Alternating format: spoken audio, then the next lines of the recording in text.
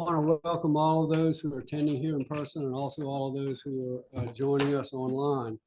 The recent snow event canceled our plans and as originally scheduled, so we're now ready to get down to business and have a productive 3 days. And we've got a lot to cover in a very short period of time. So we kind of want to move things along. To help us facilitate the strategic planning process is Bill Stipp. He's with Bridge Group LLC, and he'll be introduced by the city manager in just a minute. The purpose of the retreat is for council to review the progress on our current initiatives and to prioritize those goals and objectives moving forward for the next couple of years. We're going to be hearing from senior staff. We're going to be hearing from our strategic partners and the public as we review these current and emerging capital projects, development code updates, and other topics of interest. So there's a lot of ground to cover, as I mentioned, in a short period of time, so we must remain on task. So with that, I'm going to look to council for any opening remarks, and I'm going to end with Councilman Lipsitz. He requested that. So I'm going to start with Councilman Mitchell. Well, good morning, everyone, and good morning to everyone that's online. I want to start off by first thanking everyone who enabled my presence by allowing me to be re-elected to this is my 5th time participating in this strategic planning event.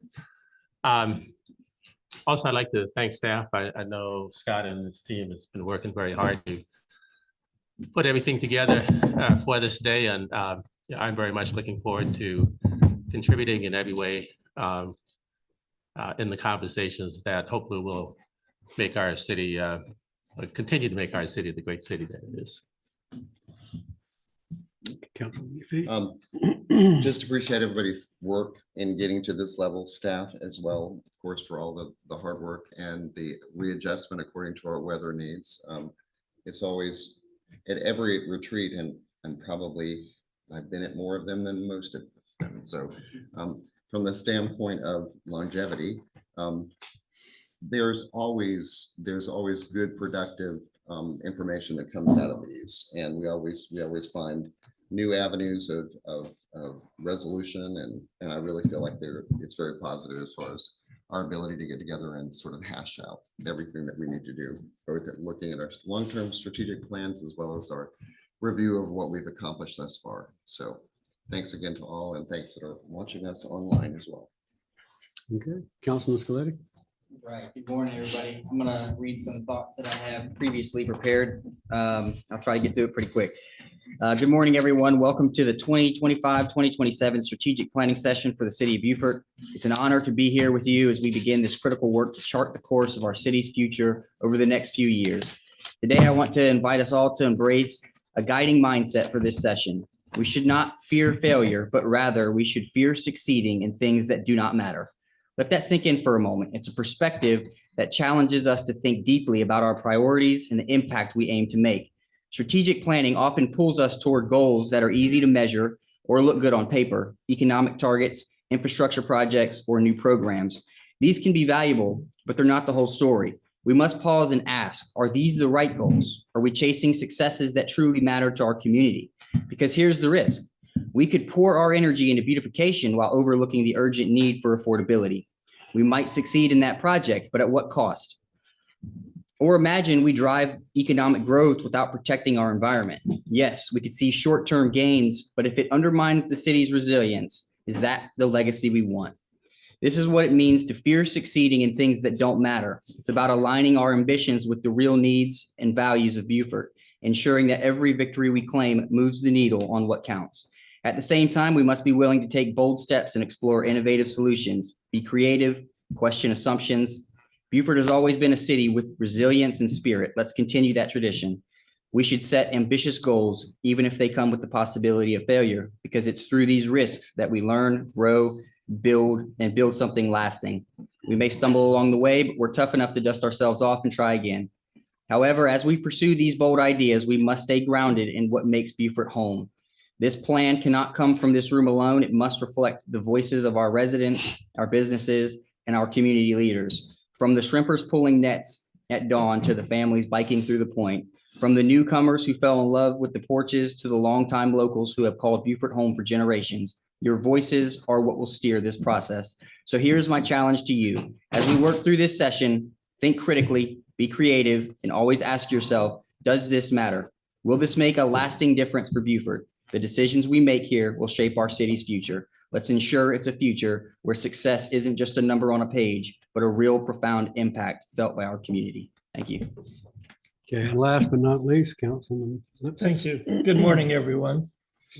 Happy Mother Nature cooperated with us this time so we could finally meet. First of all, I want to say thank you to Marilyn Harris and the Beaufort Black Chamber of Commerce for hosting us here. It's very generous, very kind of them. And I want to thank Scott Marshall for all the hard work you did putting this together. It was a lot of hard work. I'm going to keep this brief since a lot's already been said about the importance of today's work. As council members, we have the unique responsibility to translate vision into actionable goals that reflect our community's priorities. So let's focus on how we can make the biggest impact, ensuring our decisions are practical, forward-thinking, and rooted in what's best for Beaufort. I'm eager to hear all perspectives and work together to create meaningful outcomes for the year ahead. Thank you, and let's get started. Okay. Well, good morning, everybody. Thank you all for coming. We're a month late to this because of the weather, but I'm glad we're finally able to have it. I think if we had had a snowstorm this week, we really would have been pushing our luck in the budget cycle. So I'm glad Mother Nature cooperated. I want to really drive home the gratitude that Councilman Lipscomb expressed to the Beaufort County Black Chamber of Commerce and its Executive Director, Marilyn Harris, for the use of this facility for our function. And we are very glad. They've been very gracious hosts. They've helped us set up and have done anything we've asked and provided everything that we've needed. So thank you very much to the Beaufort County Black Chamber of Commerce. I also want to thank your city clerk, Tracy Goldner, who's about to tramp off there. Without Tracy, we wouldn't be sitting around these tables and drinking coffee and being in the right frame of mind to do this either. So a lot of times the people who actually make the function itself happen don't get recognized, but I want to recognize Tracy because without Tracy, there's no meeting this morning. I'll just be honest. There's just a notebook full of presentations. So thank you, Tracy.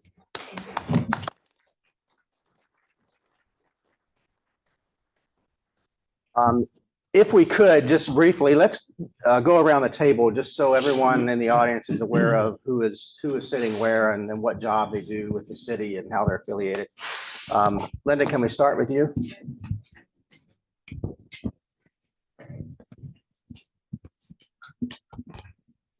Hi, I'm Linda Roper. I'm Director of Downtown Operations and Community Services. My team is actually in charge of a lot of the community events. We are in charge of Main Street Beaufort, and we just try to make a cohesive for our residents. We also manage the garbage contracts, which are the garbage contract and touches each and every resident of the city. So we want to make sure that that service is utmost the best it can be. So we do a lot. There's a lot of things that go on. All of our big festivals, all of our other festivals, we help coordinate with other organizations to make them happen. Kurt Freeze, the Community Development Director. We do planning, building, code enforcement, historic preservation.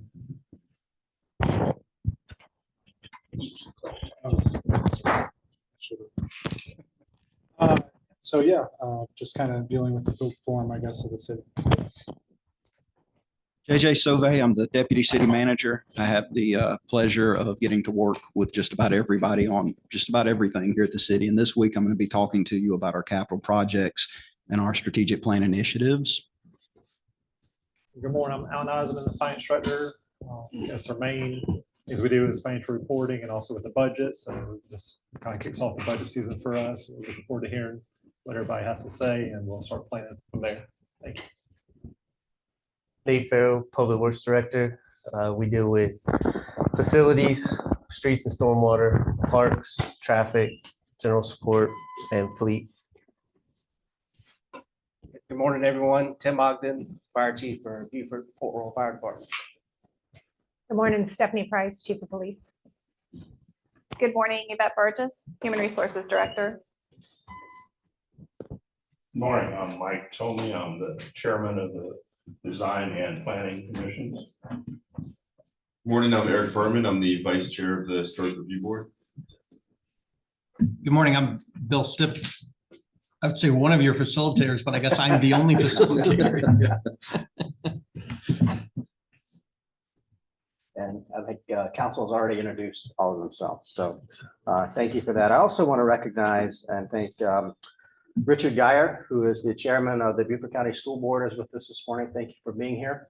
As well as Daniel Schulteis from InterDev.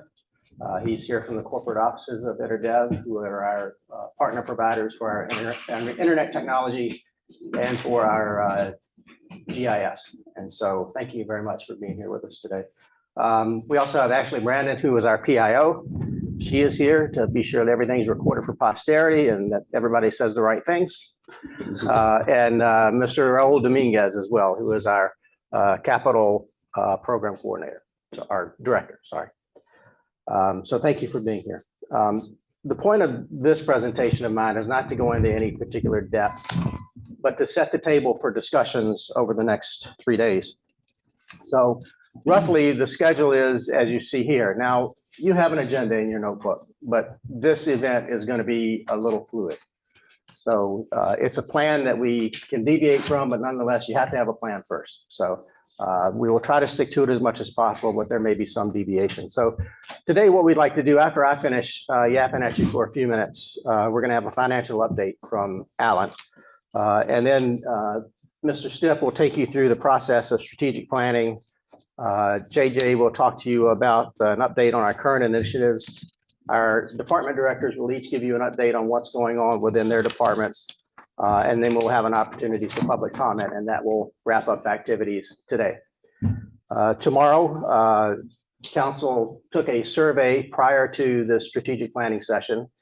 And the survey was centered around our current strategic plan and other things that may be on their mind that are important to the city's future. And so tomorrow, Mr. Stipp will review those survey results with council and have a short discussion there. We'll also have a discussion on development code that will be led by Kurt Freeze. We will review our capital projects. We'll take a look at current capital projects. We'll take a look at prioritization of future capital projects. And then we'll have an opportunity for council members to talk about whatever's on their mind.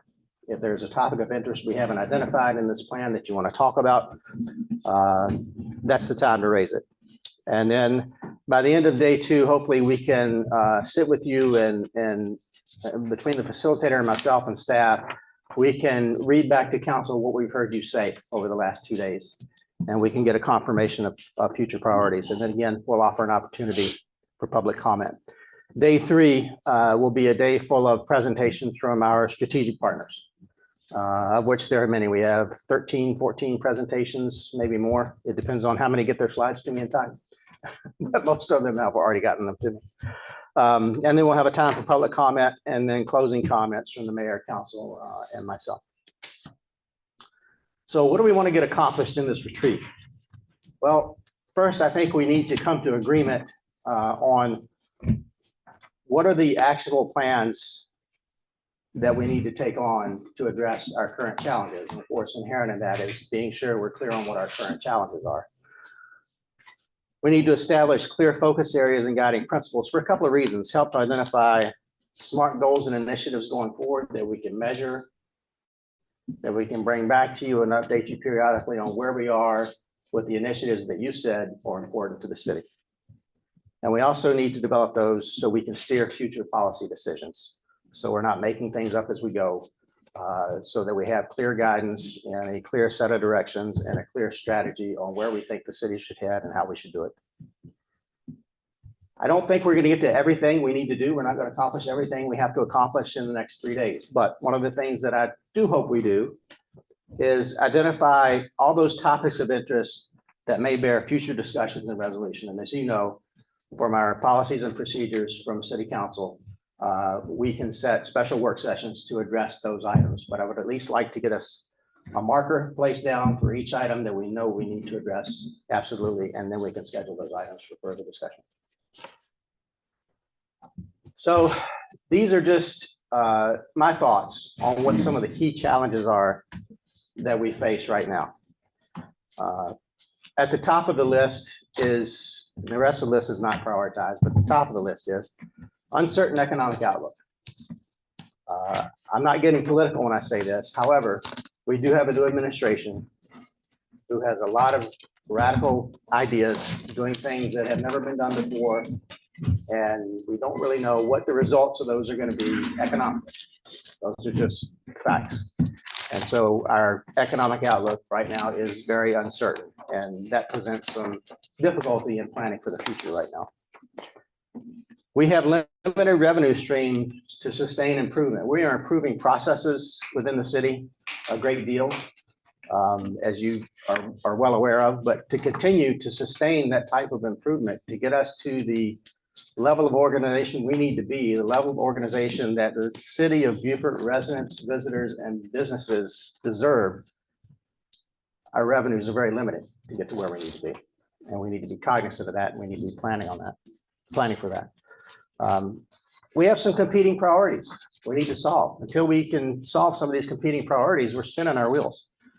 We want to add affordable housing. I think we can all agree that that needs to be done, affordable housing, workforce housing.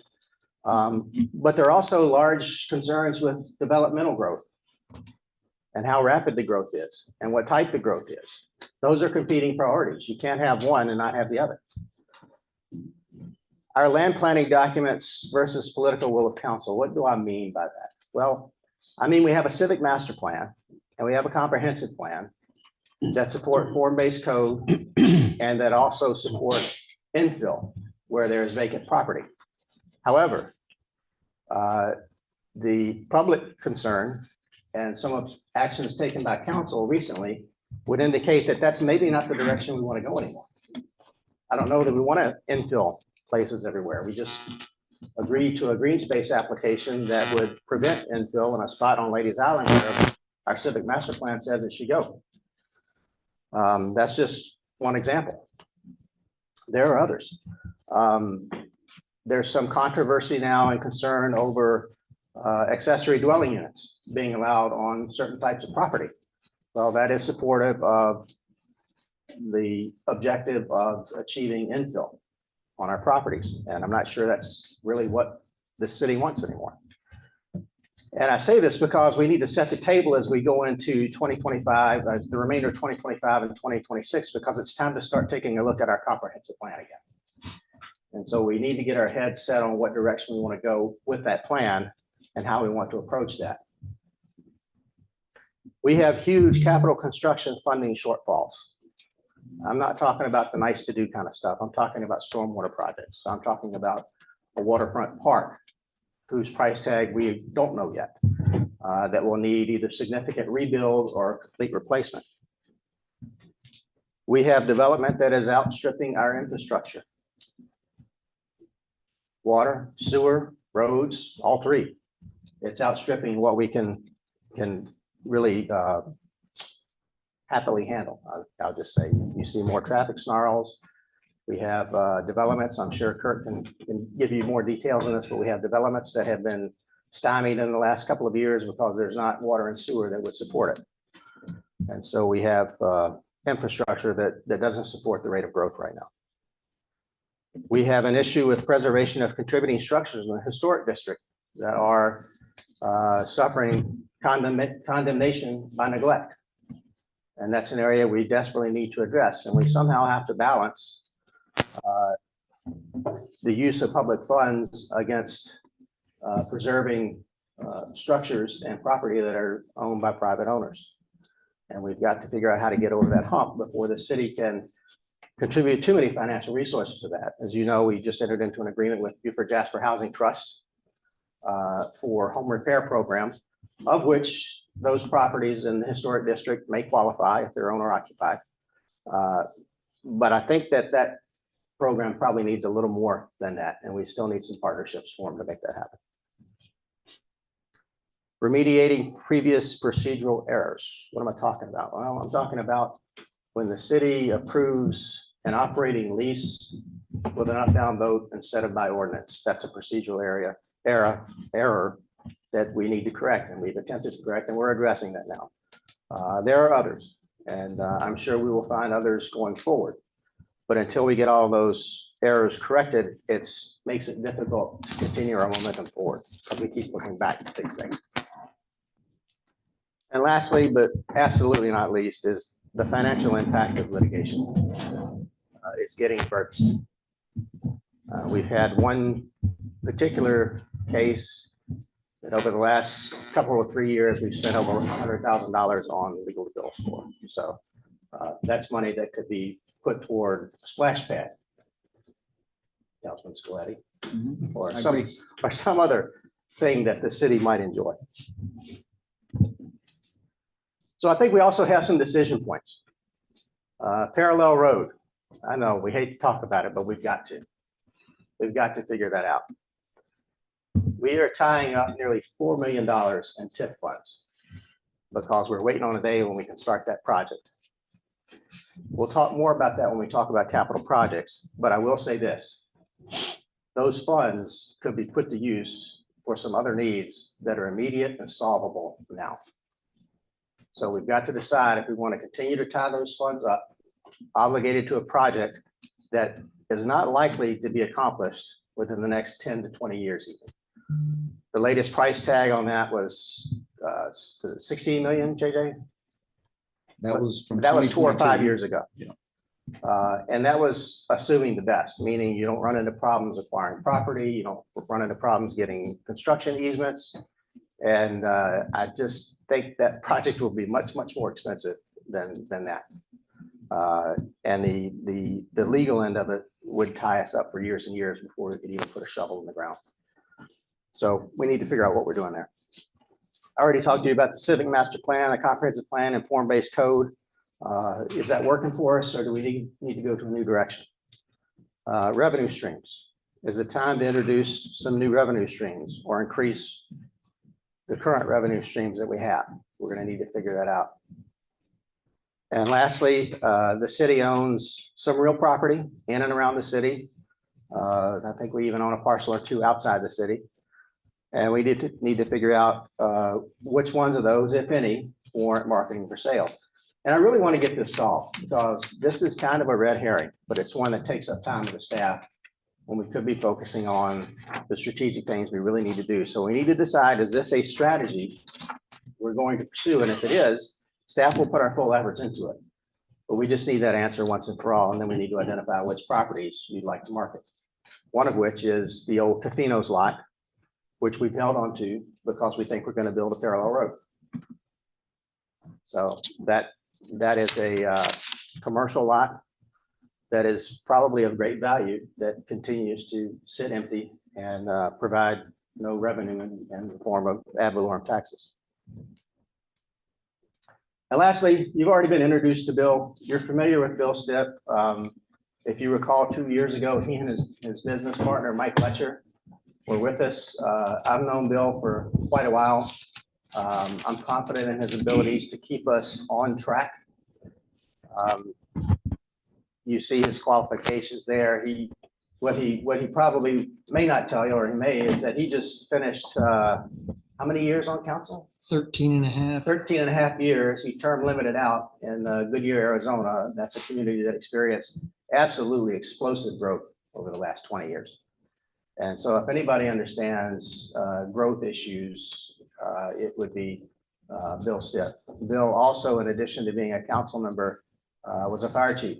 So he's served on both sides of the fence and brings a very balanced perspective to strategic planning for municipality. So Bill, thank you for being here this morning. Thank you.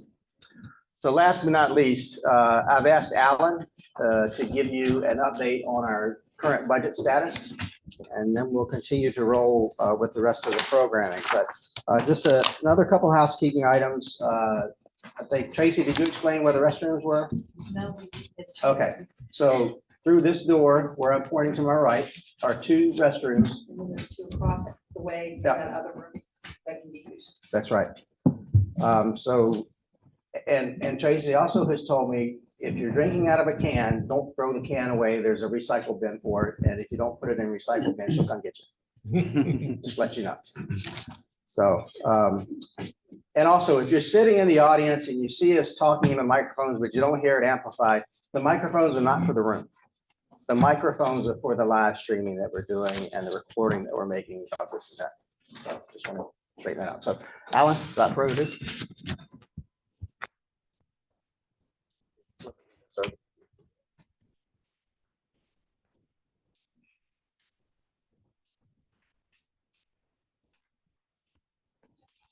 Morning, everyone. Thanks for joining us this morning. Just want to give a financial update as of January 31st, 2025. This is the 7th month of our fiscal year, 2025.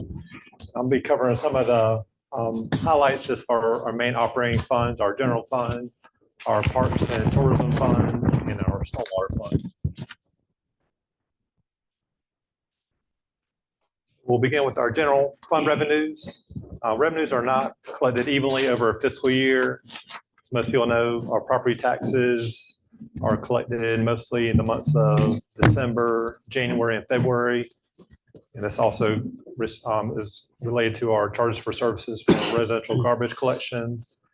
And then the majority of our business licenses are collected during the 3rd and 4th quarters of our fiscal years. And then also our large franchise fee payment we receive in the 4th quarter of our fiscal year, which is tied to our agreement with Dominion Energy.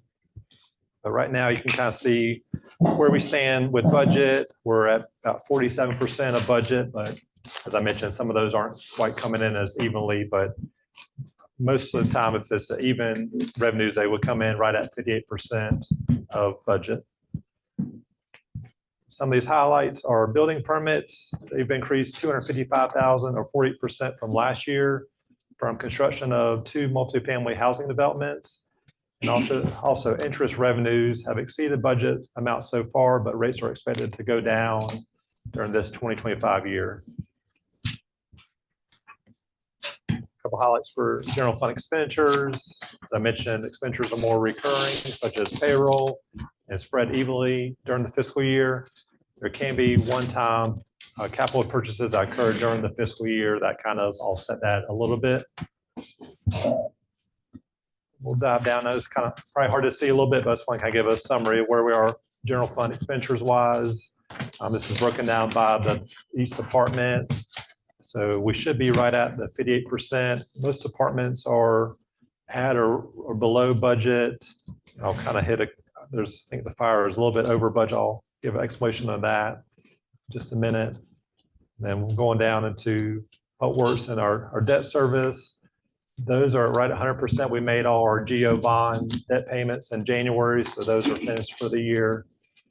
And then, so you'll see right now we're at 58.2%. So we're right below that 58.3% that we're expecting as of January. So the fire department was just a little over budget, but that's due to grant related expenditures that will be reimbursed. And also our fire truck payments were all made during the first half of the fiscal year. So we're done making those payments throughout the year. As I mentioned, the GO bonds have been already made in the month of January. And also these expenditures include personnel costs associated with the Hurricane Helene and Tropical Storm Debbie events. And so that kind of bumps up some of the personnel costs for police, fire, and public works that was working during those times. And then we are working on getting reimbursed from FEMA for those 2 events as well. Next, we'll go into our parks and tourism revenue funds. And those revenues are collected more evenly throughout the fiscal year through monthly remittance for local accommodation and hospitality taxes. We're at 59% right now, so we're just above that 58.3% threshold. And also interest revenues exceed the budget amounts, but those rates are expected to go down in 2025. And on the Parks and Tourism Fund expenditure side, these expenditures include the following areas: parks, police support, tourism marketing, marina, waterfront park, downtown operations, and parking. And right now, we are at 51.6% of budget, so we're below that budget amount for those departments. And just a couple of highlights for the expenditure side. The Waterfront Park debt payment was made in July 2024, while our parks and tourism revenue bonds are made every month during the fiscal year. Like I mentioned, we're at 51.6%, so we're a little bit below our budget amount. And then you may see transfers out. Those include capital costs associated with Southside Park and Washington Street Park improvements that we're making right now. Finally, we'll highlight the stormwater fund. Stormwater revenues are based on the property tax bills. And so those come in a little bit unevenly throughout the year. We're at 41.7% right now. And on the expenditure side, we're at 52.8%, so we're below that as well. And those transfers out, we include Allison Road capital projects and also the stormwater bond funds that are paid out using those funds. That was kind of a quick highlight. Supposed to kind of give a update of where we stand as of January. Be happy to answer any questions or comments you may have. Any comments? Alan, on the stormwater, are we collecting enough to cover our bond debt? Yeah, for bond debt, we may need to start looking to see, we've kept the stormwater fees about the same the past number of years. We may need to look and see whether we need to maybe potentially increase that maybe over a period of time or so. Because we're pretty much just kind of breaking even every Gotcha. year for the operating side. So, Alan, thanks. Given the concern about revenues versus expenditures that Scott alluded to, I know we'll get into this more, but between now and June, do you see any areas that we should be concerned about in terms of meeting budget? Not at this moment. We'll see. We'll get another amount of property taxes will be collected or be received in this month of February. And then we'll kind of have a better idea where we are with property taxes. I feel like we're on target as far as what we have budgeted for so far. Nothing unusual has come in. We should get that FEMA reimbursement during the fiscal year. So that will kind of help offset some of those additional personnel costs. But nothing that comes to mind right now between now and the fiscal year.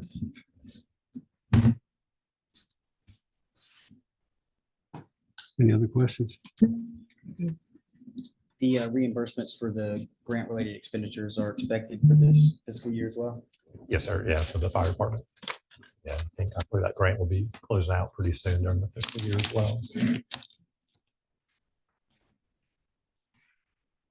questions? Yeah, thank you. Appreciate it. Bill will be presenting about the strategic planning process.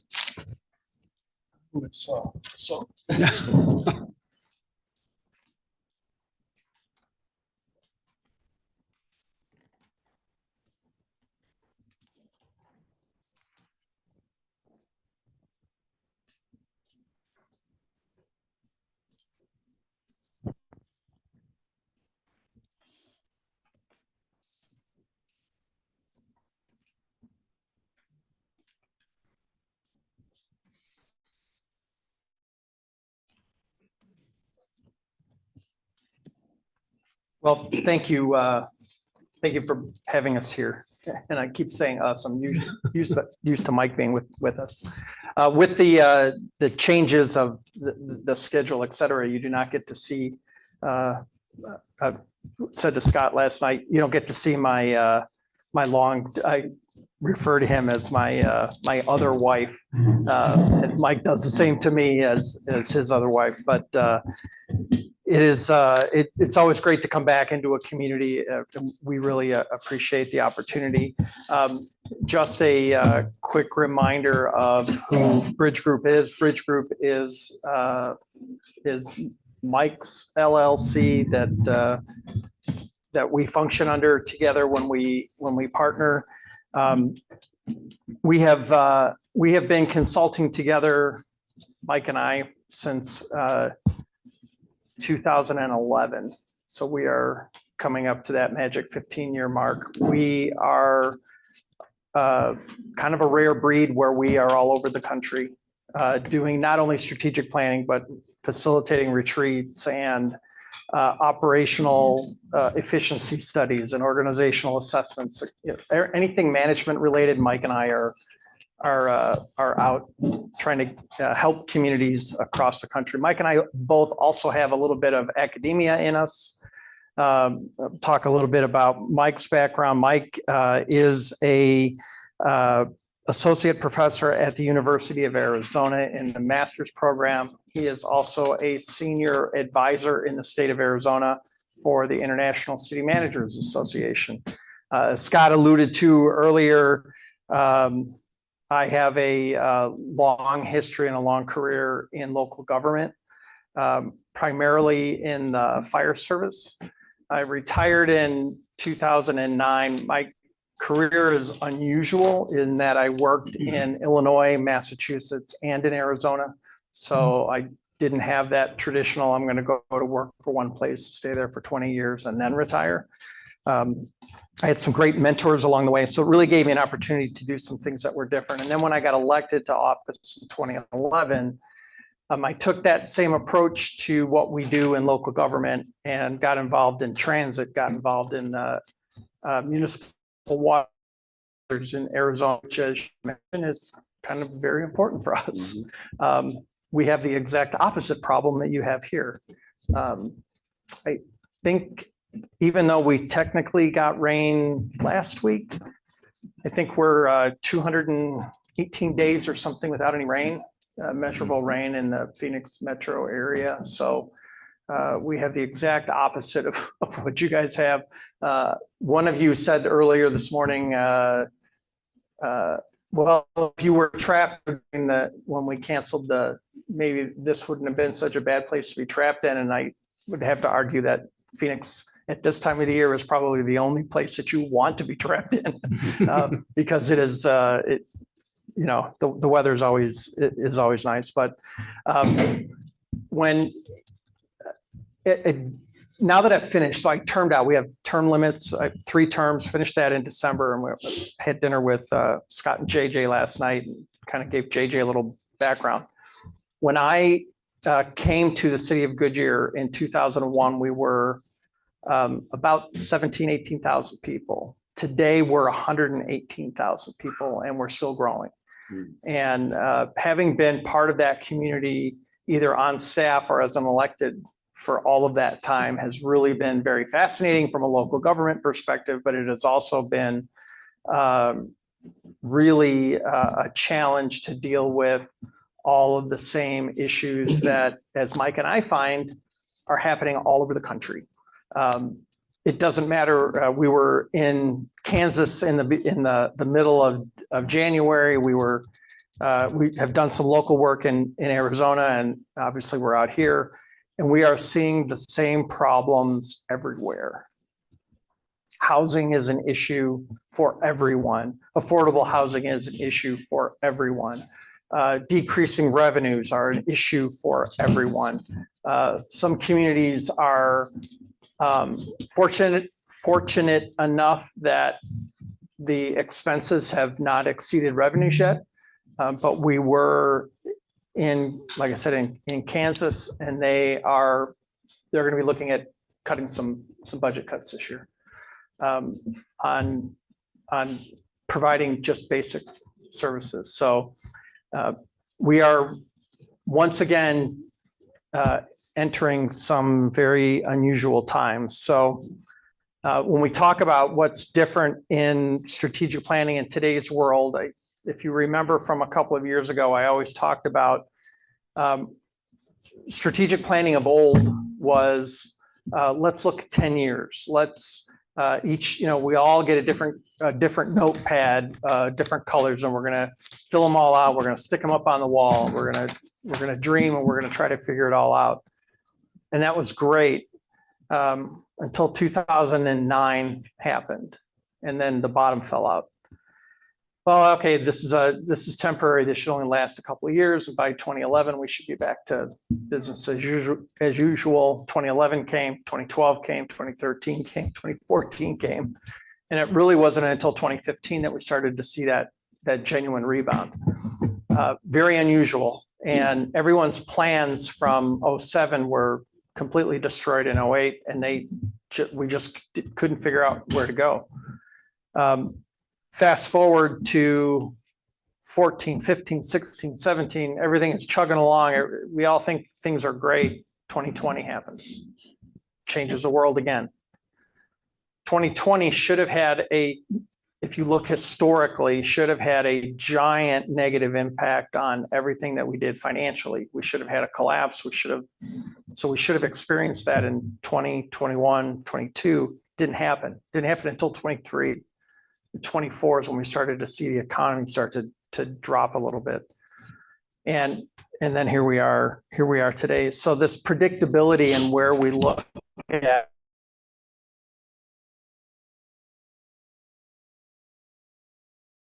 back in 11, when we decided to consult together, we said to ourselves, we cannot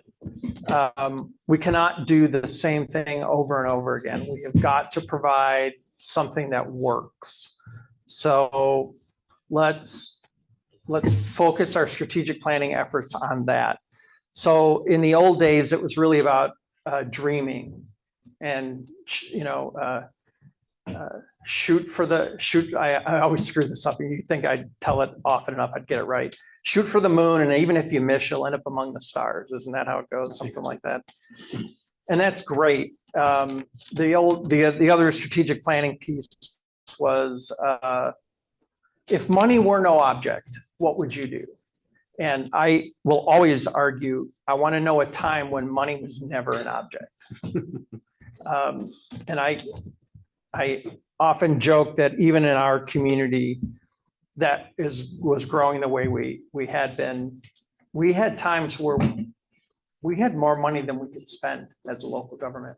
And it wasn't from we've over collected in tax. It was just, we had so much growth and growth related income that we didn't know what to spend it on.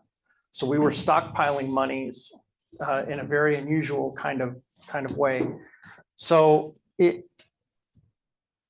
we really need to kind of change the direction that we were pointed. So we looked at this concept of strategic focus and guiding principles and moving things forward. And one of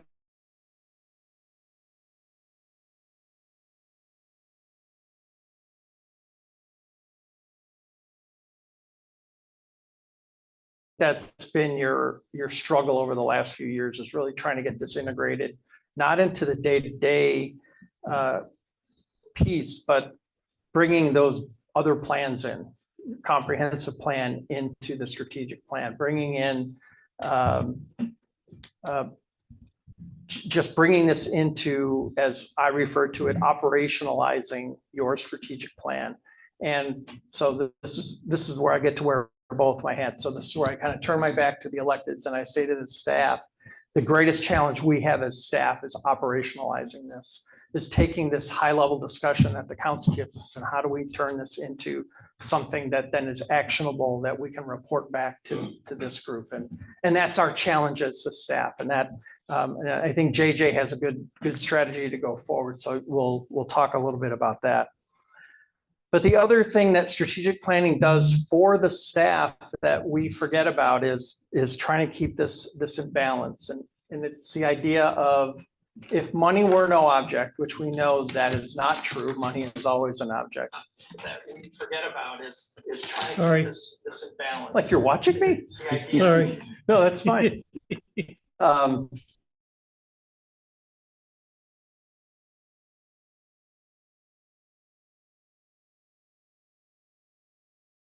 How do we provide the right strategy and the right plans going forward that maintains the balance of just the right money and just the right amount of time that we can do this? And oftentimes it's the council that forgets, staff doesn't have an infinite amount of time, and other times it's staff says yes to everything as though you have an infinite amount of time. And you have to remember that it's okay to say, look, we just don't have the capacity right now.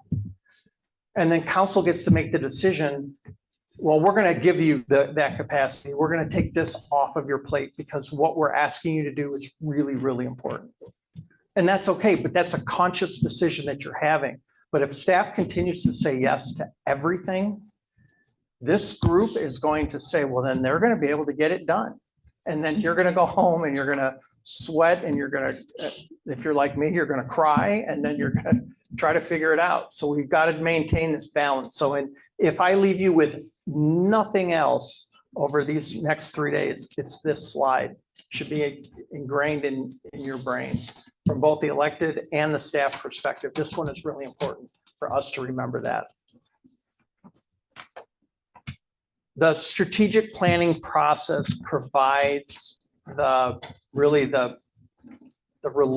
of the tension that occurs between what has to happen, the administrative means, and what the elected body or the political, and we don't mean that political from a red or blue kind of perspective, but it's really about the will of the elected body.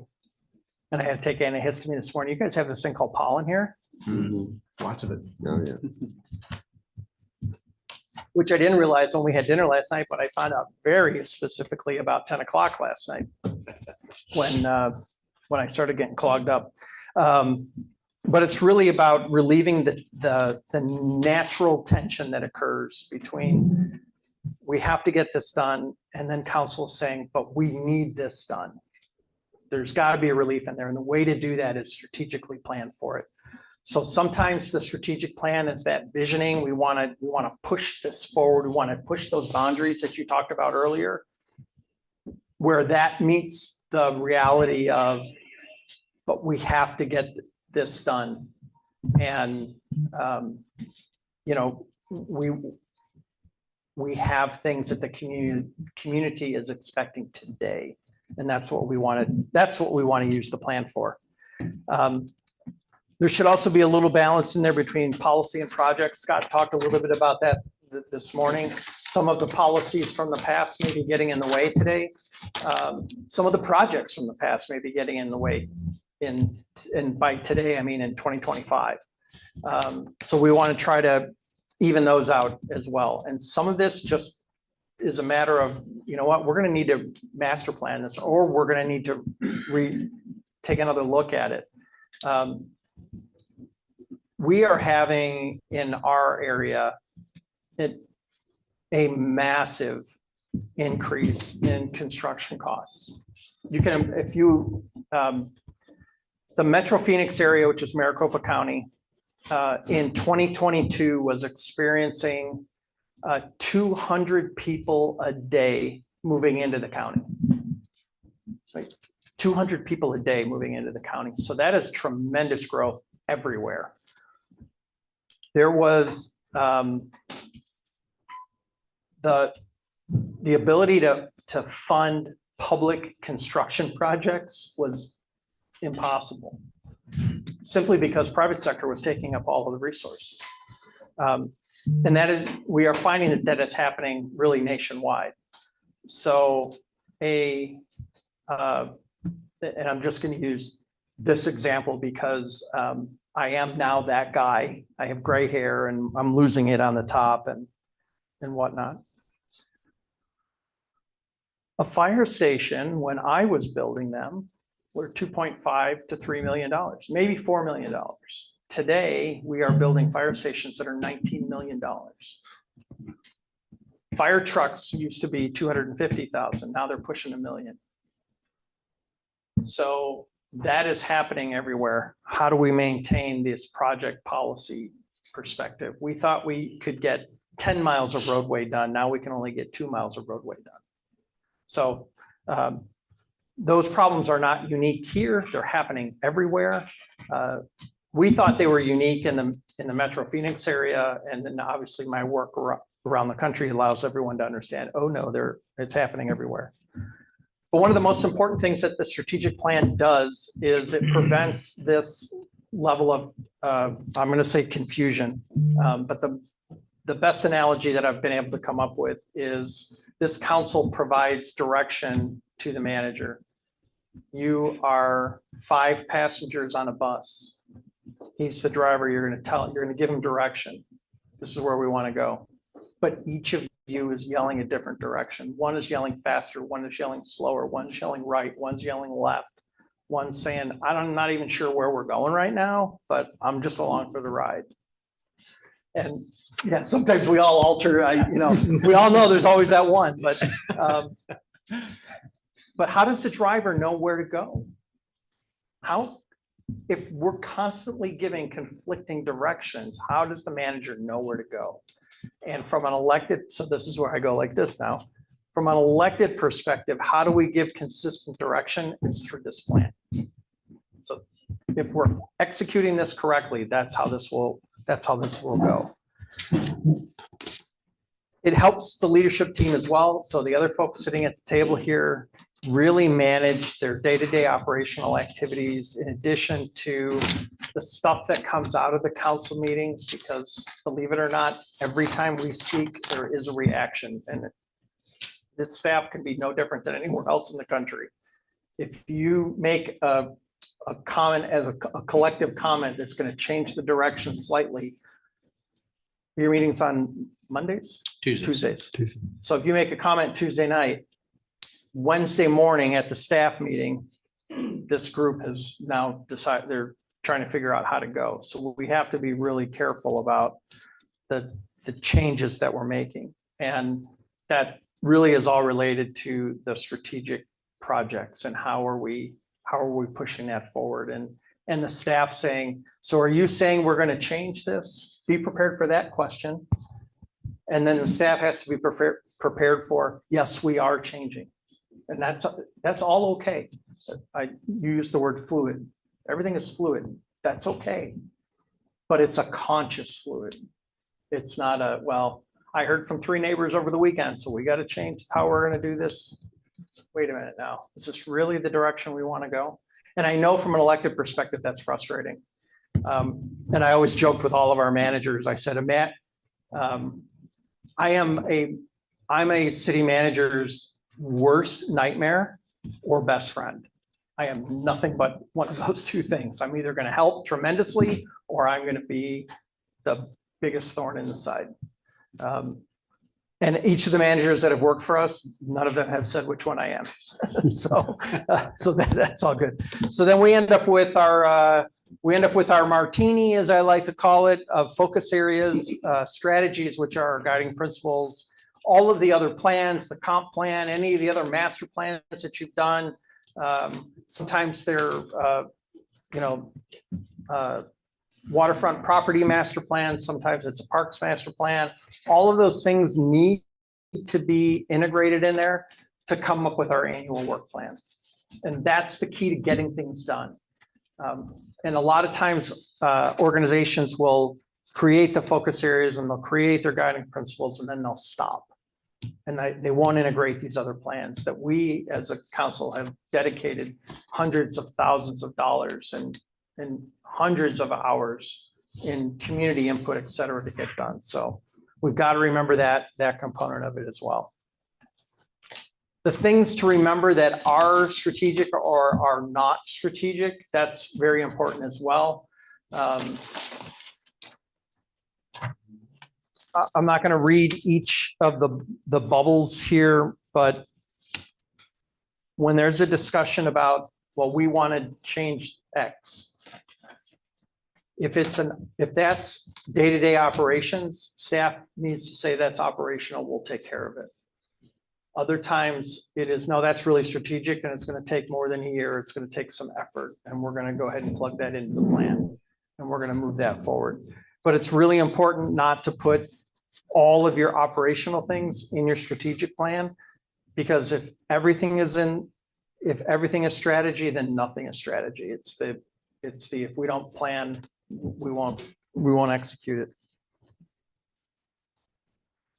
So I talk about Mike with a lot of love when we do this. moss does not grow under Mike's feet. So this started with Mike and a napkin is how level 6 governance starts. But we have these great philosophical conversations, and it starts out with, why is the council operating like this, or why is it functioning in this situation? And we started breaking it down, because one of the things that he and I get to do is we get to go into communities and help navigate the breakdown between the council and the manager. So we do a lot of that as well. Some of that, I don't want to call it mediation, but we kind of get in there and try to bridge that.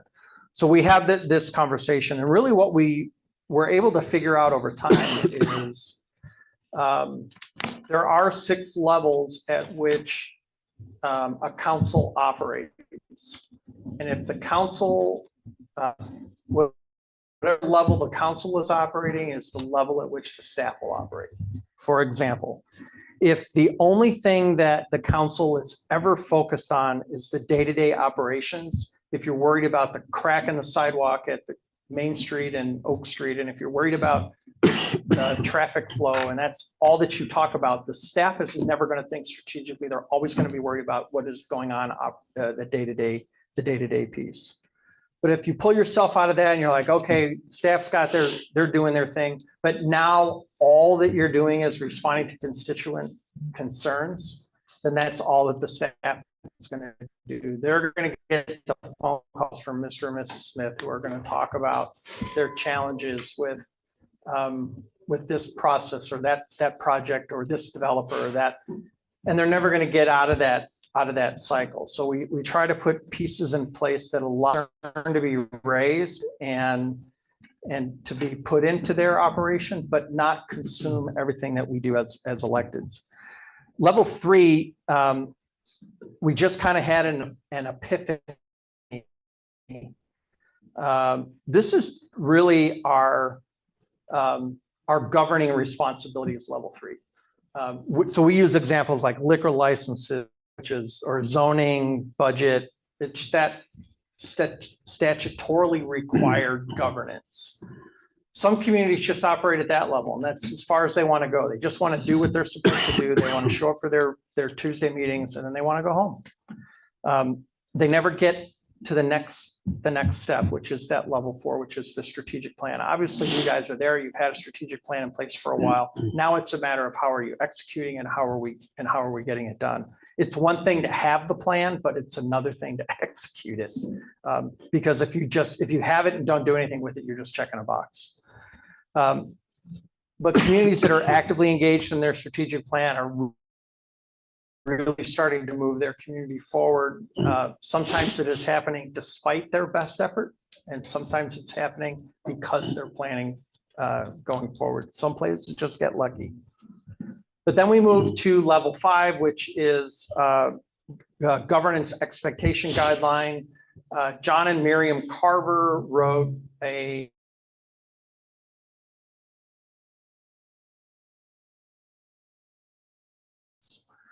and a lot of this stuff is very adaptable that you can take from private industry and turn it into government work. So we took a look at this and said, we can take, this is very adaptable to local governance. And it's really about creating shared expectations. What do you as a board expect of Scott? What do you expect from the organization itself? So it's these shared expectations. And then it's also turning that focus inwardly to yourselves and say, what do we expect from one another? How should we be responding to each other?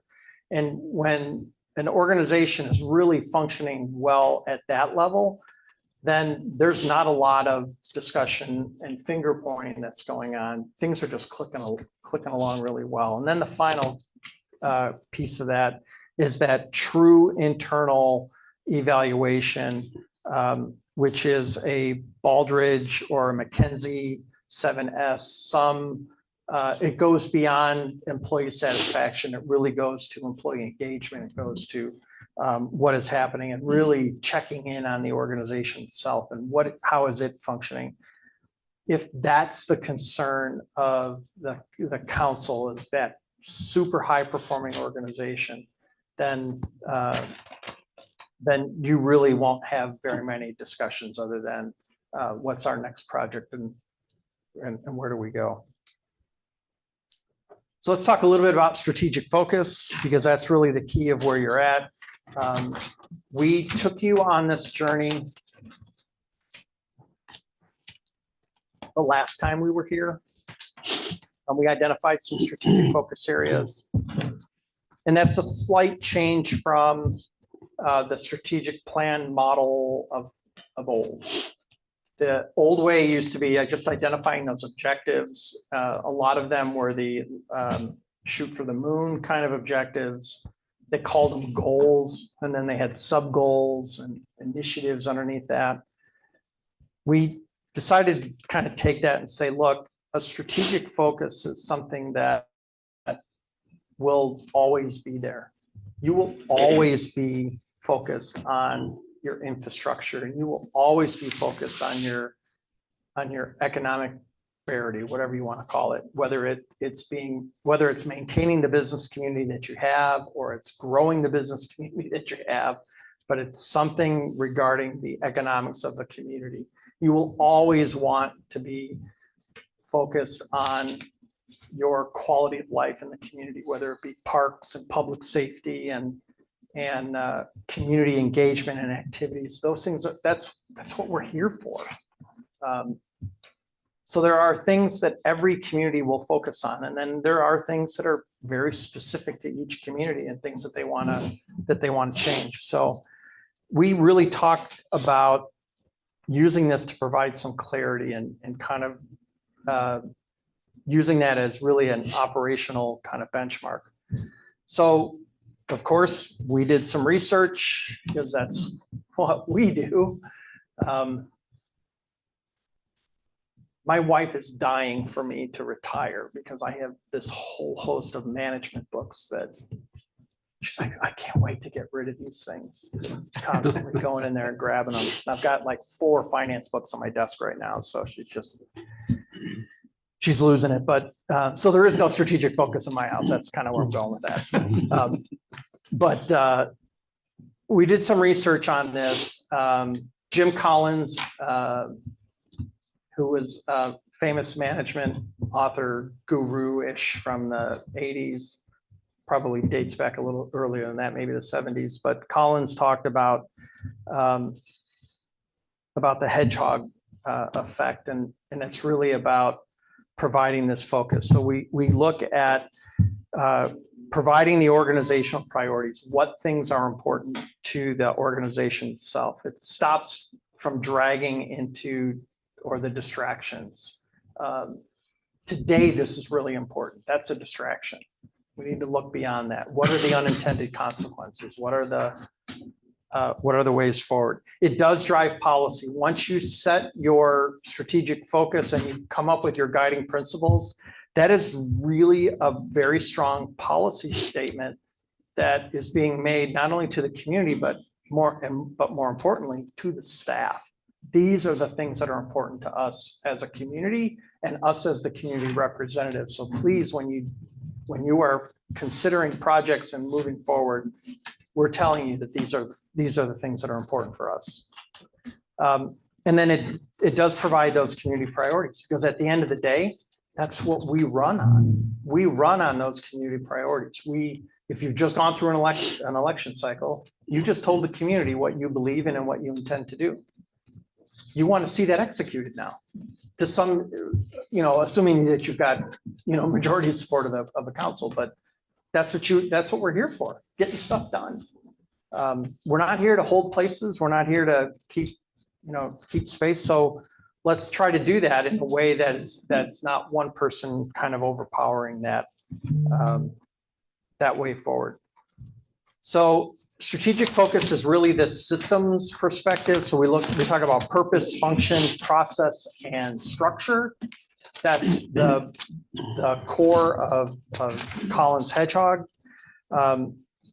Purpose obviously is in our mission, vision, values. The function becomes in the needs of the community. What do we need to execute in order to keep this community moving forward? The process is really about the staff being able to get it done. We, as electeds, are not here to say you're going to do,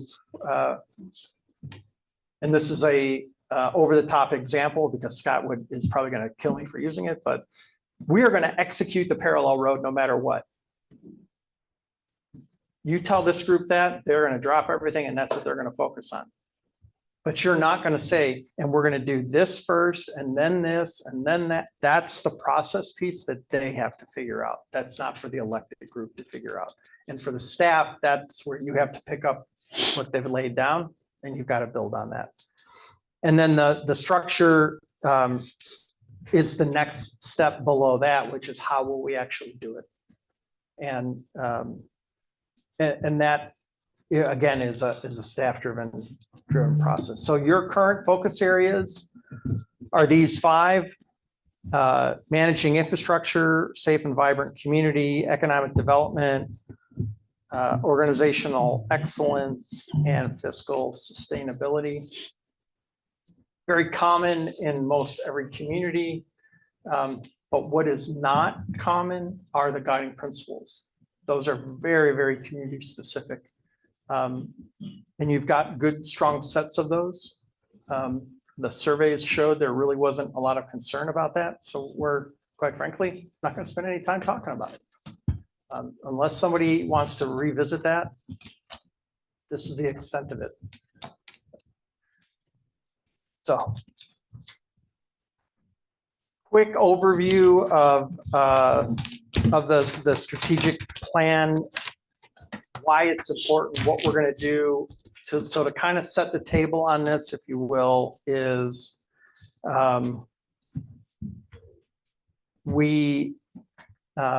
that's why we're going to do it. Everything we just talked about. Now we're going to hear from everybody about where we're at from each department, current needs, challenges, some accomplishments. We're going to review that for, quite honestly, the rest of the day today.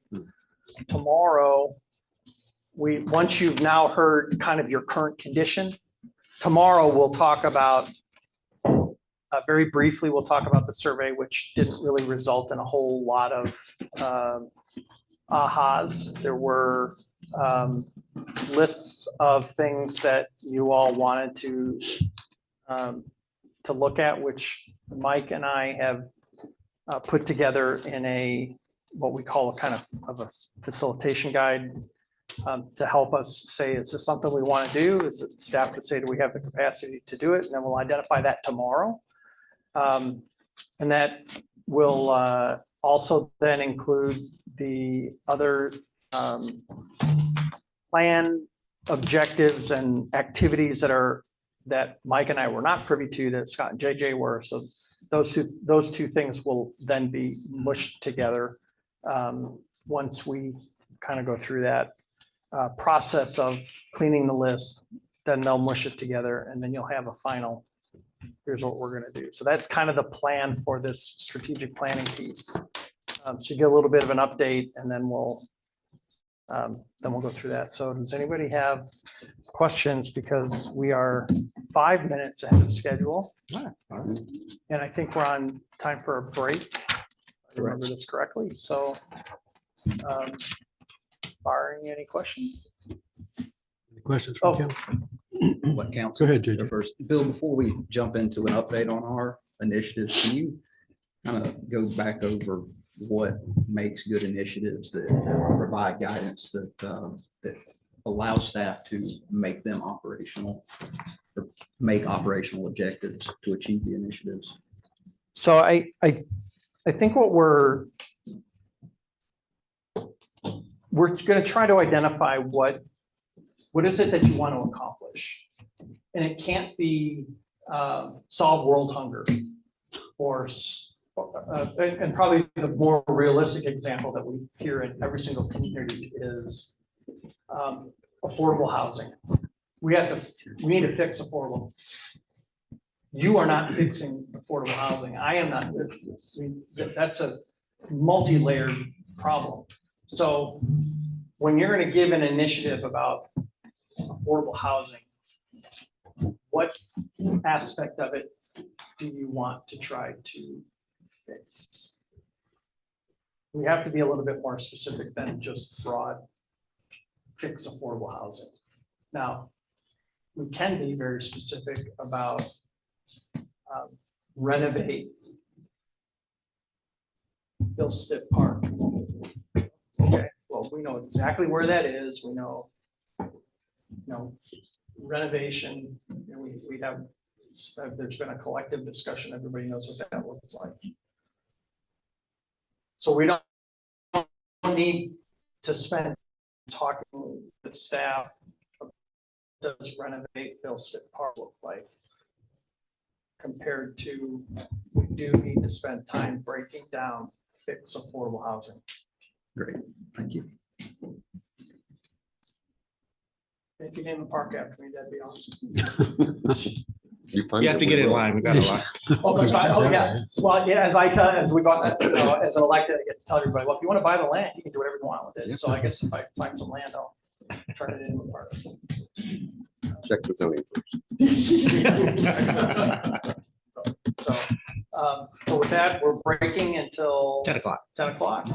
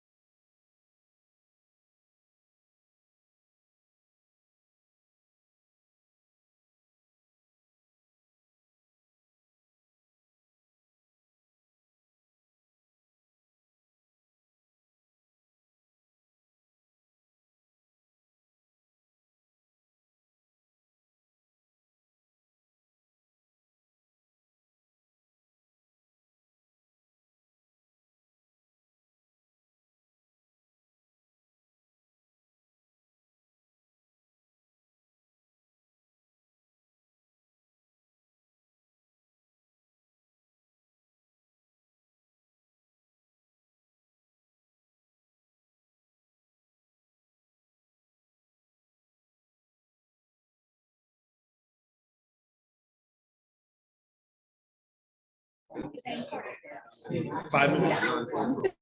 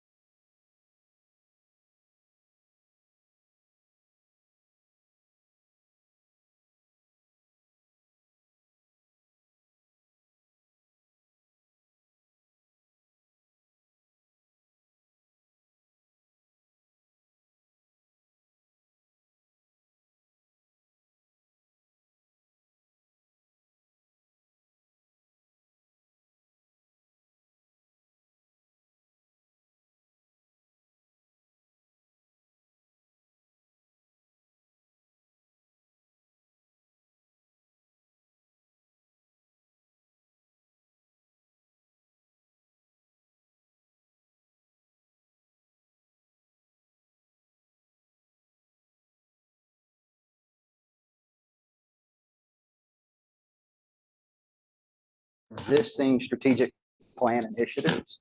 I don't have a PowerPoint, but if you'll notice on the screen here, I've got the website pulled up.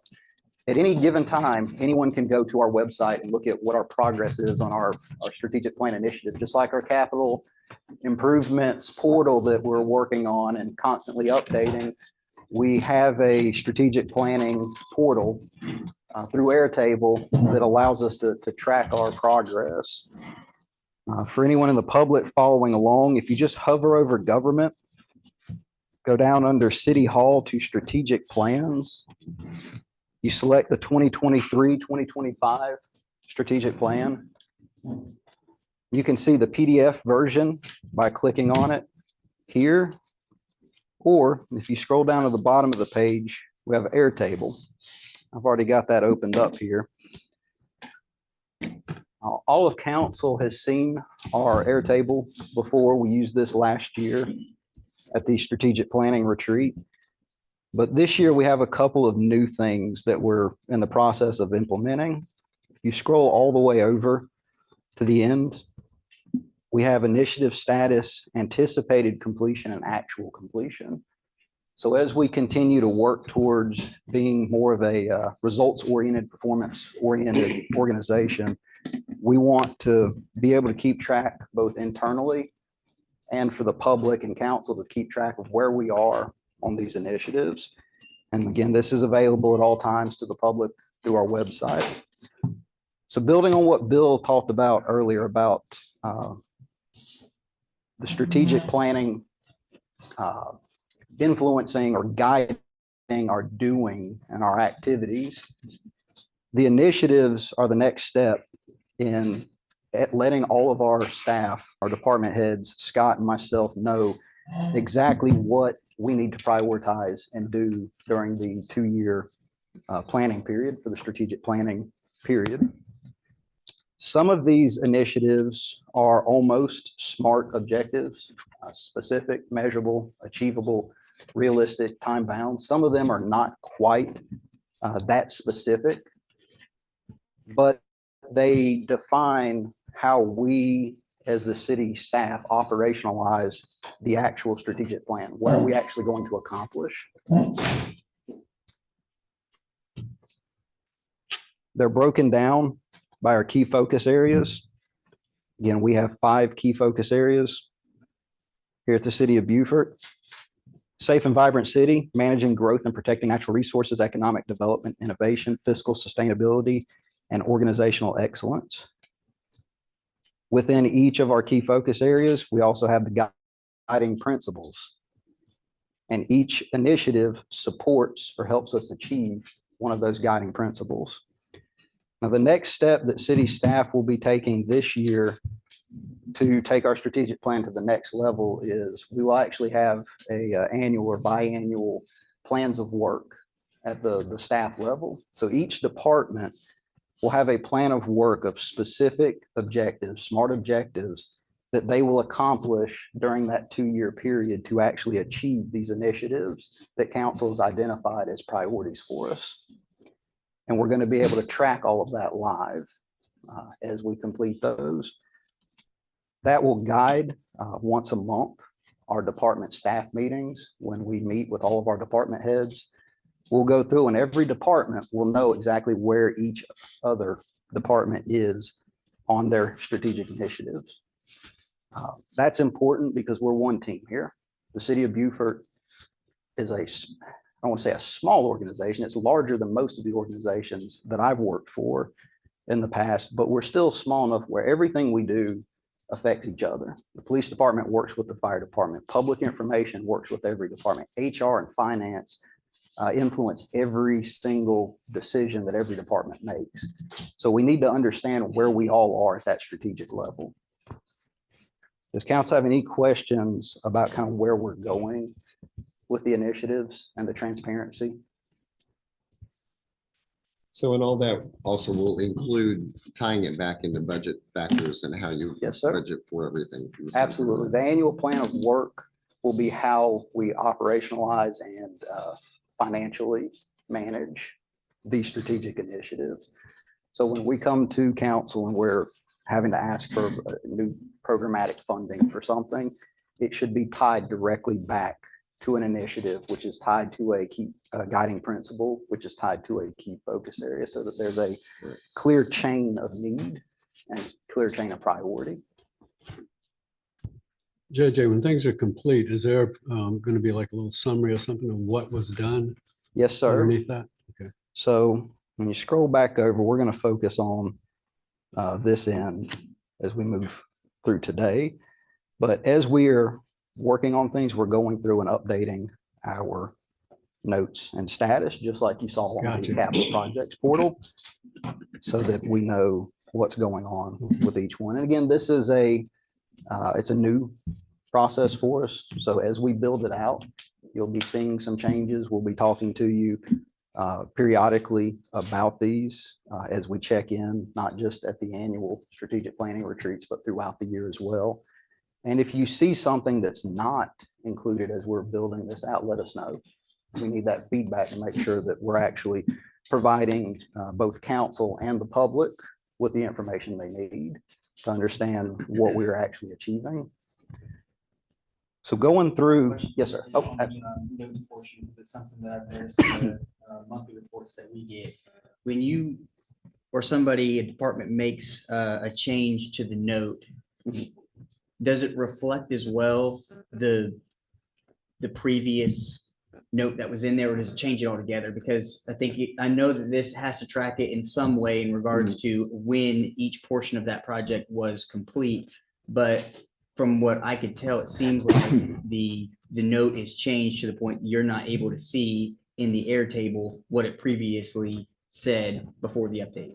So you should be able to, the way we have capital projects doing the notes and the updates is when you click on it, every update has a date on the capital project side. This doesn't. Again, this is an ongoing process that we're building out. We haven't started using this operationally yet, but that would be my recommendation for the policy moving forward is as you update it, it just goes above the previous update with a note of what that update is. So you can track all of those updates and how we got there.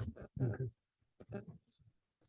And it should be that way in the capital projects portal.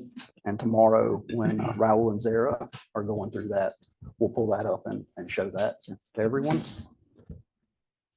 So this session, we're going to just check in on where we are with our existing initiatives. And tomorrow or later today, Bill will be talking to us a little bit more about some proposed new initiatives based on the survey feedback. As we were assessing where we were on these existing initiatives, I've met with various departments that are involved in actually implementing these. And we may have some recommendations for some that are ongoing as to how to make them a little more specific and measurable, so that when we come up with our SMART objectives, we're being effective and efficient in how we achieve that. So our first within Safe and Vibrant City is supporting expansion of the Reconstruction era National Historic Park as Beaufort seeks to become the center for the exploration of Reconstruction history. It's a mouthful. It's a very important mouthful, though. I mean, that's guided quite a bit of the conversations that I've been a part of in the past year that I've been here. It's ongoing.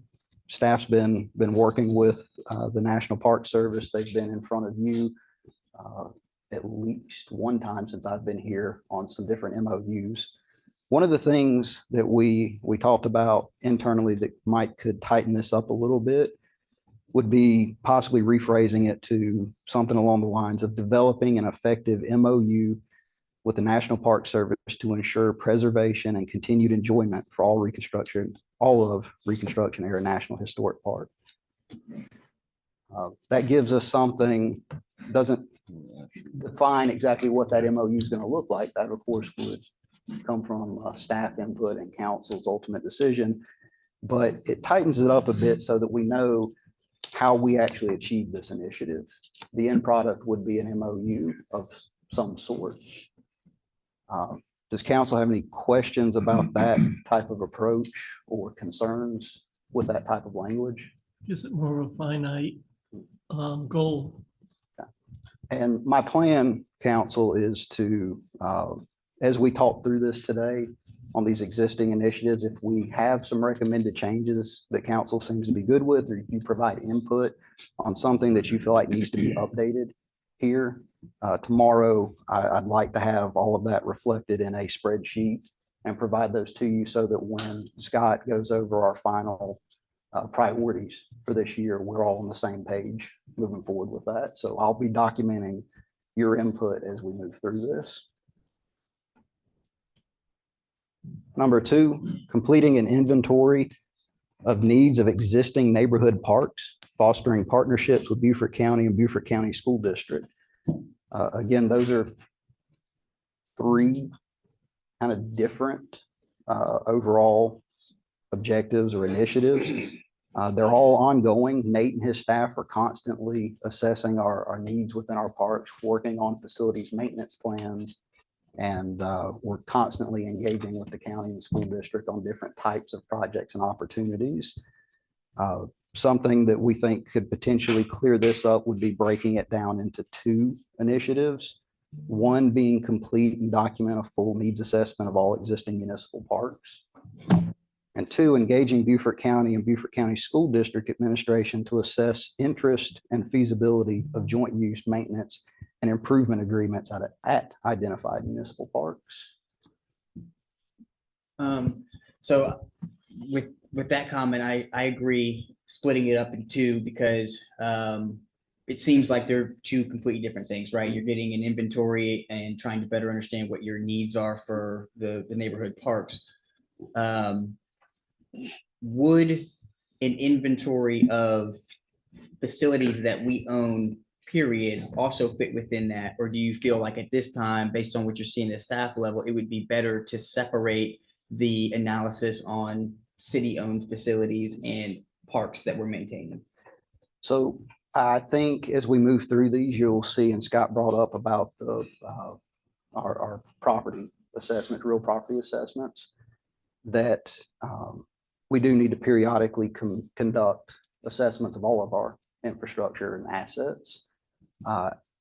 My only concern with making it at this point a full assessment of all existing municipal assets or facilities, that's a really big ask. We have some really good guiding documents on the municipal complex as far as maintenance and a long-term maintenance program for that.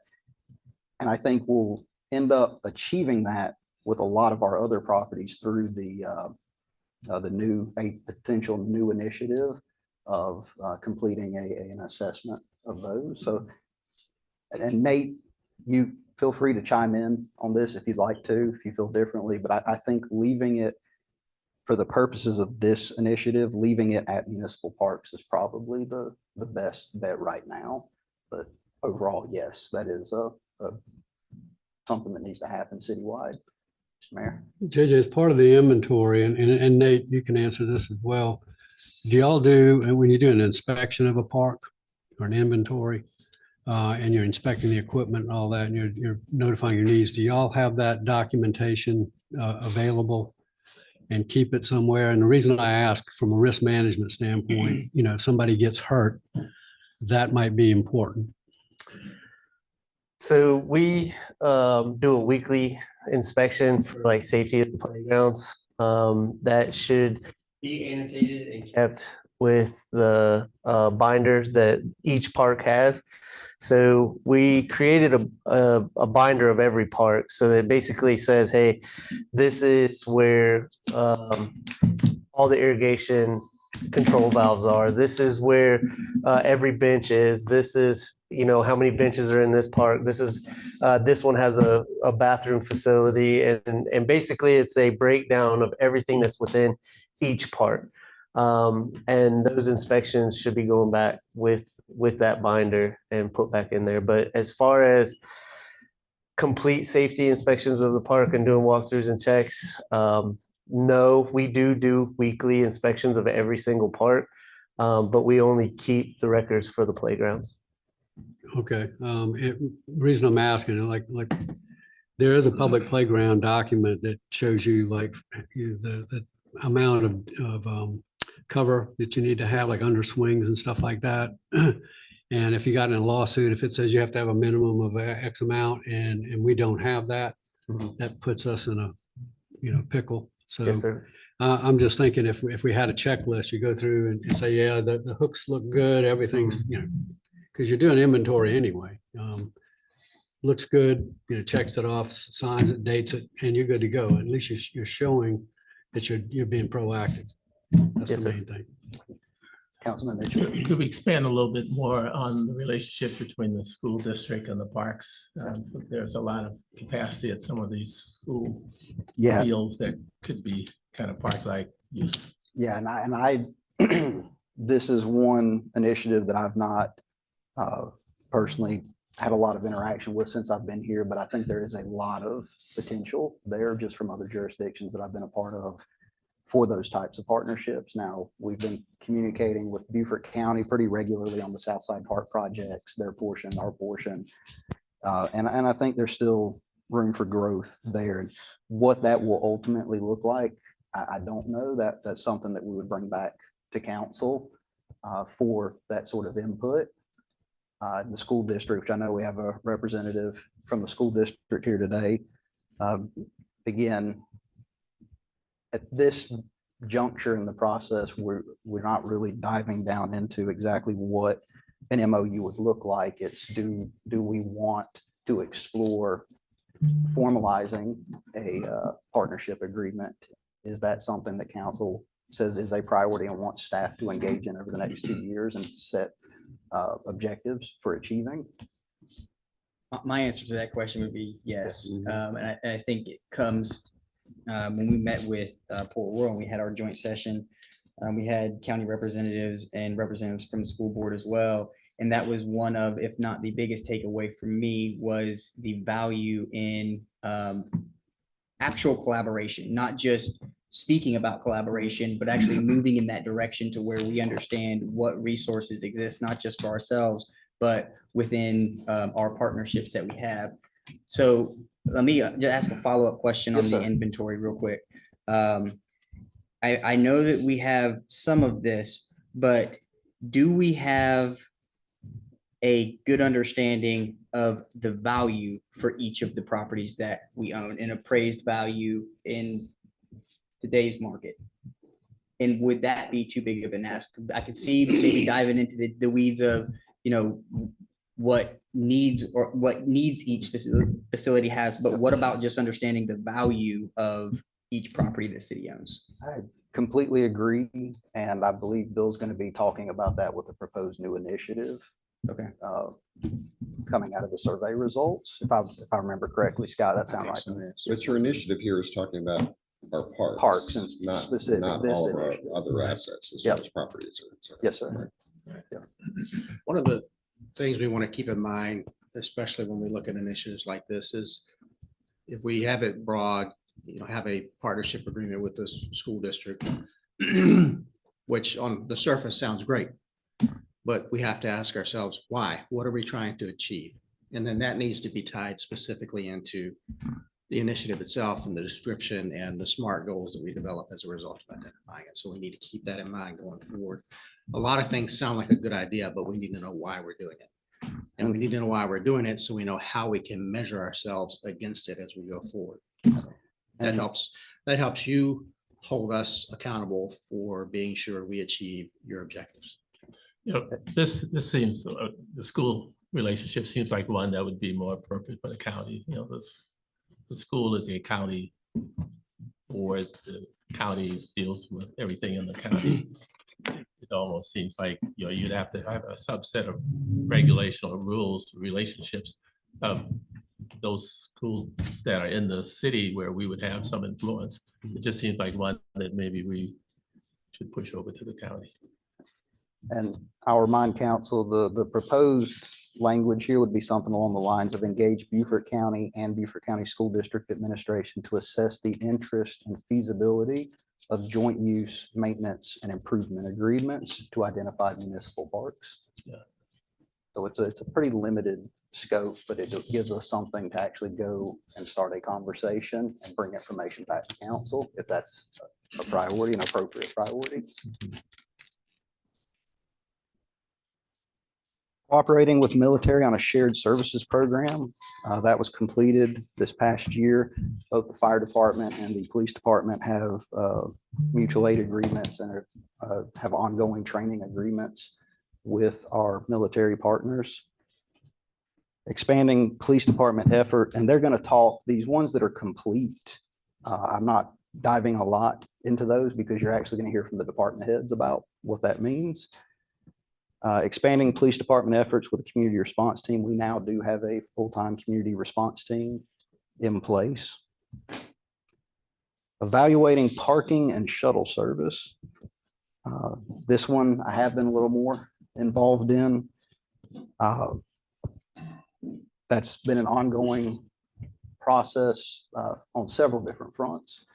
One through the Beaufort Transit Master Plan that's being headed by LCOG and Palmetto Breeze. The other is the Downtown Tiger Team Initiative, which Linda and that team will be bringing some recommendations forth to council. And some of the council members were a part of that committee. Staff's recommendation looking at those was to potentially break those down into two initiatives, one being evaluate and report recommendations on increasing access to the downtown area, which is more in line with what the Tiger Team is doing as a whole, not just looking at parking and transit or shuttle services, but access to the downtown area as a whole. And those can be, those are clearly identified priorities that can be explored within that. And two, engaging with LCOG and Palmetto Breeze to complete the Northern Beaufort Transit Master Plan. We don't generally do our own transit planning, master planning at the city. We don't have a transportation engineering staff. We're usually partnered with the county and our regional partners on that. And that's already an initiative that's ongoing, and it's easy to measure and report back on that process. So that would be staff recommendation for ongoing evaluate parking and shuttle service, breaking into those two initiatives, if that makes sense to council. And Bill, if I get too into the weeds, if some of these were a little more operational than you may like, feel free to jump in and provide us with some feedback. Okay. So you're saying separate those into two initiatives, the Yep. shuttle and the parking? Yes, sir. Yeah. And again, if council's good with these recommendations for the things that are ongoing, I'll have all of this typed up and provided to you tomorrow so that when we talk about our final priorities, we can make sure that we are using the language that we want to use that as an actual priority for council. What we want to guard against is things that we do every day that become operational are not necessarily an initiative in the strategic plan anymore. Getting to that process where we establish the program is strategic. And I think if I'm misspeaking, Bill, please correct me. You're right on. But once you establish the program, you have accomplished that initiative, then it becomes operationalized in what you do. And you budget against it, knowing that's part of your operations because it's tied back to your guiding principles into one of your focus areas. There's no further questions about that one. Going on to the next is enacting land use policies and Beaufort code changes with the goal of reducing vehicle miles traveled per capita. There's a little bit of conflict in that existing with some of our other initiatives as far as green space goes and what our existing master plan and comprehensive plan say. But I think that is actually going to be addressed with a lot of our comprehensive planning update, our capital improvement planning. And it's already ongoing with the code edits that Kirk, council, and the planning commission are addressing. So we're not really making any recommendations for changes on that. Just keeping that as is, keeping that progress moving, and letting that influence maybe some of the priorities as we update the comprehensive planning documents.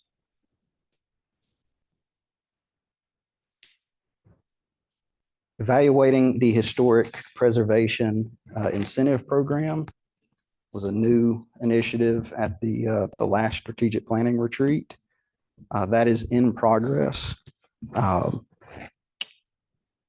Talking with some of the departments and looking at some of the programs we're doing. We've talked a lot about having a historic preservation grant or partnering with nonprofit and state organizations for that. We will be bringing back the hopefully a final MOU for approval with the Housing Trust for a home repair program citywide. But within that recommendation was to potentially make that a little more specific in that something along the lines of assess and provide recommendations on feasibility and funding options for a municipal historic preservation incentive or grant program. That's something that staff can take that, break it down into priorities and needs, things that we get input on, and bring a report back to council on for more operational decisions. Any questions or concerns with language? Just to make sure that I understand it correctly, that would be to add sustainability to that effort so that it goes long distance, not just this year. Yeah. Right. Okay. Yeah, because that's not something that necessarily always falls back to a municipality. So this may require us to engage our nonprofit partners, to engage with the state, or we may have a funding source that we can make a recommendation on, but we want to be very specific as to what it is we're looking for here, both a potential historic preservation incentive and a potential grant program. Evaluating developing police explorer and internship programs. This one's partially done. The police department has an active internship program. They're recruiting for summer interns now. They've had some year-round interns. We've had the summer camp as a start to the Explorer program. So talking with the police department, if we could maybe adjust this to say something along the lines of providing a feasibility and funding report on the implementation of a long-term police Explorer program. Would that be appropriate based on what I've heard from council in the past? My answer would be yes. Yeah. Okay. All right. Developing and publishing a semi-annual newsletter to be mailed to city residents. That was completed this past year. I think it's been a huge success. And I know we continue to provide that service. Creating a new public notice process for development updates for enhanced notifications. wasn't 100% clear on what that meant when I read it the first time. Was but that originally the dashboard? Yeah. Yeah, That's what I thought it that's what I was. thought too. The And- Airtable or whatever. That we wanted Yeah. to do with the GIS? Yeah, so we could either mark that complete with the GIS rollout, or we still are in the process of rolling out the full development dashboard. And we could tighten that up a little bit to say, add and implement a new public notification procedure for development updates, or adopt the intergov system. But that's really the only piece that's left on that. So we can leave it as is, or we could be a little more specific. It's up to council. Let me ask this. Was, que- I'm sorry. Yes, sir. Go ahead, Mitch. Thanks. Was that an outcome of some concern from the last storm as to whether sufficient notifications or updates went out to our citizens? Well, this What's was the genesis of that, I guess? This was specific, this was identified several years ago. And this is specific to development updates. Okay, Yes, sir. gotcha. Let me ask this. So Really with notification, our just a development boards and project, so commissions, it's a- there is on the website the notify me feature where somebody can basically, Yep. subscribe to being notified when the planning commission or any of our bodies meet. I have not seen it yet, but is there, if it doesn't exist now, the ability to add the notify me feature to individual development projects to where somebody could get on the Airtable and then say, okay, every time we do something on Allison Road or whatever it is, they can get a notification? Not at this time, but we can add that as something that we want to explore. Absolutely. And I think that kind of fits within this and other existing initiatives that we can make that a more specific operational task that we're looking into. I've made a note under this one for you. So we're good with keeping that ongoing until we get the final rollout of the intergov system. Expanding downtown commerce availability to attract young families. This really goes back to the Tiger Team study. This was a large part of what our conversations were, what the public surveys were, the business owner surveys. And we would recommend that potentially be tied into where I talked about evaluate and report recommendations on increasing access to the downtown area, potentially expanding that to say something along the line of design a report with recommendations on increasing downtown pedestrian traffic during critical time periods. We still want to keep that. It still is a priority, but we might want to refine that a little bit if council's good with that, or we can leave it as is. Yeah, I guess it would depend on how this language here is interpreted, because does that mean expand the options that exist downtown or just expand the pedestrian traffic downtown? And I wouldn't want to, if the idea here is to expand the options available to attract young families, I wouldn't want that to then get merged with just increasing pedestrian traffic in general. If that makes sense. Yeah. I can speak a little bit to, I'm recalling the original intent of this item 2 years ago when we first put it in our plan.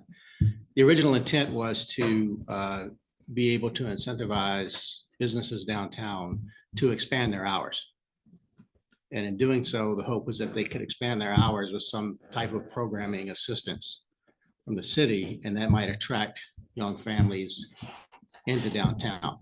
Just for clarification of why that was placed in. It doesn't mean that's how it needs to stay, but just for some history on Or it. the Thank you. Tiger Team So this is your is, Main Street. since the Downtown Merchants Association is no more.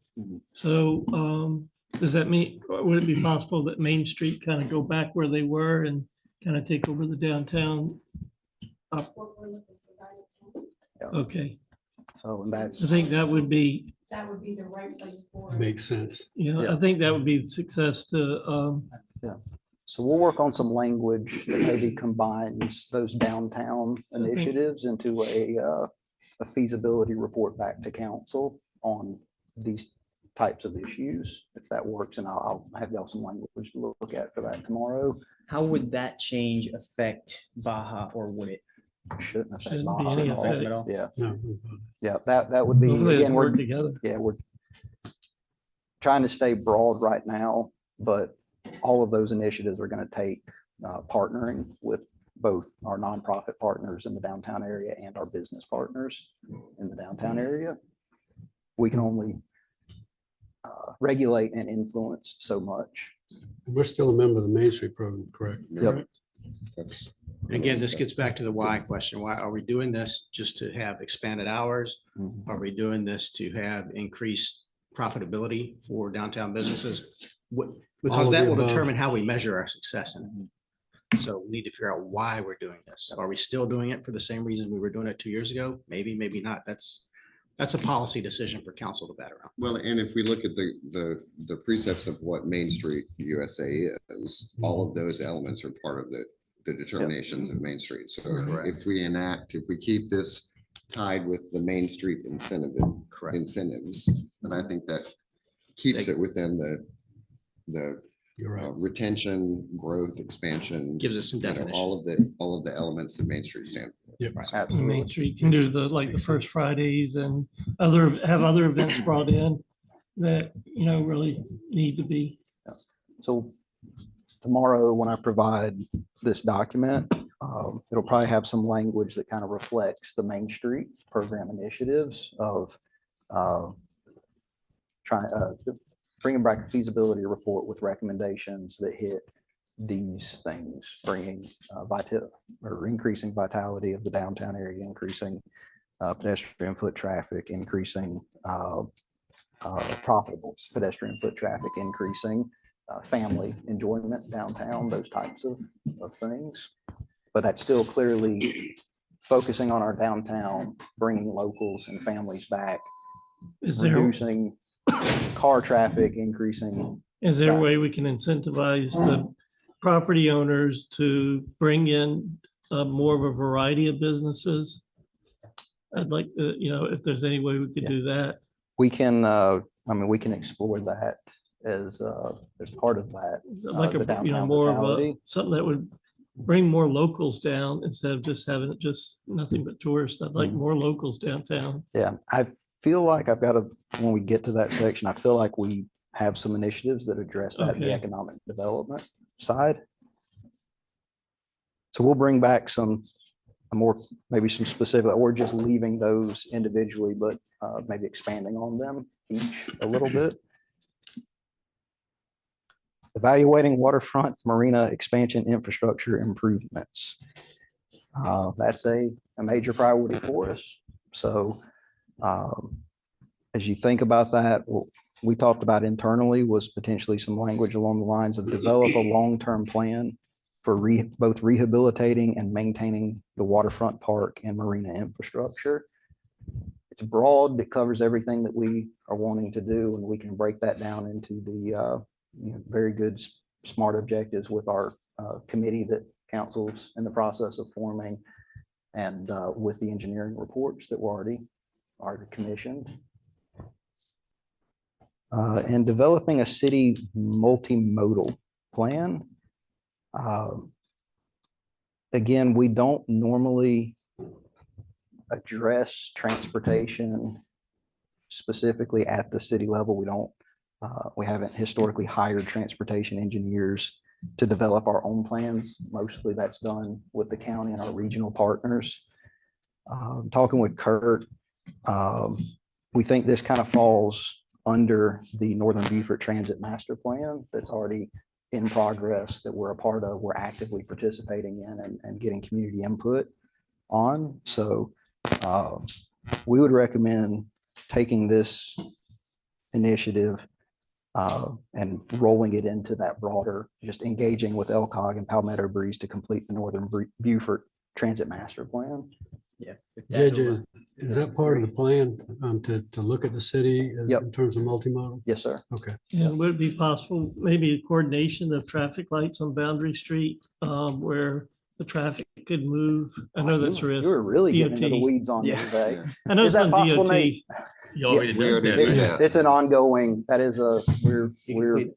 we're in specific. It's in progress. conversations. Okay, Yes. good. That's one Yep. big thing I've been hearing is, especially at 170 and Boundary, where 3 or 4 cars get through and the light changes. I would my align only with that concern about- suggestion, JJ, is to roll that into the regional plan and not put municipal energy and focus on developing multimodal. And we are actively engaging in that process. Kurt's got folks involved. I'm the city manager's office representative, been at the meetings. So it is a active and ongoing process. But to your point, Councilman Scaletti, you're correct. That's not a program that the city is taking on, and we're running lead with that and running autonomously. That's something we have to do in conjunction with our partners. So that's a very good point. Yes, sir. My only concern would be in bearing it more regionally is the fact that LOCOG and the transportation plan wants the municipal input as to safe street issues within the city. Absolutely. They're not going to initiate that. Mhm. So we have to be conscious through our public works, through our involvements, to make sure that we bring that forward to them. Absolutely. And that's part of the safe streets. And there's money that they have there for our state safe streets through the state and through the national highway. Absolutely. So that's the only reason I don't want to bury it I too see. much, that Yeah. it loses focus on what we need to do when we want to improve pedestrian intersections and crosswalks and those kinds of things. And the last meeting I had with Jennifer Bragg, and again, this is kind of getting operational, is that when they get to that point, they're going to have a lot of very specific input they want us to provide. And that would end up being, in my mind, a smart objective within this initiative for public works and planning, myself to be a part of capital improvements to achieve what they need to accomplish their report and represent the city effectively. And I just don't want to lose focus Yes, on sir. that, because that connectivity has to happen No, between good point. us and them. So Absolutely. All right. That concludes our safe and vibrant city topics. And Scott, am I going till 12? I mean, it's 11:45. Or as much time as you need. We can always, if you are I think we're running late, we can always eat while the presentation is going on. I think we're tracking pretty good on here. So the next key focus area was managing growth and protecting natural resources. Continuing to participate in the Ladies Island Village Master Planning process. I know that is a priority, getting something out of that. I think What we is the could, holdup? funding, Is it from us or from the county or what? it depends on who you ask. who is going to fund what? So, Maybe we have, I don't remember a time since the last time we discussed it in a work session a year ago or whatever that was, that we have met additionally with the county to discuss figuring that out. Have we? We have not at the council level and at the administrator level. I'm not sure if Kurt has at the department level or not. He's saying no. I did have a conversation with the county administrator. We had lunch last week before last. This was one of the items that I brought up.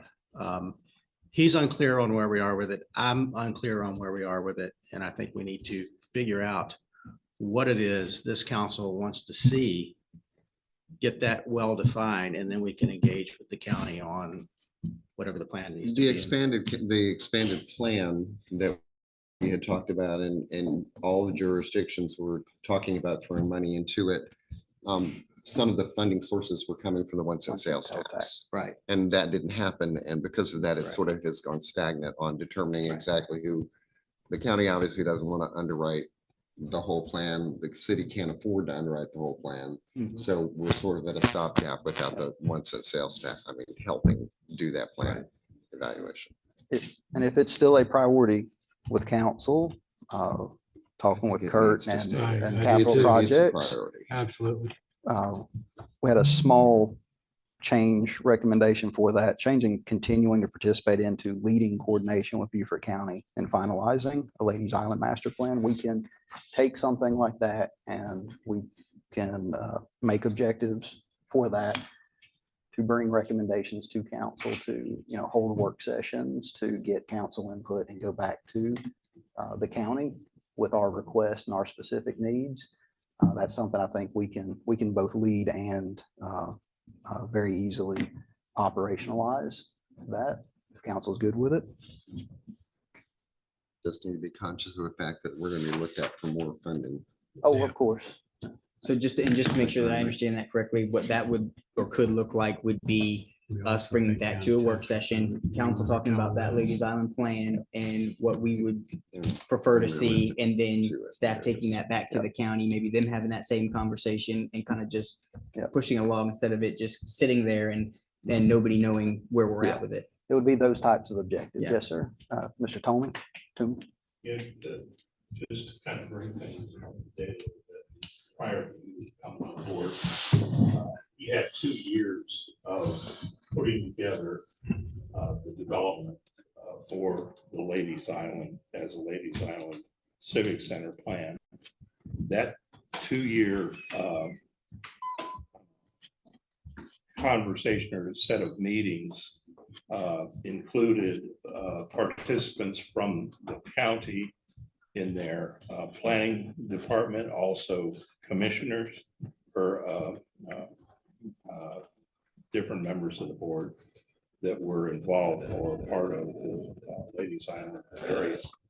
And that 2 years culminated in a plan to move forward with towards them hiring consultants or us hiring consultants to do the rest of the planning process.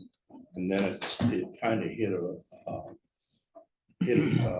funding gap there where the county and the city were kind of at odds with each other for a long time. However, I think in talking with the county lately, they're willing to sit down and talk about it. And I think, as you just suggested, we've got to sit down and have a conversation. And I think that's all it is trying to have a conversation and figure out, what the city is willing to or can contribute versus what the county can or is willing to contribute. I think the number that's been thrown around is about $200,000 to $250,000 to bring a consultant on board. I haven't evaluated the numbers that have been put forth by the county consultant for that, whether or not all of the activities that he has are actually necessary in order to move that forward. But I definitely think that the city needs to have a seat on that decision-making process and be part of that decision-making process. That's helpful. Thank you for the background on it. And maybe my memory fails me. I thought we had got to a point to where we were committing a certain amount of funds and the county was as well. And is that where it got locked up? Did it move past that?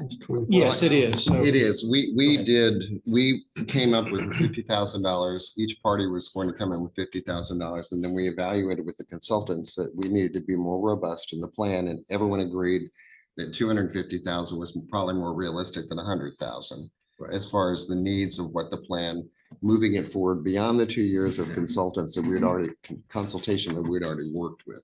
Actually, it was 50,000. That's what I thought. 50 25 each. Yeah. Total of 50,000. Yeah. And we all recognize that that was not enough money. And so it fell back on the 1 cent sales tax as being the opportunity for us to build that and have that money to go forward. And of course, when it didn't pass, then it just stayed stagnant at that point. So the 25,000 may be a budgeted item on both sides, but it's not enough for the plan at this point. So we want to lead that initiative. it needs to be there, no question.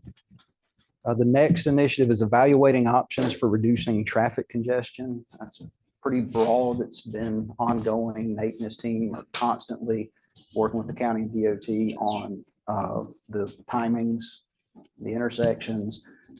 County's been working with us. We're now having monthly meetings with county's engineering team, our capital projects team, the planning department, and public works to communicate better. So I don't know ultimately what that'll look like, but within the Northern Regional Transit Plan, a lot of that is being looked at as well.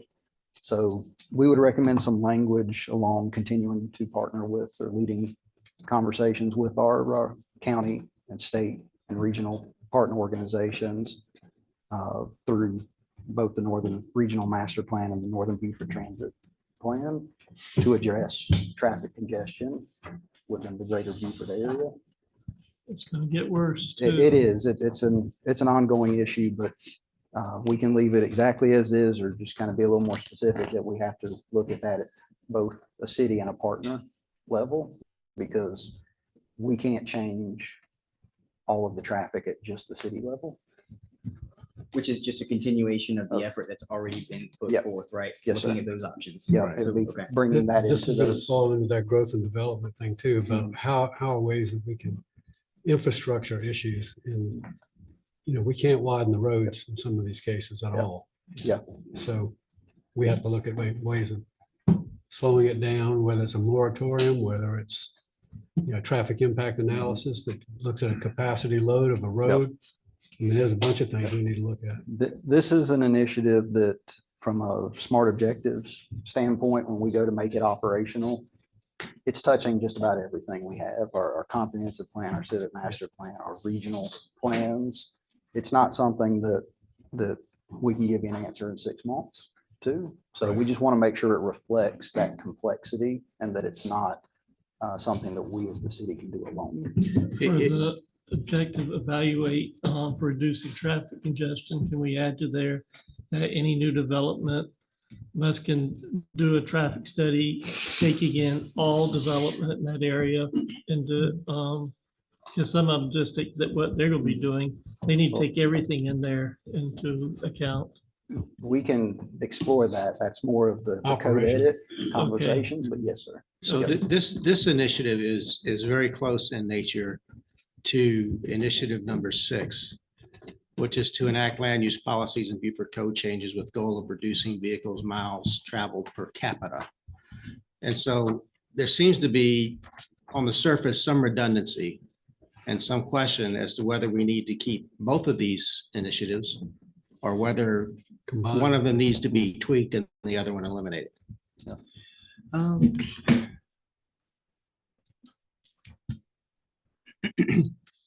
So vehicle miles traveled.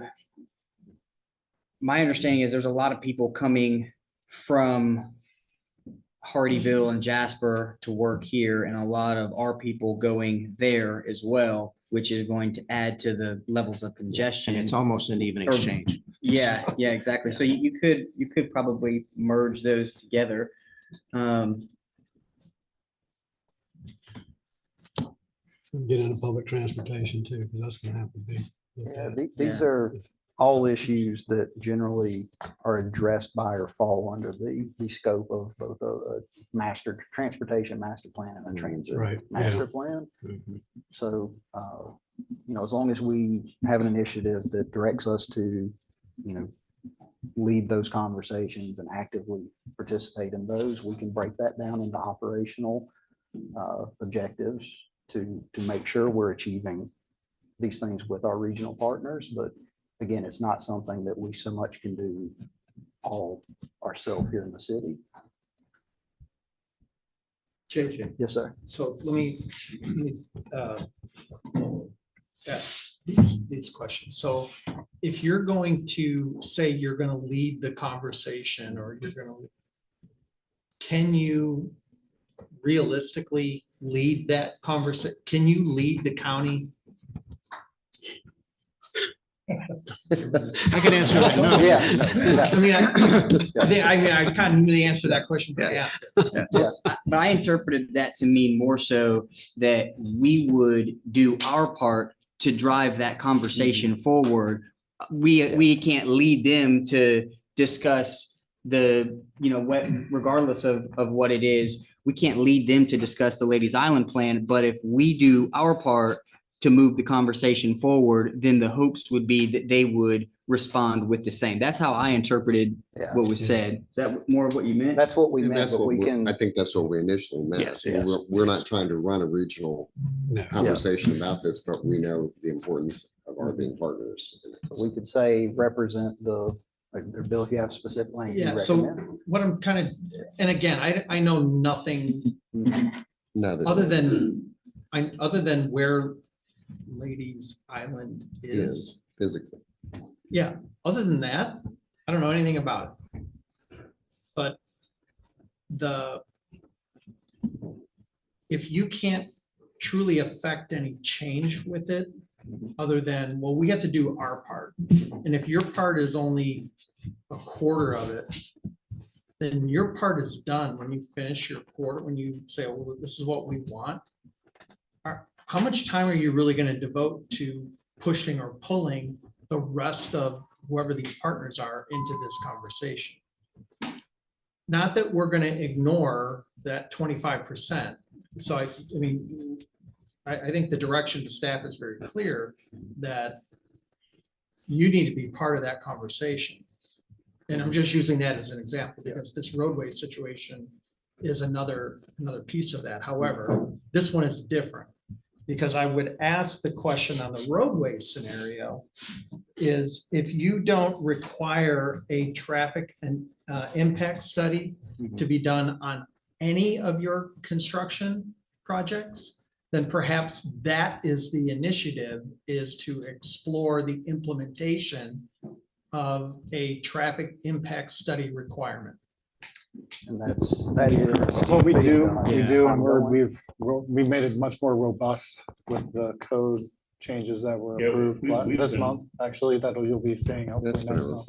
We've been doing a lot of codes, but I think we have enough projects. So that is, I have a map, I don't have it here. Well over 3,000 planned units coming on board in addition to what we've already got. And one part of that initiative of just putting that together for the city of Beaufort, the impact is on us and our roadways. And also it's a real impact on what the capacity of our road systems are. Because when we start to get into town, it's very hard for us to increase capacity by widening roads as an example. So I totally agree. We need to have a study that talks about capacity, but it also has to talk, in addition to talking about traffic. But one of the things that I try to do is coordinate between the county and the city with what all of the, and I'm giving a 5-year span each way, all of the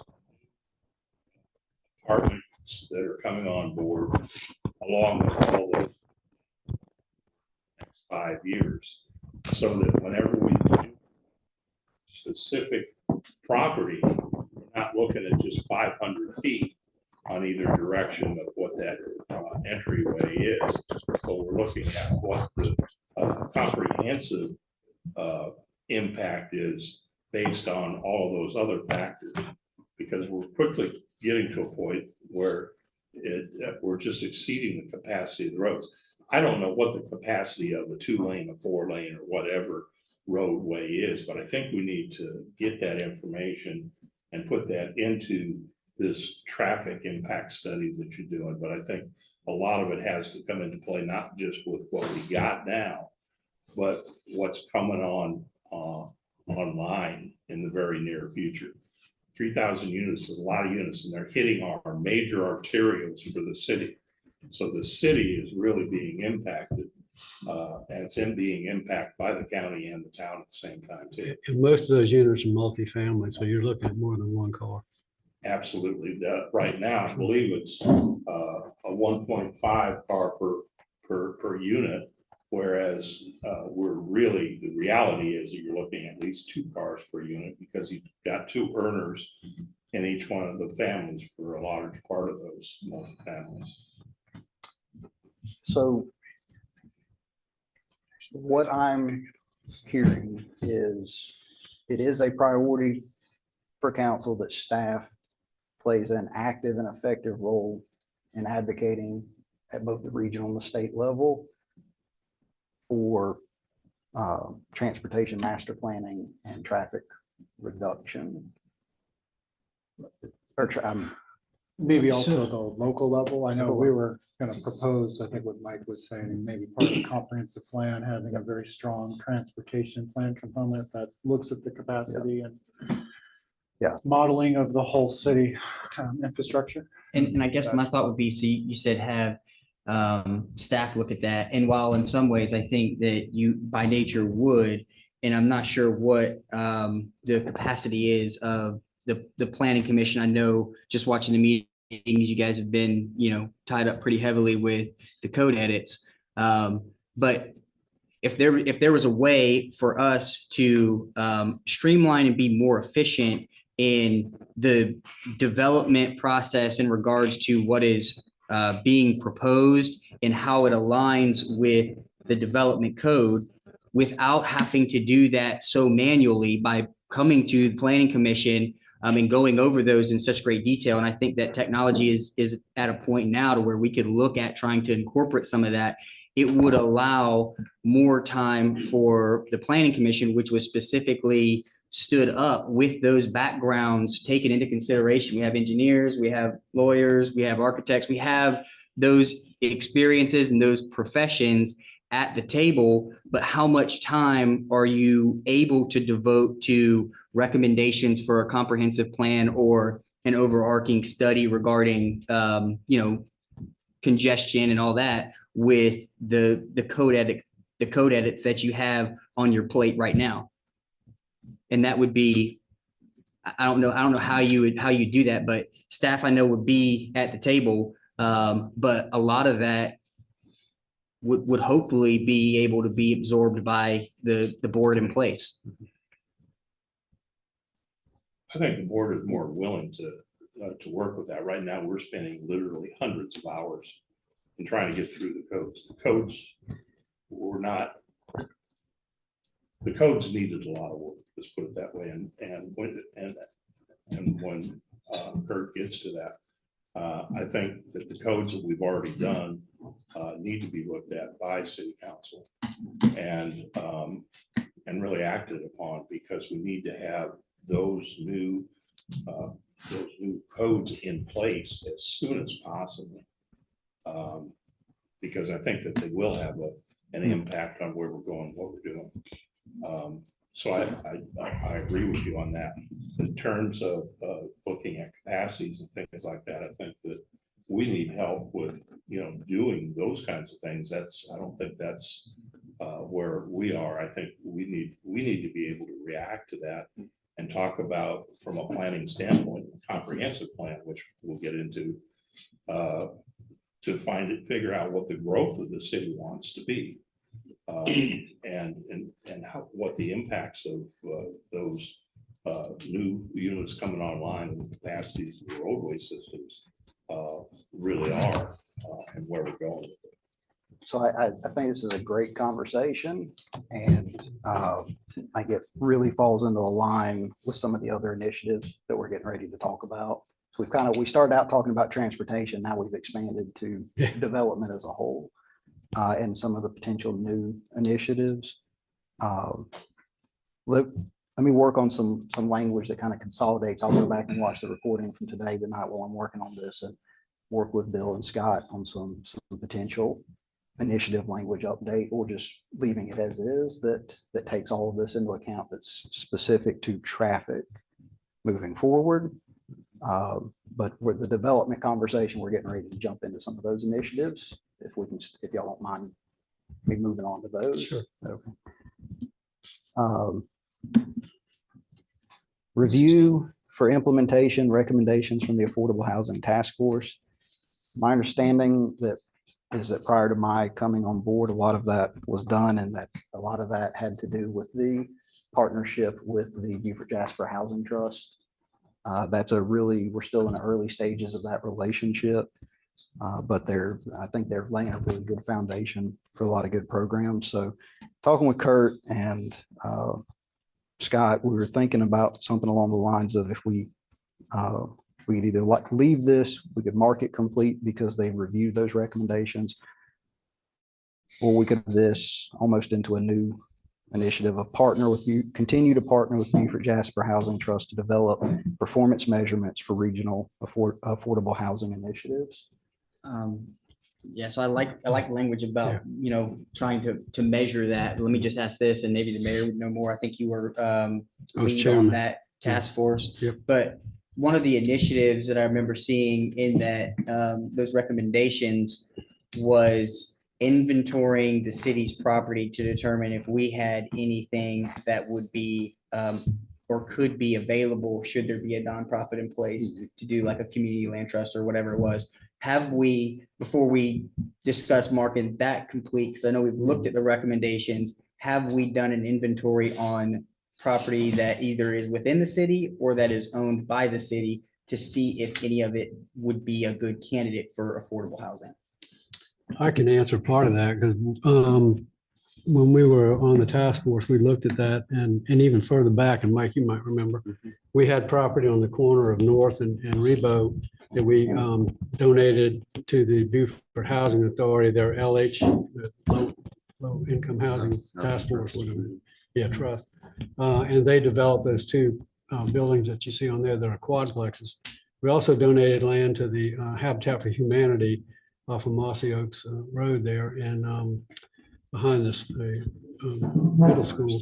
Yeah, the fire station, the old fire station. But after that, I think the only other property we had was out by the air station next to the Commerce Park, and that we looked at, but it was in the AQs and it was not going to be able to be developed. So I think unless you know of any other property we have, I don't know that we have a whole lot.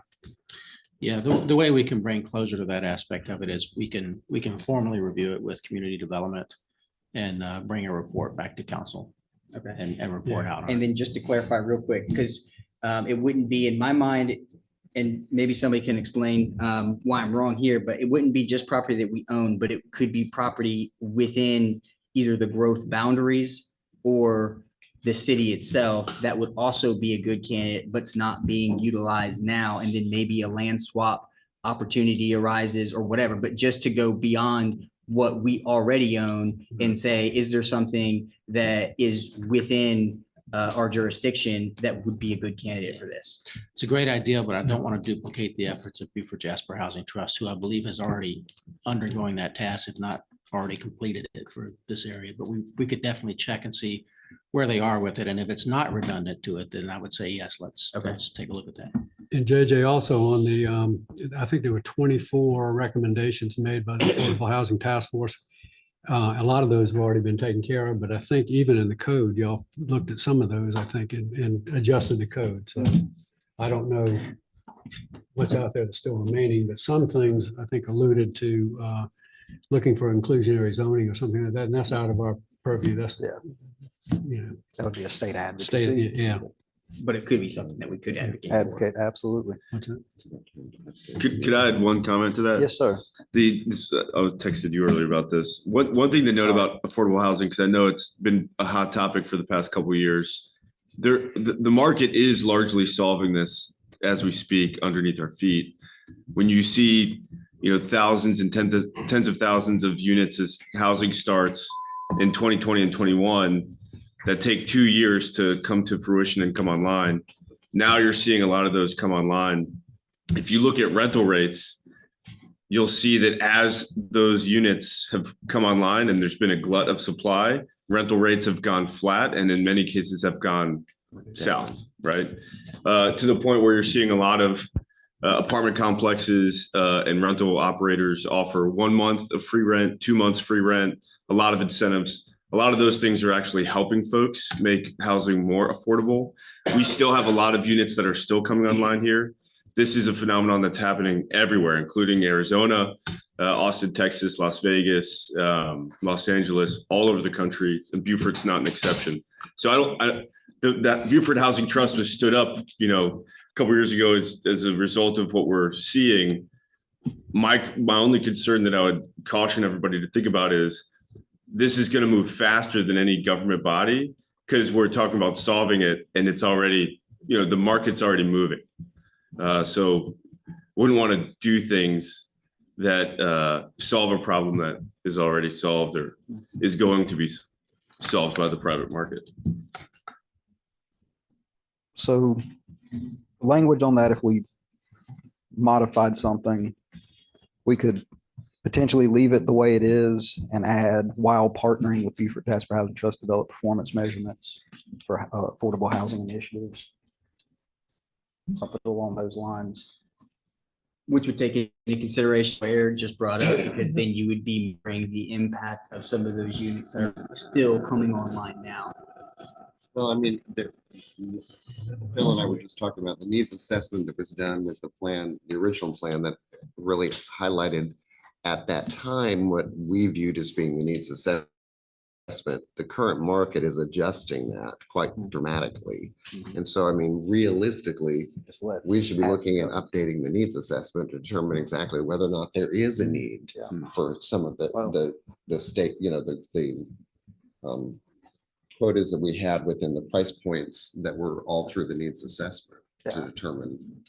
Yeah, wage growth is another factor that we've seen a lot of wage growth recently that helps. Because that was done before COVID. I mean, Yeah. So how do we It feel was done about, way before COVID. Yeah.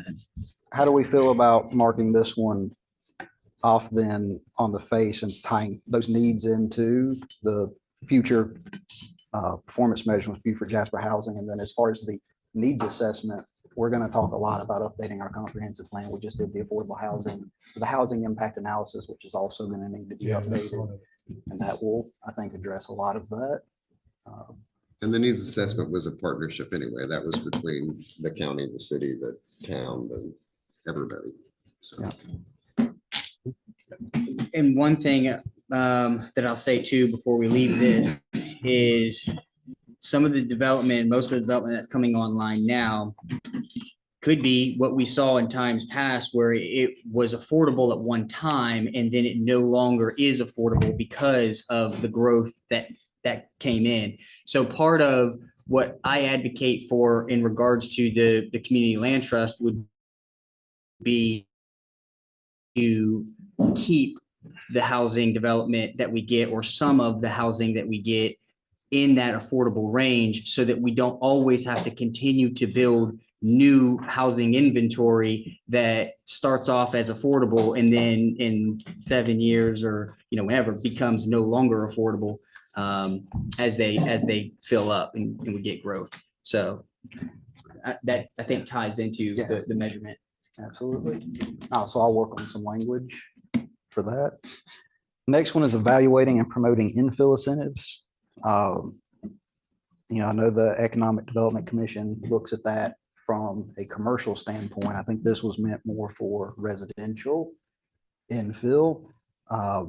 And I would recommend that this be lumped into the new initiative of completing a 5-year update of our comprehensive plan, because that's going to need to be assessed. And as Scott said in his opening statements, we have some conflict between how much infill we have versus how much infill we actually want in a lot of our communities. Good with. So I get space is this still a priority for council to promote infill in the city? Well, I think it's always been, our advocacy has always been to utilize the existing infrastructure within our city to allow for infill growth. That is the most intelligent growth pattern that you can, you know, advocate for. And I think that both, and that also touched on incentives that were encouraging people to do improvements and growth and development within their neighborhood as compared to moving to Ladies Island or otherwise, or that kind of thing. So I don't think there's, in my mind's eye, there's certainly not a push away from going to utilizing the existing infrastructures that we have capacities within our neighborhoods for growth and development as compared to building out on 170. Right. If that's what that I guess my means. mind is thinking more in terms of the ADUs that we changed the code to allow for. That's and an now issue. we're getting some public pushback on the ability to have up to 2 ADUs on your property in certain zones. Well, and I think we can always revisit those conversations, you know, that population changes and, you know, the will with which neighborhoods were behind it now, when the actual effort becomes reality. And, you know, it becomes NIMBY then from the standpoint of what you want in your neighborhood. And, you know, I caution that we shouldn't shirk away from the realities of what that intent was, because I think the intent was still solid from an advocacy standpoint. Whether or not the neighborhoods now are readjusting what they feel should be in their neighborhoods, that's something that we need to be conscious of. I'm not trying to say that that's not important, but we put a great deal of energy and effort of people 7 years ago when we said we wanted that. So I don't want to dismiss all of that, the energies that went into doing that, just to say, no, we're just going to change that because people don't want it now. Right. Not everybody doesn't want it now, perhaps. They want it, but not in the neighborhood. Well, the thing is, I think there were some unintended consequences. I mean, when I voted for it, and I voted for the ADUs, was the fact that I was thinking some of this would be mother-in-law suites, long-term rental. It would help alleviate the affordable housing issue we were having at the time. I think now it's become short-term rentals, which I think are an issue that we need to address at some point. And the state may do that for you. Well, no, they're going to do what I don't want to have happen. Council, would it be fair to say that the idea of evaluating and promoting infill incentives has really become operationalized? We've adopted those practices. The idea of needing to assess infill effectiveness within the city is something that needs to be explored when we update our comprehensive plan. Well, and that will, I mean, the comp update would address it, obviously. Okay. And maybe there would be value in looking at it before then too, just managing the infill that's come online, right? To see if it's a perceived problem that we're getting several double ADUs that are becoming short-term rentals. But I think maybe an analysis on what the problem is versus what the perceived problem may be, so that if we do need to tweak any of our management of those incentives, not necessarily removing them, because I agree with Mike on the fact that the intent for why that was put in place was important and still could be very important. So just to see if maybe we can, manage it a little bit better. But I think that could come into play prior to the comprehensive plan update as well. It could actually help us, it could help inform us going into the conference. Yeah, I mean, I want the ADUs, but I want something on there that they cannot be short-term rentals, that they must be long-term. Okay, so we can. Aren't there already enforcement mechanisms for a lot of this stuff? There's already the cap on rentals depending on the zone. Yeah, but the cap is on platted In lots. residentially zoned properties. It's on platted lots versus rooftops. Right. Okay, so you're saying, Well, for instance, the northwest quadrant, you got a lot of vacant land. If it's on platted lots, then potentially all the rooftops in the northwest quadrant could become short-term rentals. No, it's on existing structures. No, it's on platted lots. I thought it was T3N is I was told- considered residentially zoned. I thought it was based on residential zoning, There is an exemption for non-residential. non-residential. Right. Yes. Yeah, if the zoning in the district is not residential but commercial, then it's exempt. That can be a conversation. This isn't the same conversation. The ADUs that we're talking about specifically to that may not be short-term rentals. Most of those new ones that are being proposed were long-term rentals, so they wouldn't even qualify. They wouldn't be affected by So I that. just want to make sure somebody doesn't start going hog wild, buying a house and put ADUs, buying a house for short-term rental.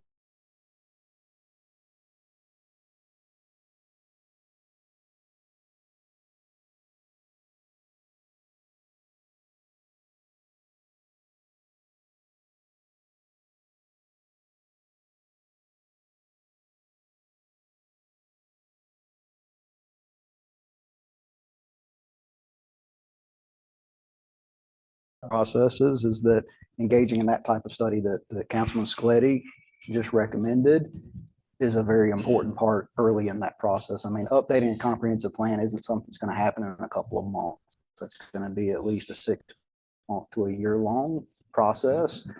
Starts with community surveying council staff on what the needs that we already know are, what the changes will be. And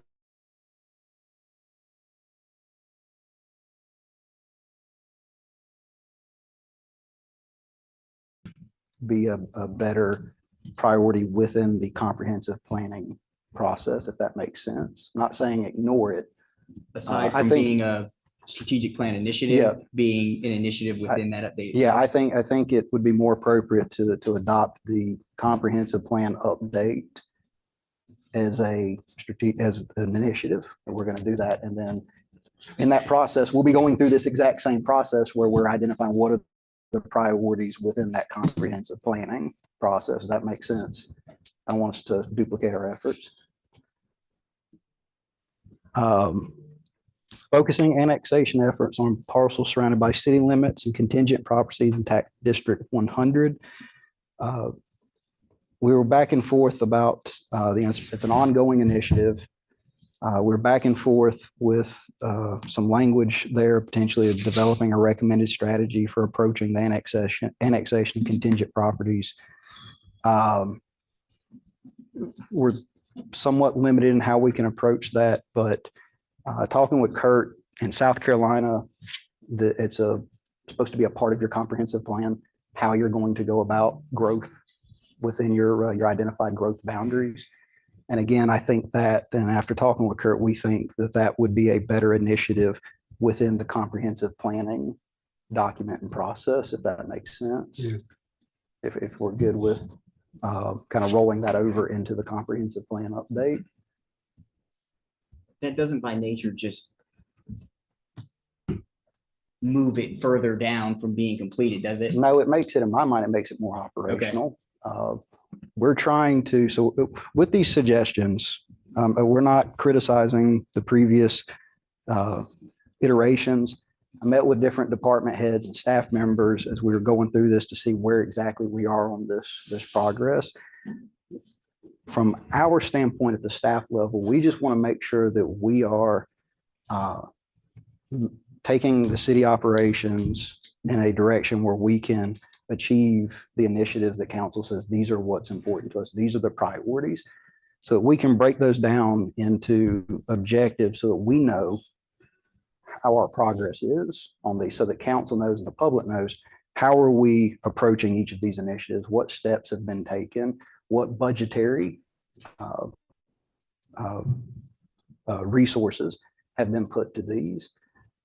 So with some of these recommendations, we're trying to stay up here, but clarify the focus a little bit without getting operational in the initiatives themselves. Does that make sense? It does. Well, I'll say it this way for this particular initiative is me personally, and I don't know how the rest feel, and I'm not going to try to get into the weeds today because we are trying to stay above that. But what I wouldn't want to happen is I want to have this discussion in regard to and closing donut holes within this budget cycle. So maybe nothing materializes from that conversation, but I wouldn't want this to be moved to where as council, we don't have that discussion for 2 years. Staff may be talking about, solutions on an operational level to bring to council during the update for the comprehensive plan. But this is one of the items that I would like to discuss inside this. Let's just leave it as an initiative. Then, I mean, it can be in both places. Right. So we just leave it as an initiative and. Well, the only issue I have on this originated because of the donut hole mandates from the state, but the specificity of keeping it in tax district 100 makes no sense to me. I mean, we have growth boundaries that are already established that we have agreed on from the standpoint of our Northern Regional Plan. And I don't know why focusing annexation efforts shouldn't be within our growth boundaries and not on a tax district's 100. I would agree with that. The conversation became because we have several donut holes on the 100 side of town going towards the air station. And I think we just sort of focused in on that. I never thought that it should be restricted to that district. Okay. Because our growth boundaries should be what predicates our directions as far as growth and development is concerned. All right, so But we is just, this strategic or is it operational? And I say that because as it's written, how do we know when we've achieved it and how is it measurable? Aside from identifying every single parcel that could be annexed and exploring the possibility of which we are limited, we can't approach the property owner and ask them what they want to annex. That's not allowed. And so then I go back to how do we measure it and how do we know we've achieved this specific item? But it is operational in nature because we know it is in the best interest of our taxpayers, because rising tide lifts all boats, to increase the revenue streams and increase the quality of service provided within those donut holes when we annex them. So to that, I think that's operational in nature, but is there a way we can capture it on here where we can measure it? I think that's the key question. so our recommendation based on consolidating what we talked about and what y'all have talked about just now would be something along the lines of develop a recommended strategy for approaching annexation of contingent properties within all the identified growth boundaries. That sounds. That's something we can bring Yeah. back, whether it's in the comprehensive plan or a separate assessment. Does that work for everybody? I think there's another issue we have to deal with regarding that, and that is when we start taking a look at areas like Ladies Island, we've got the county who is doing urban zoning, whereas it should be the city, and we have that conflict with the state about not being able to approach an owner. But on the opposite side of the coin, the county is really not letting the owner know that they should be doing that. And that Within my our growth mind, boundaries. Yeah, within the growth boundaries, yeah.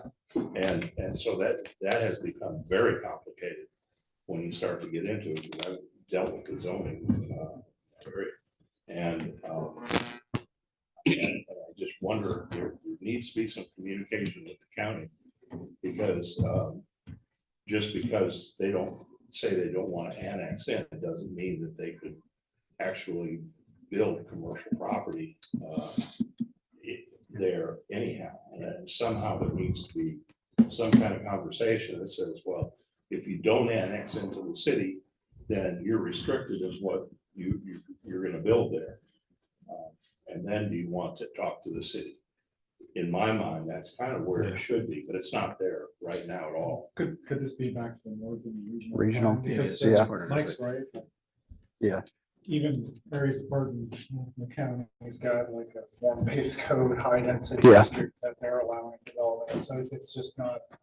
Yeah, I think, This conflict with annexation, I think has to be resolved first before we have a strategy. yeah, I think that does fall under that, continue to coordinate with and work with for the Northern Regional Planning Initiative. Yes, sir. But none of that is really strategic. Mhm. You're really kind of providing direction. And in all of these conversations, I want to say to Scott are you unclear of any of the wish of council regarding donut holes? No, that's pretty crystal clear. Affordable housing. Yeah. So you're not unclear on Yeah, any of that. the objective is to, within our growth boundary, to annex what we can annex. Yeah, so you don't really need an initiative. Yeah, you You're don't saying need it's an. already- it is operational. It's It is operational. operational. Yeah. I think 2 years ago or 3 years ago, there may have been a question about how serious was council on those issues. I think today, at least my recollection of that conversation, and again, I've been here for 15 minutes, but it's you guys have that. Yeah. This conversation today is much different than it was Mhm. 2 years, 2.5 years ago. Yeah. The issue, I think, is, and the elephant in the room is the fact that we have strained communication within partnerships, and that includes infrastructure as well as municipal partners within our jurisdictions. And so the elephant in the room is we still have to improve that. And how we do that, I'm not sure. That is probably operational and not initiative, but it's stuff that can't fall off of our radar screen. And that's why it's important. And that's why we keep coming back to these conversations. Yeah, and I think the other thing you have to have just a little bit of reassurance is you want everything to quote unquote stay on the radar screen, but not everything can be on the radar. You can't put every bird, Very congested radar screen. yeah, because what you're really talking about are the birds and the bugs and the planes and the helicopters and I mean, that radar screen is pretty, It's hard for us to let go of some of this radar. I know. I know. Yeah. So kind of The keep old that guys. in mind, and I think our conversation with JJ regarding what is going to be updated for a conversation tomorrow, we may circle back to this and say, look, some of this stuff just doesn't, it doesn't belong here. And if a year from now you go, hey man, we didn't talk about this at all, and now I've seen X, then it's got to come back in. So let me ask you this then, and maybe that you could just clear this up from my understanding. As councils change, as leadership changes, how do you maintain or measure continuity if you don't have those things on the radar as an initiative? So I understand that it may be more operational in nature, but how do you ensure that it actually is moving in the direction that you would want as turnover takes place? So if I can, I'm going to hold this up. What page are you on? Right now I'm on 9. Because I'll just make sure I'm on the same page. You got this page up? I do. Middle of the book. So you have the focus area and the guiding principles. Everything that we're talking about should be one of the guiding principles. Maintain partnerships, blah, blah, blah. Work on I mean, all of that has got to be in here. That is your continuity piece, because this is what is providing the staff the direction. And you may or may not have an initiative up here, but these remain. These don't change. So this should be where your strength. Yeah, there are many guiding principles we have that don't have a specific initiative attached to them. But nonetheless, they need to guide the way that staff operates, makes decisions, brings recommendation and policy considerations to the council. Which is why, I mean, Mike and I specifically choose the term guiding principle, because it is the principle in which you will live or you will work or whatever. From an operations standpoint, Scott, let me ask, do you feel like the guiding principles are enough to maintain that continuity and the initiatives are getting in the way of efficiency? I don't think initiatives get in the way of efficiency. I think sometimes initiatives are too broadly termed. There's not enough focus and specificity, and they're not, back to JJ's point, they're not smart. You can't measure them. You don't know when you're done. They're not time bound. Those are all things that make for smart objectives. Now, every smart objective should be able to be identified with a guiding principle and an associated focus area. But the reverse may not be true. I may not have a corresponding action item for every guiding principle, but nonetheless, when items come across our desks as department directors and as administration, and we've got to evaluate whether that's an action we should bring to council or not, those guiding principles are what tell us whether this is something that council is focused on and wants us to do, or whether it's something we're spinning our wheels on and we're wasting time. We need to do other things you guys want us focused on. So they help keep us on track, and they help keep you on track. That's why we do this year after year. We check in with the guiding principles to make sure this is still important to you, and you feel like this represents the concerns of your constituents. And then we solidify the guiding principles once again. And that's what we'll do. You know, that's what we want coming out of this, is we want to be sure that we have a firm set of guiding principles, because that helps us in the day-to-day operations. That also helps us figure out where we're going to apply resources in the budget that we're going to bring you in a couple months. I mean, a qualification of that, when you look at it, guiding principle 2.5, it's what we just reworded the initiative to be. We made 2.5 be the initiative that we didn't agree with before, but it's already It's a already guiding there, principle with reference to our growth boundaries and our managing annexations through those areas without the specificity of 100 being the tax district. So we're, yeah, and that makes more sense now. So we're not necessarily talking about removing it from the Guiding principles. the guiding principles. Correct. It's still in the strategic Yep. plan, but That's it's the up just, here. it's clearing up Exactly. where we can some of the initiatives that are already covered by the guiding principles. So Yep. this is still going to be something that will be part of the review as councils and leadership changes to where they can see guiding principles are X, but you just have a little bit clearer of a vision on your Yep. initiative side The- for operation Yeah, purposes. the right? initiatives give us the foundation for our plans of work, what we are going to do to accomplish your guiding principles. I would even go as far as to suggest that the term initiative, I think in our brains is misleading. If you think about these should really be a project. What am I going to do that's going to solve a problem that I have today? Or a want that we have identified in the community? What project am I going to do? Am I going to execute to do that? Then I think our brain goes, oh, okay, I get that. I'm gonna fix the sidewalk on Duke Street. on Bladen. You know, I'm gonna fix the sidewalk there. Oh, okay, I know exactly what that is. As opposed to making sure we're negotiating this or we're part of the, because that's all here in your guiding principles. And I think just simple language changes helps us. And I would never want to contradict the manager. However, I'm gonna say this.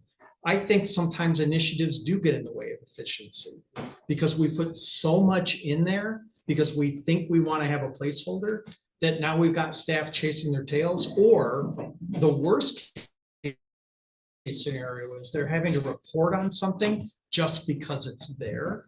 And that is a disincentive for the staff because they're like, all right, I'm filling out my form.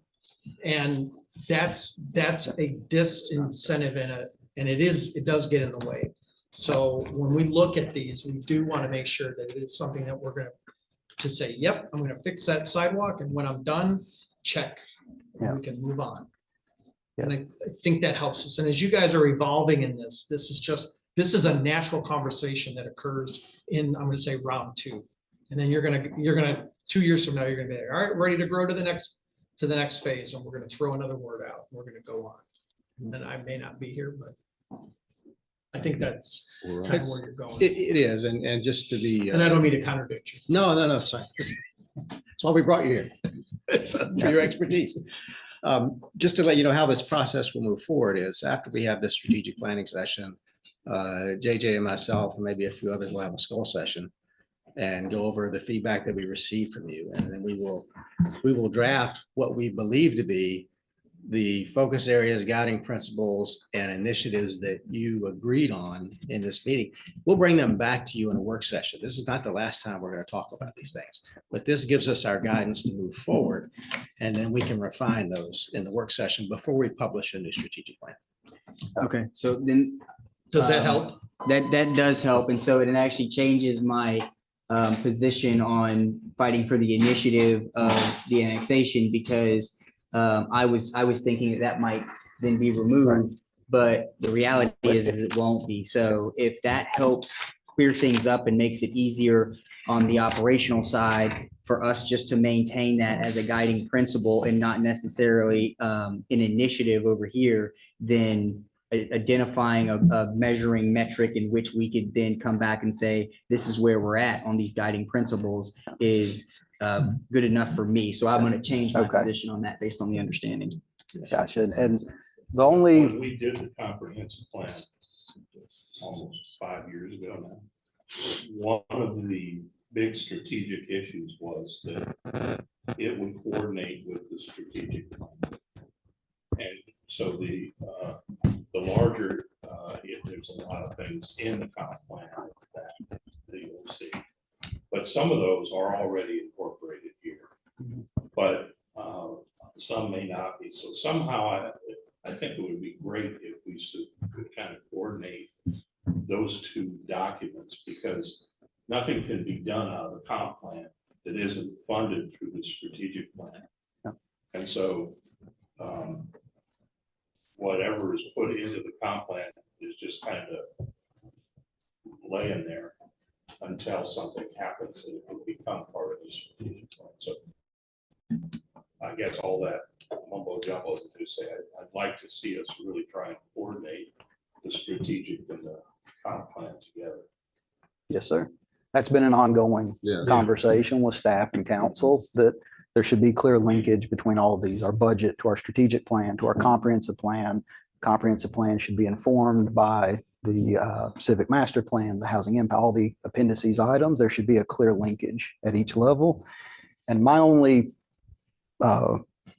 reason for proposing some language changes to council is when we met with department heads, we're preparing this, going over, where are you at with your initiatives? There was on some of these a little bit of confusion, like I'm not sure exactly what I'm supposed to be doing. I don't know what I was supposed to accomplish here. So that's the only reason we tried to make that language a little more specific, so that it helps them to know, again, what is the project here? If this is a project, what are the steps I have to take to complete it? Should consideration be given to the comment about whether initiatives, the word should be changed to projects to make it a more relevant term? We could call them projects. We could. Project, goal, initiative. Yeah. Action item. Just action item. While I'm still alive, please do not call it a goal. Thank God. Yeah. You can do whatever you want after I'm dying, and I don't know when it's gonna be, but Yeah. please don't call it a goal. Yeah. I'm not sure how to answer that, except you got it. Yeah. You call it anything you want, just don't call it a goal. We'll call it a dream. So on the next initiative, exploring the city's MS4 stormwater designation certification, we marked that complete. Nate's and his team have explored that. They are operating every way possible under the MS4 designation to those standards, but we're still too small a jurisdiction to meet the actual MS4 designation. So how close are we to meeting that? I believe the MS4 designates a urbanized city as 50,000. 50? Oh, we can be there. It's got a, Hopefully not. I timed out. Sorry. Sounds like it's time for lunch. Just gonna have to. Almost out to try. Time down. Time down on purpose. I'm gonna just use this as a plug to say, like, this is where I feel like we can get a lot of insight and value from collaborative meetings with, say, the planning commission of HRB, because if a conversation with them took place prior to a strategic plan, then as they're familiar with what recommendations might come to us about the comprehensive plan, then they could say, this is how it could work within your strategic plan. So I think, Absolutely. putting focus on Absolutely. that collaboration is a big part of. Yes, as we move forward with the capital improvements planning and the comprehensive planning process, there's gonna have to be some joint meetings. That's the only, in my mind, the only way to actually get it all done. Otherwise, we're just constantly running back and forth, and I don't have time for that. Right. And I'm not sure if it would be best as needed, or if it would be almost like a standard reoccurring thing that we have these meetings and, with our boards and commission. Evaluation of future delivery of services in annexed areas with growth boundaries of the city. Our recommendation was to, there's already, it's been operationalized. We have a procedure, we have a process for how we do those evaluations. Fire department, police department assesses service needs. Kurt has a process for on those. So we really think that one is completed and operational at this point, unless council wants us to focus something else. Technical review addresses all of that at any point of an annexation question, right? So. Just have to be careful what we annex. This is maybe a silly question, but in that evaluation for delivering services, is there a clear financial component that shows what the impact would be for the city? And yeah, I guess that could basically cover it. Is there a financial component to that evaluation? In other words, a cost benefit analysis of annexing in the first place. I think maybe that's how we change that, then we need to develop a financial component, a finite financial component that includes delivery of fire services, delivery of police services, trash, solid waste, the entire gamut. So yes, to that, and I think it would be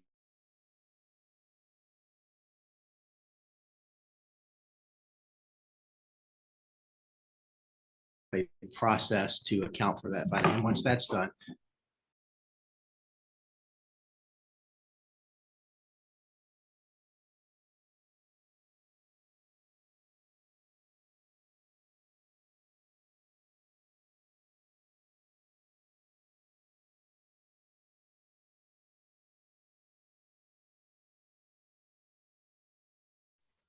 And we've never looked at an annexation without doing a cost benefit analysis.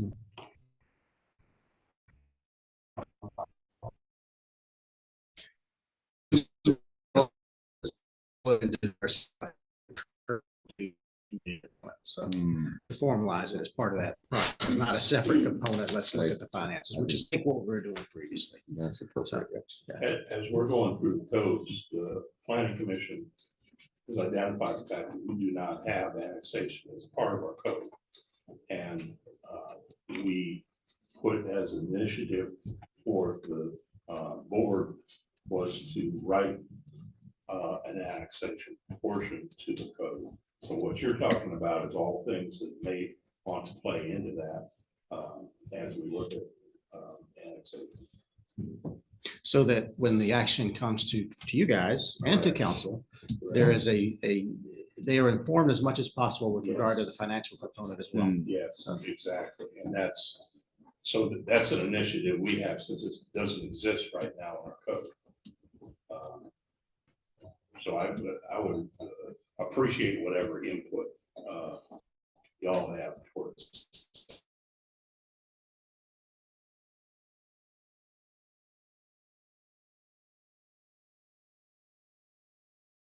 We were all torn on whether that has become operational at this point because it's such an ongoing process being done. If we want to keep it as an initiative, we talked about maybe changing that language to complete the ongoing development code edits to more accurately reflect best practices and current priorities during fiscal year 26. My input is I think you can mark that complete because that's what our code edit sessions were about, that we were reviewing all these, and that's why these guys have so much work on their plate right now. Yeah, but there's no end to it. No, because it's operationalized. Became operational. When I got here a little over 2 years ago, we had a spreadsheet with about 150 items on it, that code edits that had been identified that needed to be made. And that's what we worked through the first year and a half. Yeah. And now they're on planning commission's And as plate. new ones pop up, they get. Right. So that's operational. And I know this is part of operations. So I think you're right. This is operational at this point, and this is not at all a dig at Kurt or the planning commission, because I know how much work, or at least I try to understand how much work has gone into what you're doing. I would like to see more expediency on when we see those. So I know that, hindsight's always 20/20. And, we made our recommendations to the planning commission, who then are going to make recommendations to council. Perhaps that would have been better going to the planning commission to make recommendations to us, and then us just seeing it once for time's sake. But the reality is there are things now that if I remember right, you guys had your final reading on the historic district portion of your code back in June. And that was one of the things that in May, council prioritized. There was 3 things. That was one of them. And my intent then was to get those even separate if we needed to. So as soon as that one came through the planning commission, bring that one back to council, and then we can get it implemented into the code.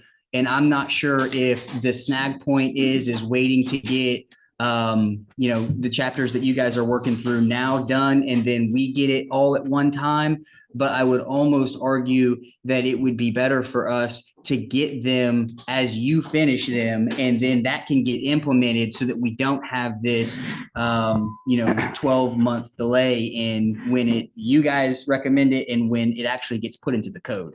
So I can actually answer that because we had a conversation about that the other day with legal counsel. Because my concern was, as we move forward, we're not adopting anything that contradicts with the existing code so that there becomes legal challenges. And the way Kurt explained it to me is what has gone in front of the planning commission and is about to be finalized at their level are the sections that all interact with each other. And then those will all come to council so that we don't run into that enforcement inefficiency or ineffectiveness in enforcement. That makes sense. So then I'd ask this.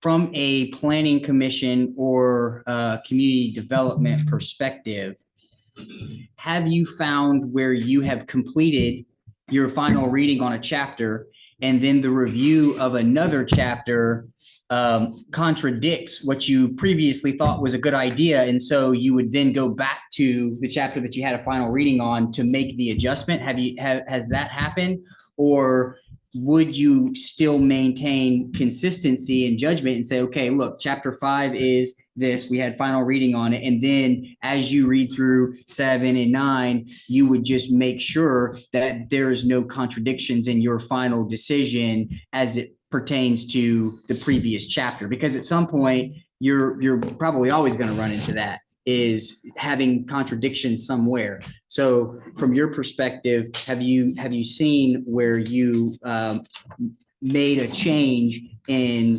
a chapter further down the line that affected your decision on the previous chapter? Yes, and that's why some of the chapters are going together. So they just approved 7 and 9, which did cross-reference each other, and like 2 and 4 cross-references with like design and zoning. Right. So it's 3. So those will be coming together, and then the landscaping is what we're doing right now. So yeah, it's just, I think it's just taking a little longer because we have very experienced planning commission land use attorneys on there, and I think we had over like 300-page packets. Yeah. It's a lot. We're doing a lot, but I think it's also more of a guiding principle than it is a measurable initiative. Does that make sense? Yeah. So it's, we're doing it. You've got it as your guiding principle. I think that's a good point. We need to, definitely speed it up, but it's hard to say it's immeasurable. Because, you know what I mean? Well, and it's hard to, because you wouldn't want to speed it up and then lose the quality or the, the efficiency of the code edit. And so I know that there's a balance to strike there. I'm just wondering at what point, when you have final reading on a recommendation regarding a chapter, could it come to us without having to wait in the queue for everything else to be done? And maybe we don't run into this backlog again, but the reality is this is a ever-changing thing. And so I wouldn't want to run into the situation of needing to make a recommendation for a code edit, knowing that it's not going to be in the code and implemented until, a year later. Well, I hear you, and I think it's just really speeding it up. Right? Hopefully, we've talked about it all. I think you're finally going to see a big chunk of stuff that took a lot of time. Is there a way to prioritize certain types of edits that you guys think are more important than others? That's what we did. We prioritized 3. These ones get through these ones first. Correct. Yeah. And I think that right there is why this is operational. Now we have a process, we have a procedure. We're tweaking a procedure more so than we are tweaking a priority right now. Does that make sense? Yeah. So, I mean, it's a great conversation. We need to be having it. I don't know that. I can give you my opinion based on the board as we're sitting and going through all this stuff. It's a lot of stuff. And I think Kurt's done a good job in pairing up those chapters that probably will influence each other. So the historical section we completed, we covered. We thought that council would take that up, and I will always be available in your meetings to help walk through anything that you need to walk through. The other two chapters that we've put together that we've just finished and voted on are chapter 7 and 9. Those two are integral to each other. We had to actually rewrite part of that because it got confusing. So we have a chapter 7 and a chapter 9. Chapter 9 purely deals with what it was supposed to, and it refers back to chapter 7. So we've integrated those two. I don't think anything we've done to date has Affected 5. influenced anything on the historical section. Right. You're gonna have a lot to go through, and I think our attorneys go through each one of these as we get done with them before we go through approval, and we get final edits. So, and we've had that conversation. Do we want to wait and get the whole thing done first, or do we want to do it in sections? I think the majority, if I remember right, has said, well, we're more than happy to let them do it in pieces because they're really important to get into the system. And short of a moratorium, so that we could get all the code into the system before we go any farther, is doing it in sections. Although, because of other reasons that I've talked to you about later, there may be a reason to try and do a moratorium for a while. But we have to look at economics and financing and everything else when we're doing that. But I have other, grave concerns, but not with this particular subject matter. So I think from our standpoint, I don't think we've had a big problem, have we, Kurt, with anything that's gone back other than dealing with the sections and integrating them. And that's what we've done. So we're moving on towards the landscaping tree ordinances now. And hopefully we'll be through those fairly quickly. We sit down with the community and experts in each of these subject matters so that we're sure that we're covering all the bases. And it reflects in the work that you're doing as well. So got it, tweaking procedure, but not necessarily discussion for today, but a good discussion to have. Absolutely. Yeah, and I think that's a good way to say we're actually pretty operational at this point because we're diving into the ifs and hows. Right. So I think we're gonna take a break for lunch. I'm hoping these last objectives go relatively quickly because a lot of these were completed and or we're recommending consolidation of some of the financial ones. But if I can jump in then, so because JJ ran long, no. That's what happened. You let a lawyer get up there and speak, that's what's gonna happen. I was on time, Scott was on time, but hey, whatever. If We'll have the meat. if we could have, yeah, I know, I'm just here as, as a show. Have the council and the staff grab food, go ahead and sit back down. We'd hope for really a non-working lunch, but if it's okay with the council, we'd like to just have you get your food, sit back down here. JJ will go through the rest. Most of what is in the next two are all completed or fairly straightforward. So we don't think there'll be a lot of discussion. But if we ask that the council and the staff get their food first before everybody else, then we can continue on with this. Let's let JJ go first. That way maybe he can get a few bites in before Yeah. council gets. So we'll get it, down. we give them what, like 5 minutes? No. Yeah.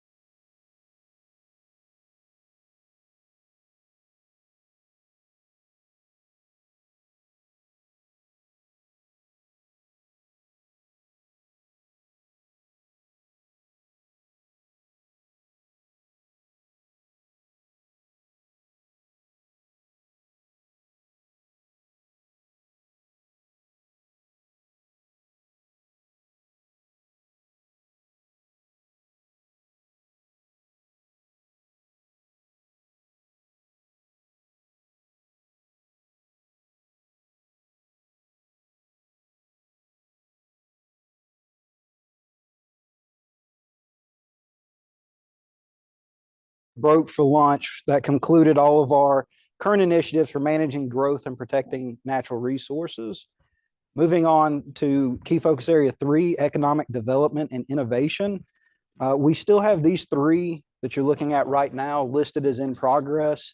I'd like to run staff's opinion by council and see if you guys are on the same page as us, but publish an annual state of the business community report of business startups and closings. I've talked with Megan at the chamber, and this is something that they are building into their annual state of the region.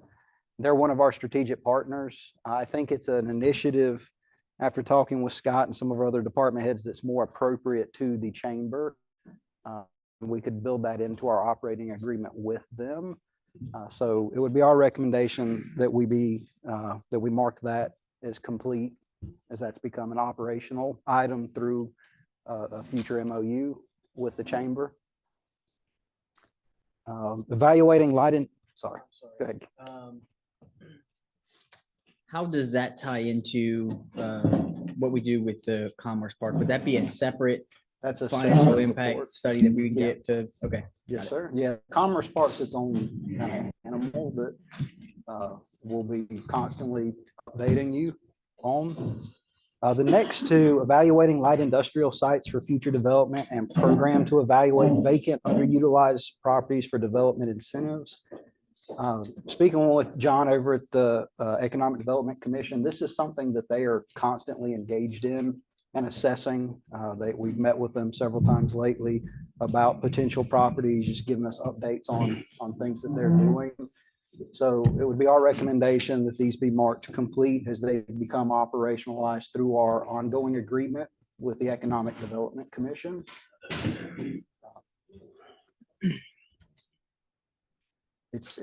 Again, we're going to be working on formalizing those agreements to have a little more performance measurement kind of built into those, but we don't really have an traditional economic development staff within the city. That's something that we've always partnered with other organizations for. So we feel like that's more appropriate under that partnership.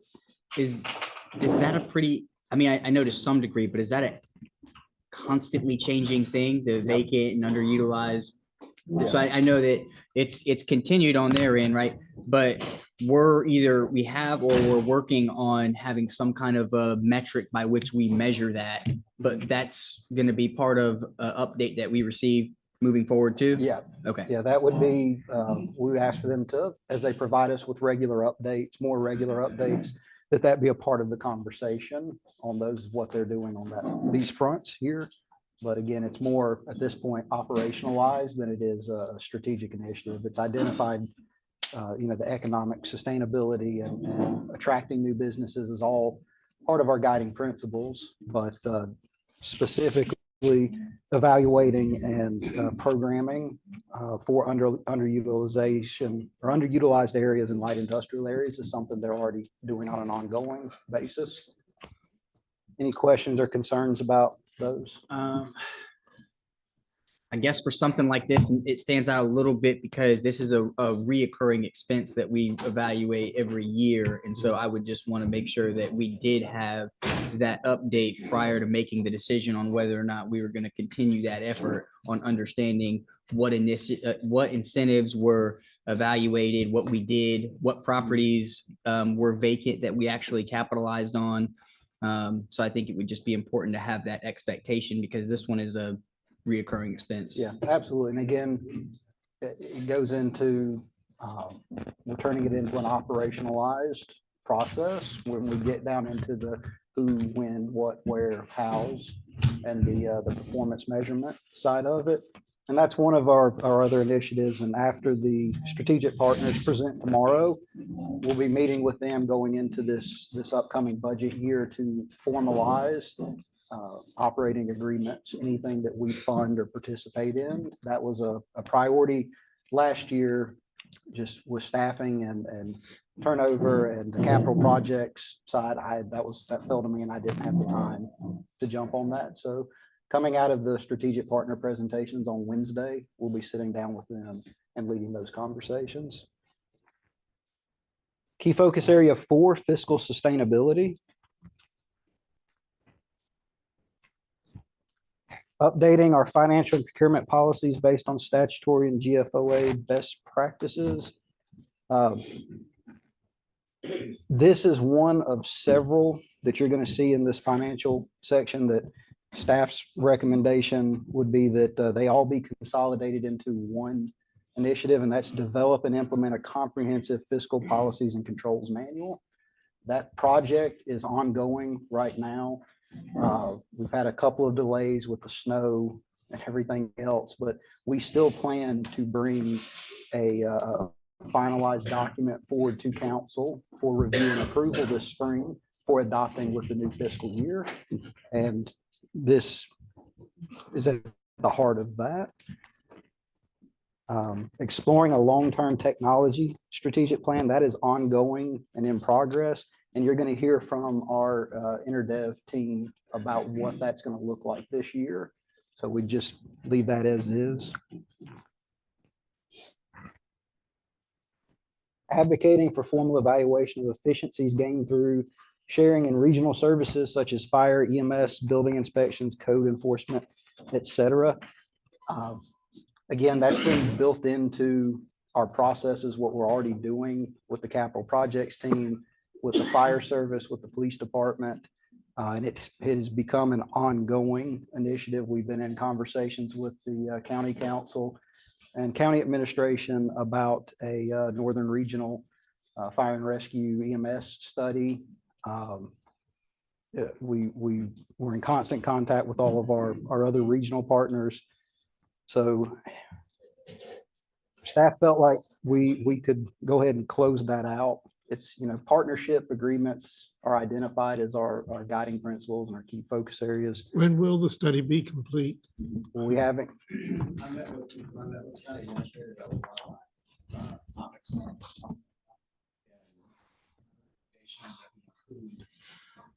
The resources for the study in his FY26 budget request.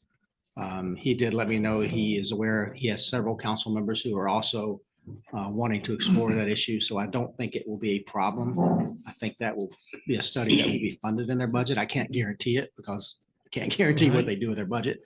But I know there is some advocacy for it on their council and their administrator. It's my belief that he understands the importance of it as well. Okay, I'd just like to see it done sooner than later. That was discussed by several council members at the county's strategic planning retreat a few weeks ago.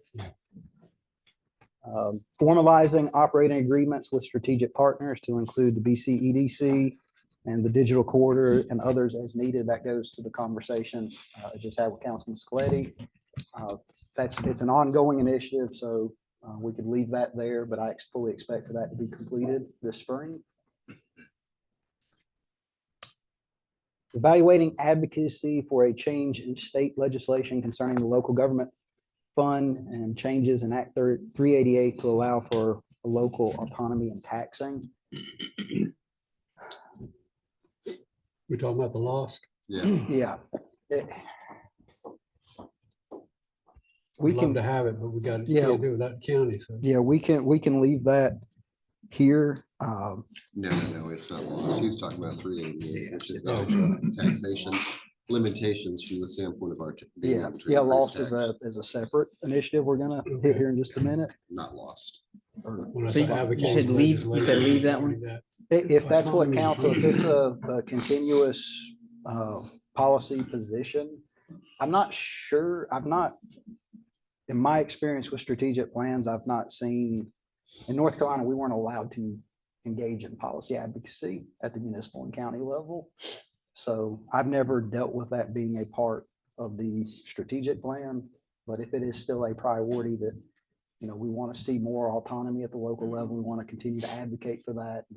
We may be passing resolutions. What efforts have we made so far to evaluate the advocacy? We've just been coordinating with the municipal association. We bring it up every year at the annual meeting and the legislative action day. It remains an ongoing conversation. So I think that's where we should leave it. Just leave it as is. I don't know whether that's something that the energy we spend, the reward we would get for the energy we spend would be worth our time. I think we could peel it back and examine our guiding principles, and I think we could have a guiding principle that would speak to advocating for some type of reform of that nature, knowing full well that we coordinate with MASC, and they primarily have the ball for that.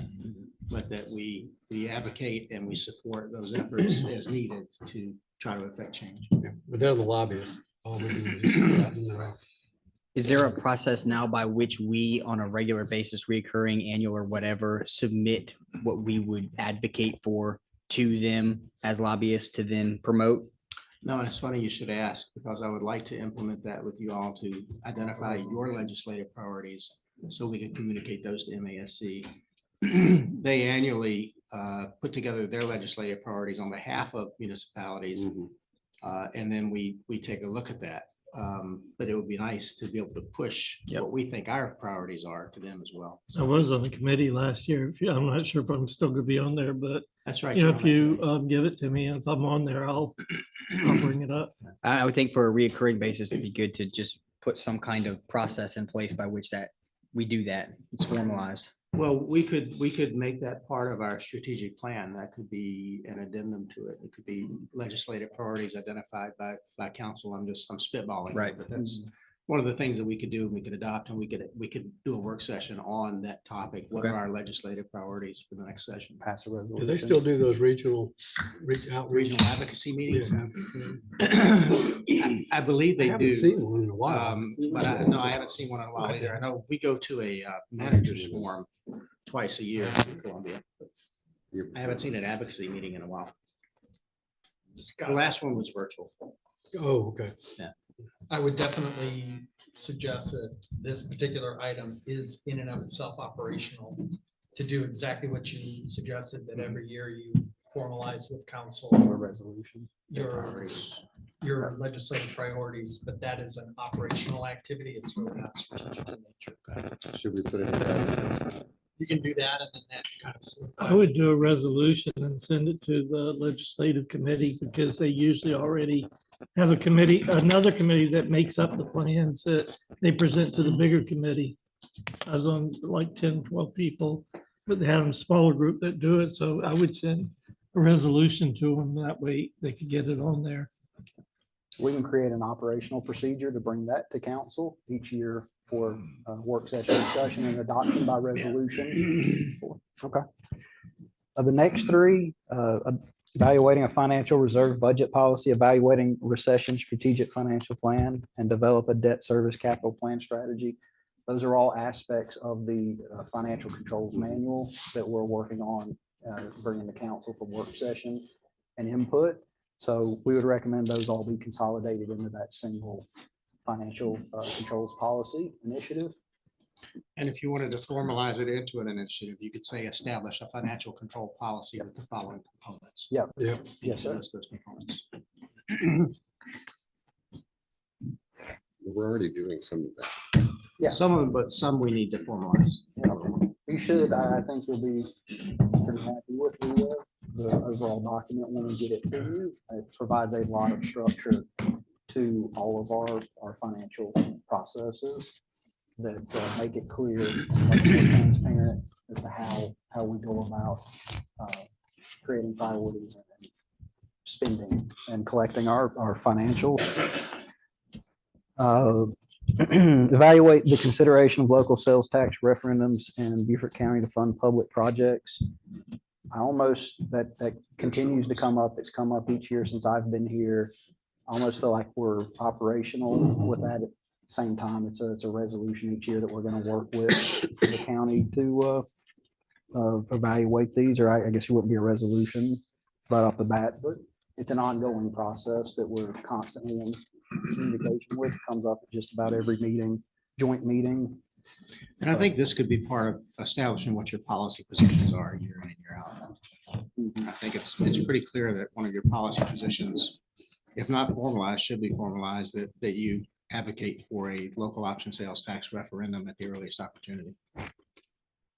This is the one that reduced the property tax. It provides When the property county- tax relief, yes. It does. I was had a citizen the other day fussing at me about property taxes. I explained to him about this one. He said, why wasn't it passed then?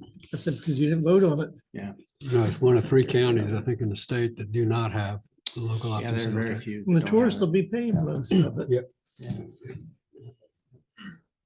So that, that concludes our fiscal sustainability existing initiatives. Under organizational excellence, our 5th key focus area, developing a strategy for diversity in recruiting. I missed a bunch of sections.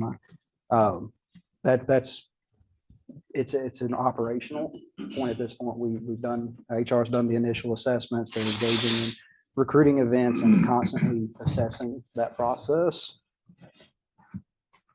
Establish a separate training and education program for boards and commission members and citizens, and create recruiting programs to build diversity in membership.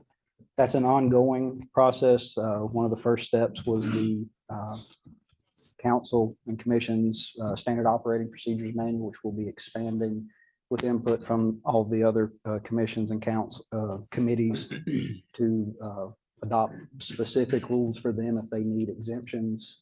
And then we're partnering with the municipal association to bring in some training opportunities. Kurt has partnered with Historic View Foundation, SHPO, a couple of other organizations to provide training for his boards. So it's an ongoing process. I don't know that it needs to stay a strategic initiative, but I would leave that up to council, because we still do have some outstanding items that we're working on, but we're working through those.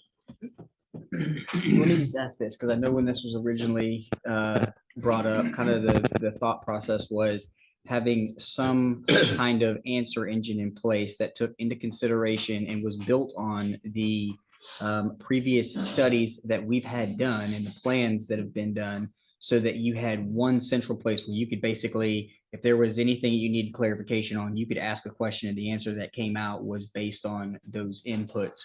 So it's customizable. We kind of touched on it just a little bit, but I think that would help in streamlining that process, and the technology exists. So You're talking about like AI. AI. Yes, sir. So we have been testing out different AI features. I've got, I think in March, Ashley and I have 2 or 3 more to test out. I have a memorandum to Scott that we've just got to fine tune with some recommendations and bring that to council in this budget process. But we fully expect to have our budget proposal include some AI features and to start building that into our processes. Yes, sir.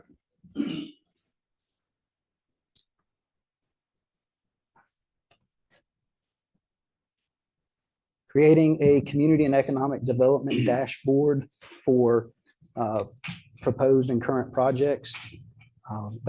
It's operational at this point. It's being built out. We're doing beta testing right now. That's the InterGov system. And we hope to have that final rollout by July 1 of this year. We should go live with the internal testing process on that no later than June, and then ideally roll that out to the public in July. There's been some delays in that with building it out. The GIS phase 1 was a big part of that, having our own internal GIS team, but it's an ongoing, but just about complete process. The GFOA Popular Financial Report, that's built in to our processes now. Alan's staff is working on that, having that done each year. So we do the first one this year. Yeah, we're using the same organization we do for our online budget book. We just had to put the background and the framework together this spring. So our plan is to have the ACFR issued in December, and then the PAFR will be following that in January. So PAFR just summarized version of the ACFR, but our plan is to work on that this year, get that finished up. Plug in there for just a second. Yes, sir. You're the only community that we have worked with that does that. So congratulations. About the PAFR? Yeah. Great tool for the community, great transparency piece. It's a little bit labor intensive to retooled the ACFR, but should pay off if your community is concerned about the budget. So to council and to the staff, that's a big kudos to Ellen and finance team. I think maybe if we could, because I'm not sure how much of the community uses that, right? Maybe some kind of an educational campaign of sort to bring to their awareness that that transparency portal exists and maybe how to use some of the basic features of it, what you're looking for, would be helpful. Well, when we released the PAFR, when Alan and the company are finished with it, we'll do a media release and we'll reiterate the fact that there is this transparency tool online for the budget, and we'll keep pushing it at every opportunity. Some how-to videos, a little more short videos on social media featuring these types of services, whether it be the capital projects portal, the new InterGov portal, the initiatives transparency portal, any of these initiatives that we're or projects that staff's doing. We plan on being pretty aggressive with that this year if the budget allows for getting that information out. Yeah, just to throw something out, and this is operational, but on our website, if it's possible to have a little ribbon, one of those running ribbons that tell you what's going on. That would be one way of saying, okay, we have all this available for you if you're interested, and show them where to go on the website. Does our website have the ability to do, Can we do tickers? I think we can. Yep. Okay, yep. And then when any other situation comes up, emergency or otherwise, we got that ticker we can use, but it would refer people to. It was just changed from where it says news flash where you could sign up and notify me. I'm sorry. That's So, Mr. Mayor, that rolls right into our next initiative, which is evaluate improving online access to city services. We've marked that complete because we've done the initial assessment and we're currently working through those proposed changes. Ashley coming on board, she's got a fresh set of eyes to that. She's already made some suggestions that we can add to that list. So it's become an operational process. And we are building in timelines for reassessing, just like we're doing with all of our ordinance updates. Pretty much everything we're doing that requires ongoing maintenance, building in that ongoing maintenance or assessment plan. Expanding the transparency portal for the cities. Again, we've taken that from strategic level to operational level. You're looking at one of our transparency portals here that's still being built out and expanded on. We have the capital improvements. We have our new GIS portals, and then we will also have the InterGov permitting development portals coming online this year. Evaluating website search functionality for the public. That ties into Councilman Scaletti's conversation about AI features. It's been an ongoing process, and we've sort of operationalized that in that we are working with different vendors to see what works best for our website and the long-term goals we have for being more accessible. Developing the online dashboard showing city projects and their status, again, complete. Evaluate the improved HRS modules. Yvette and her team have evaluated those modules. They've started implementing them. We've got a new training module and performance management modules that we're working through right now. And then establish separate training programs for council-appointed boards and commissions. We left that as in progress because everybody's kind of done a little bit of their own thing with the different boards and commissions, but we want to, as we update the procedures manual for everyone, all of our council committees, commissions, boards, to standardize that a little bit. So we just left that as in progress, but that's something that I fully expect we'll check that off this fiscal year. It's on my plan of work. So that is all of our existing initiatives. It's a lot. That's 43 initiatives split between 9 and 11 operational departments, depending on how you look at that. Some of our operational departments are only 1 or 2 people, but we got a lot going on. And this council or anyone else have any questions about where we are with the existing initiatives? One thing I'll add to the boards and commissions, I know that the idea is to standardize it to where it's the same or the same as much as it can be throughout the city.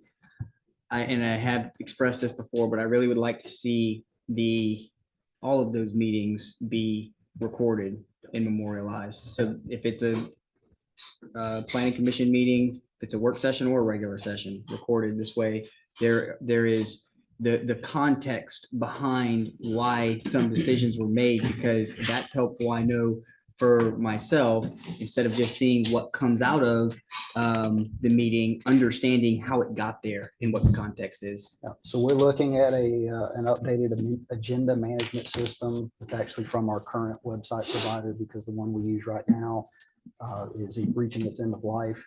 And that's going to be, for the first time, all boards and committees and commissions will be using the Agenda Center through Civic Plus. So that's going to standardize that side of it. And then we're looking at programmatic budgeting for making sure we have the capacity to record all of those meetings, because that's a service that's potentially provided through this new system we're exploring. Do we want to keep it the way we are right now, maybe integrate those two?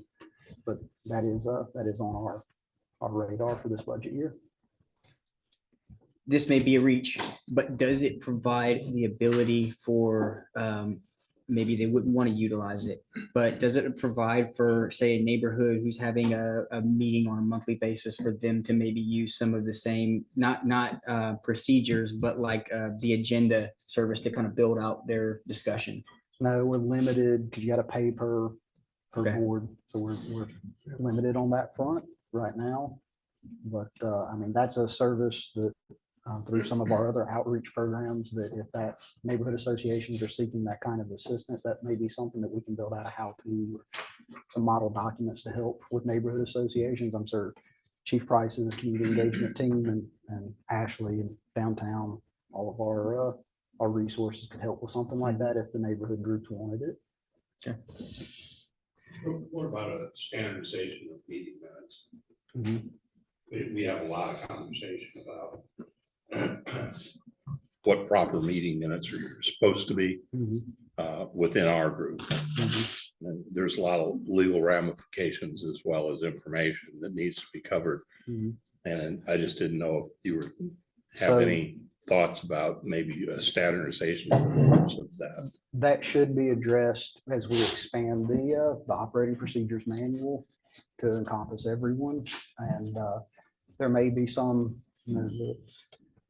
I don't want to say one board is less important than the other. That's not what I mean here, but some of your smaller boards, like your Parks and Trees board, may not be as in-depth as what we need for the Zoning Board of Appeals or the Planning Commission, where you have a quasi-judicial decision being made where it relies on those minutes. But yeah, that standardization across all of our boards, commissions, committees, the ultimate goal. Yes, sir.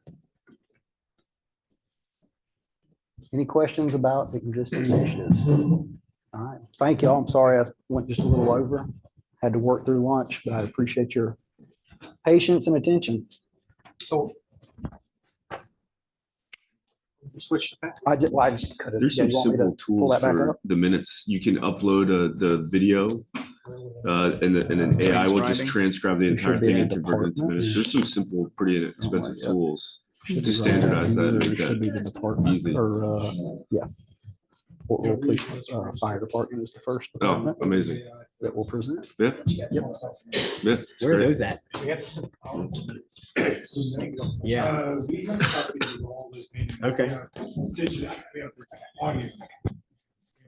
It's not on the website. I didn't realize that. Okay. So we're going to, I'm just stalling. So we're going to kick into individual department updates. This is that kind of piece where we're at. We are 25 minutes into, which is still okay. By airline standards, we're. Luckily, I'm first. Yeah. So, so with that, Yeah, just gonna update, go through, just gonna give you a heads up of where they're at, what they've done, not what they need, but what they've done. We'll take a break kind of as we need. We have one programmed at like 2 o'clock, I think. 2:30. 2:30. But if you need to just get up and stretch, please do that now, or anytime, because I realize right after lunch, it's probably worse. If you don't mind, I'm gonna collect plates while you're doing it. Sure, go ahead. Good afternoon, everyone. I'm going to start off with some accomplishments in 2024. I also handed out our year-end review report there, so that goes in a little more in-depth than what you see on the PowerPoint. And for those that's joining us online, that's available on our website as well. We had 5,369 incidents with an average response time of 4 minutes and 54 seconds. It's the first time we broke the 5,000 mark in calls for service for us. If you see on the very front of that handout, it gives the 10-year calls for service. I think it was 2017 when we opened Station 4, we were around 2,600. So we've almost doubled in responses since we've added that station. So we're now doing this with the same amount of resources we've had since 2017, but our call volume has increased almost double. We've had 804 public education hours, over 18,000 fire training hours.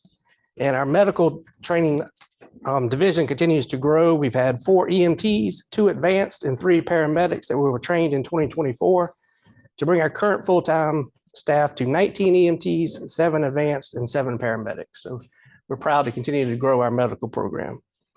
Our fire marshal's office is probably the busiest office in the department these days, because as we all talked about earlier, we have a lot of development in Beaufort and in Port Royal.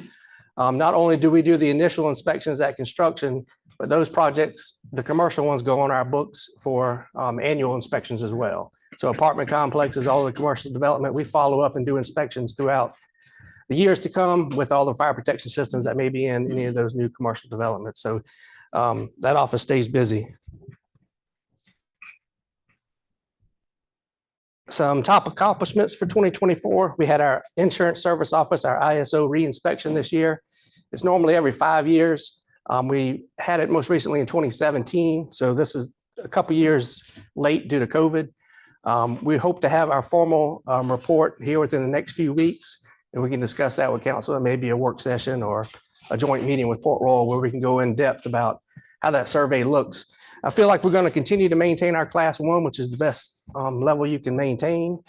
But it did get a little harder this year, mainly because of response times. Again, what we've talked about already in the room today, traffic congestion increases our travel times from point A to point emergency response. And that's a factor that ISO reviews when they do this evaluation. So hopefully we can review that more in depth once we get that final report. We've also had a joint medical training and ride-along program at Beaufort County EMS. Those advanced EMTs and the paramedics I spoke about earlier get to ride on the ambulance with Beaufort County EMS, train with them. So we make sure that transition of care from us to them is as smooth as possible when we get on scene to an incident. And we held our first Sparking Embers Girls Empowerment Fire Boot Camp, which was a success this year. We had 11 girls attend. Chief Bazan put on a good program, and we are looking forward to expanding that again this year moving forward. And I think we've got 1 application already this year from the previous camp. So 1 girl turned 18 and was looking to explore her options in career in the fire service. So we're excited that we've had that come out of that program. And we also held our first live fire training at our own facility. We have our own now live fire training facility at Station 4, where we can do some live fire scenarios in-house with our guys as well as outside partners, inviting them in to do some live fire training out of Station 4. Primary challenges facing the department, maintaining competitive salaries and benefits. I know the city has just started a compensation study for this year, so hopefully that'll shed some light on where we are with competing with salaries and benefits with other departments in the area, and as well as workforce housing costs for public safety. Again, we talked a lot earlier about affordable housing. How does that fit for public safety? We all want our firefighters, our police officers to be able to live in our community. So what can that look like moving forward with some of the developments we have proposed in the city in Port Royal, and how can we push for them to want to house police and fire in some of those complexes at a reduced rate. Financial sustainability for our frontline apparatuses. This is basically building fire trucks payments into our operations budget. We did move one payment this past fiscal year into operations, and we kept one on fire impact fees. The goal is to have all those in our operations budget moving forward. We have a new ladder truck that is going to be delivered around November of this year.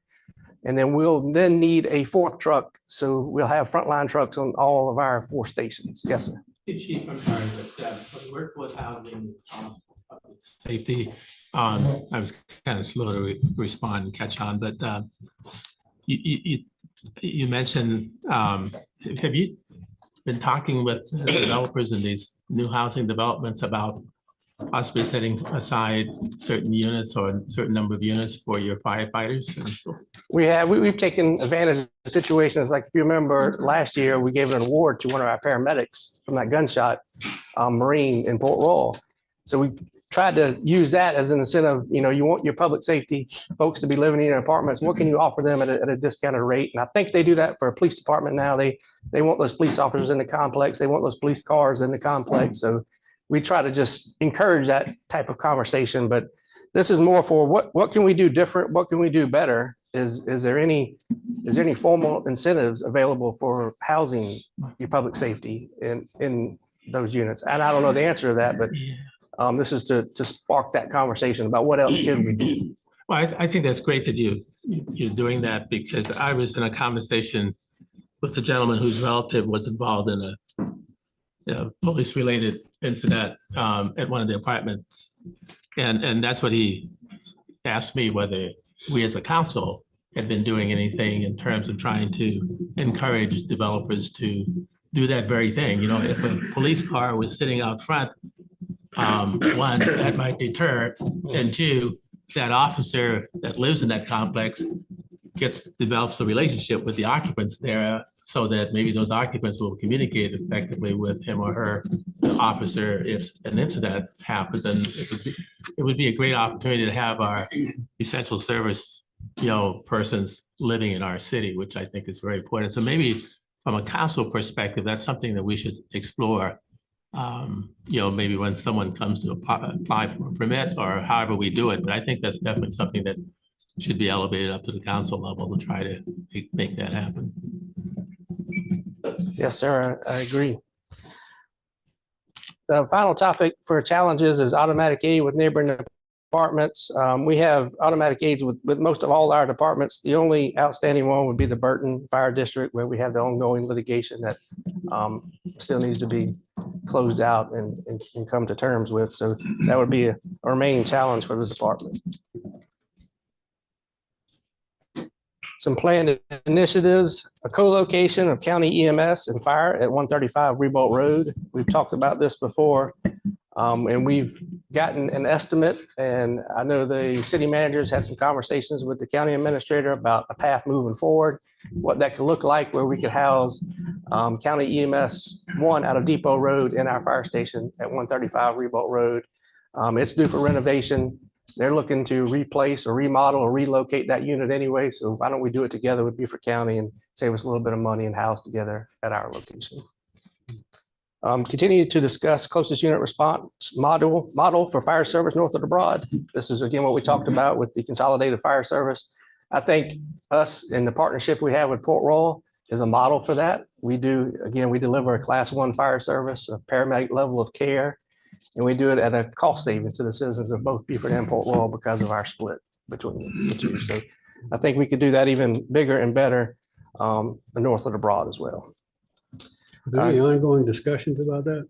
Well, what we talked about, the first step is that study. The first step is to get the study to. And the county is going to do the study? The county administrator planning to include in his budget request to council funds for the study.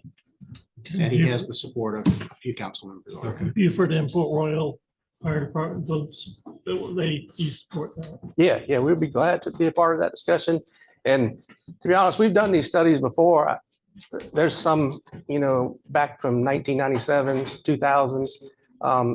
the studies is the first step, but really the work starts after that because fire service delivery north of the Broad is complex. So it's not going to be an easy task to consolidate as it was for us in Port Royal, but Yeah, it'd be it's a lot something more we need to- efficient. yeah, it's something we need to explore and take aggressive approach to make sure that we do a study and then we follow up with his recommendations and see what's best for our citizens. Not only would it be more efficient, but it would be more effective. Yes. Because then you'd have closest unit response at the same agency. You don't have interagency issues. You don't have lawsuits between fire departments and cities and that kind of thing. 911 knows exactly where to go to, Absolutely. just send them that address and. It's better. It's definitely a better model, in my opinion, for the taxpayers. Serves them better. Is that what they have over at Bluffton? What's that? That model, is it over at? Well, the Bluffton Township Fire District provides fire and basic medical response for all of south of the Broad and Except Hilton Head. for all of south of the Broad, except for the town of Hilton Head Island, which is geographically separated. They have their own fire combination EMS. But the Beaufort County EMS still provides transport services and medical services south of the Broad. So it's still split down there a little bit. And the goal would be AVL, an advanced vehicle location service. So we have the technology today where the dispatcher can pick out the truck, the EMS unit that is closest to that call and dispatch them automatically just based on technology in the truck. Even if we're going to McDonald's and we're driving down the road and we're actually closer to that call than the assigned unit, it will pick up that unit that's closer and dispatch that unit to the call. We'll also continue to build more programs and partnerships to expand our youth engagement. That's another initiative for us to continue to expand on. Unmet needs, first is a new pumper. Bill gave me a plug earlier when he talked about the $1 million fire truck purchase. So probably what Bill didn't have to do, that's new to me too, is plan out these purchases 3 to 4 years out. You can't get a fire truck within 8 to 12 months anymore like you used to be able to. So we have a pumper due for replacement in 2024. I've got a quote for it that we'll discuss in this coming budget process, but we won't get it until 2028 if we bought it today. So it goes back to that financial sustainability. We want to make sure we build those payments in our budget. We have a reoccurring operations fund to expand those frontline apparatuses, because if we get that in 2028, in 2031, it's now time to replace the first new truck.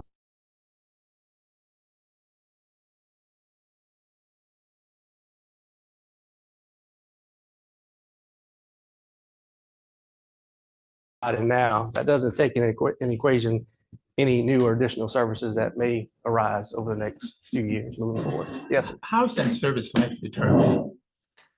It's based on the normal use of the truck, based on our use. We get from manufacturer, from Pierce, the number of calls, number of mileage, all kind of different factors like that go into the primary goal, lifespan frontline service for this apparatus. It's for us, it's 10 years frontline, and it goes 10 years in reserve. So it's a backup truck for 10 years after that. I mean, I asked that question because probably equaling how complicated it is, but for airplanes, it's more based on hours now versus just number of years. So they you have the technology in your trucks that tracks all that stuff too. We rely on Pierce for that. We give them the data and they determine the length of service recommended. So we tell them how many miles we put on a year, how many calls we do, how many actual fires we actually pump versus just responding to a medical call. And they give us the analysis and says this frontline recommendation is this amount based on your level of service. And that could change, based on the increase of unit over years or decrease, if that may So happen. you answered my next question. Thanks. Yes. What's the impact of these? Impact.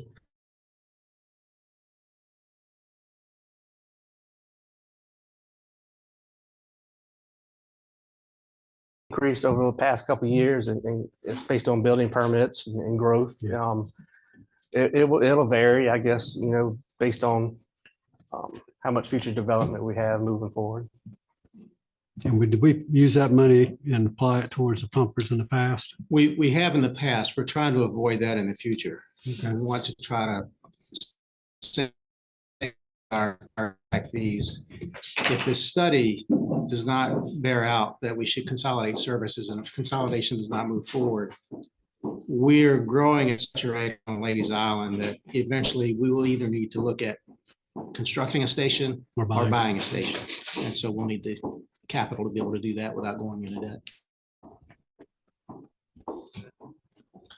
Also on the list is self-contained breathing apparatus, our air pack. We have applied for an AFG grant to replace all of our air packs this year. So hopefully we're in line for that to get that priority met.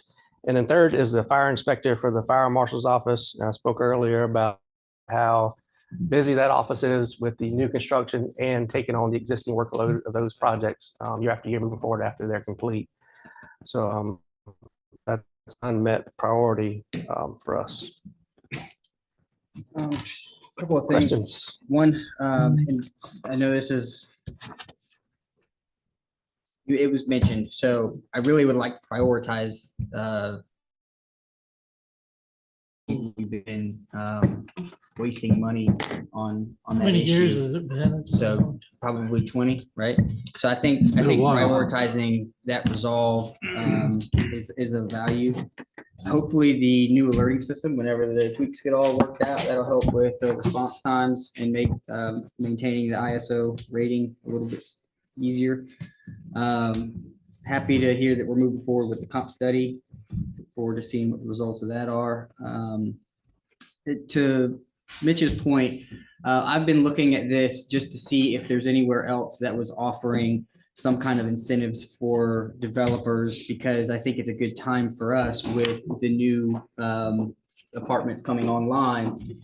It's a good, opportunity to get up in front of that. But my understanding is that San Diego has had some success in drafting and implementing incentives for this purpose, for public safety and affordable housing. And then in regards to the study that's been discussed, I am in favor of exploring that option just to see how efficient and better effective our services could be if we consolidated. I do think that just as a point to make, I will be advocating that the fire chiefs have a seat at that table, because I think that there's a lot of value to the experience that they have in regards to their operations. And I think if we are going to have the buy-in that perhaps was missed the previous time when this was brought forth, you would need their input for several reasons. So I'm going to continue to advocate that the fire chiefs be there for that conversation as it plays out. Any other questions? Thank you for all you do. Great. Thank you. Any other questions? Comments? Okay.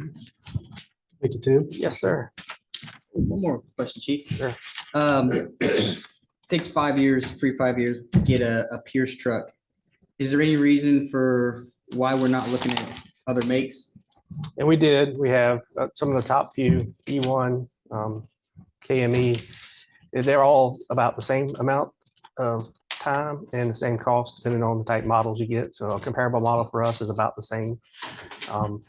It's just it's to our advantage to stick with Pierce just due to our maintenance with Bluffton, keeping the fleet the same. If it's not going to improve as far as cost or delivery time, it wasn't really in our interest to explore beyond that. Okay. Asking for a discount for that loyalty. I know, right?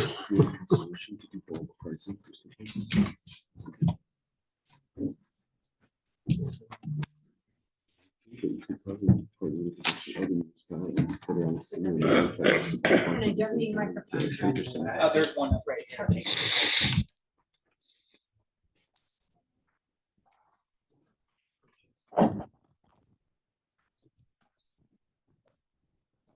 So you could maybe take, yeah.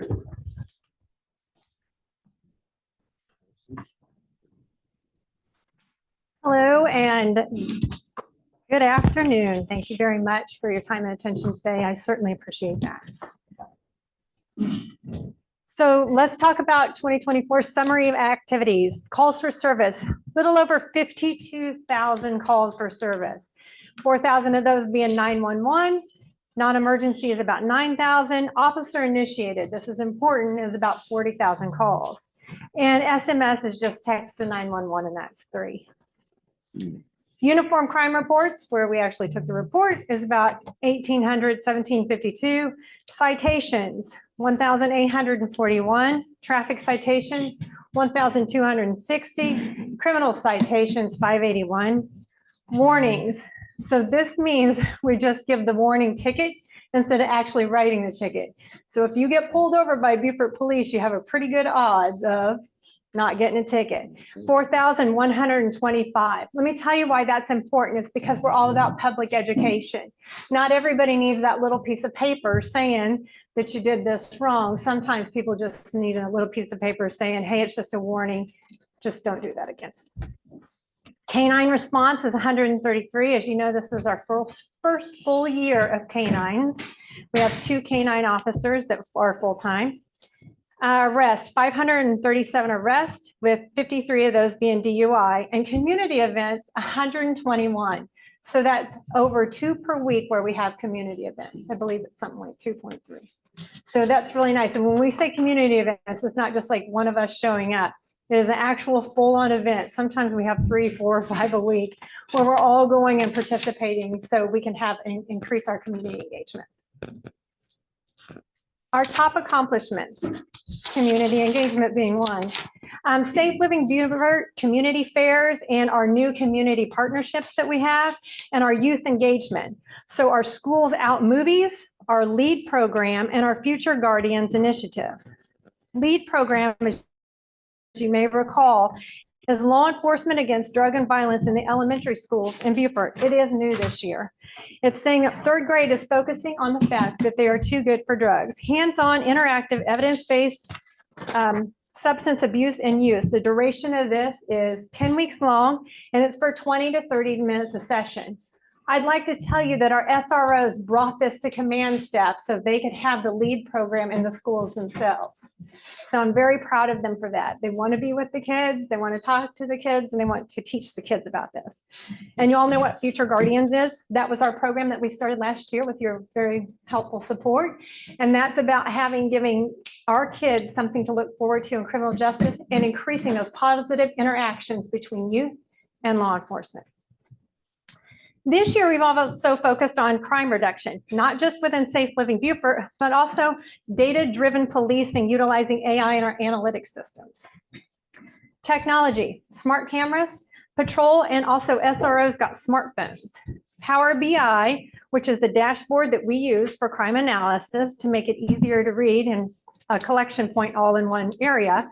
ArcPro GIS for us as well. SC Pure Connect, which is on our phones, and it is just a health and wellness app. So we can check in with our staff, and we can also do debriefs or recommend them through debriefs through our app. And then we also have Frontline Solutions. You all approved this technology. We got it. We're just now getting into it, but it tracks our training. It tracks our training for FTOs. It also does collision and use of force. We got some really great grants this year. One of them was our crime analysis in residence. It's also called our CAR program through the Bureau of Justice Administration. We got in-car video camera grants and also the Cummings Foundation grant, which you'll be hearing more about in our March meeting of City Council.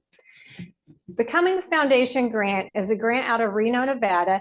And what they are is behavioral psychologists with the thought of, if we treat our police officers well, and we look after their health and physical, mental wellness, then they'll treat our community better. So I'm excited to tell you all about that. We're going to have a representative there on March 11th meeting, workshop. One of the things we're also seriously proud of is we've maintained 93% plus staffing for this entire year. And for a law enforcement agency in this date and time, that's pretty good. We also have our mental health clinician and department chaplain we've started this year. So we have on-site mental health clinician And he was usually there about 4 out of 5 days a week, and our department chaplain's available 24 hours a day to us. He's already texted me once today. We've also established career training pathways for future leadership. So we interviewed all of our staff and asked them, where would you like to see yourself and what can we do to help you get there? So we've tailored our training and we've tailored our mentorship just to that, to help them get to where they want to be. So we're looking for the future of law enforcement today. Some of our primary challenges facing the department are balancing our community needs for patrol coverage, 911 calls, community events, and requests for permanent downtown officers. You know, sometimes it gets hard juggling all of that, but we managed to do it. Potential security gaps in new income-based multi-housing complexes that are without cameras and security personnel and safe. Again, the Safe Living Beaufort's taking care of a lot of that, but if we haven't quite got to there yet with our new complexes, sometimes it gets hard to look at all these factors when you're dealing with crime that's potentially happening there. Competitive compensation. As Fire Chief also talked about, we are having our comp and class study right now and also our staffing study, but retaining talent amid competition from other agencies offering better salary and benefits. They're not going to beat us out on a lot of things like getting along in the police department and the morale that we have, because I'll tell you right now, our morale is very high. Technology gaps, upgrading investigative tools and knowledge in criminal investigations and improving efficiency and effectiveness. The criminals and their tech are ever evolving, and we are ever evolving to try to keep up with that. When sometimes people have 3, 4, 5, 6 devices per a suspect or per a person of interest, it does get cumbersome to keep all that in one place and to analyze that. Thank you. Analyze that to make sure that it actually becomes effective for use in investigations. Thank you very much, President. Department planned initiatives. So we have the Nest Real-Time Crime Center that's coming on board. And as far as I know, we're the first real-time crime center that's happening in the area. We're going to leverage the CAR program, which we've talked about later, in technology and analytics. Got it right that time. And we are going to more effectively communicate real-time happenings, not just to our department, but to those departments around us, and give the officers the tools in their hands to deal with crime as it's happening. Staffing solutions. We would like to increase and designate CRT and downtown officers to increase their responsibility. What does NEST stand for? NEST stands for Network Engagement, Strategic, and Training. Okay, thanks. You're welcome. Health and wellness. Strengthen our wellness program, which will be supported by the Cummings Foundation grant.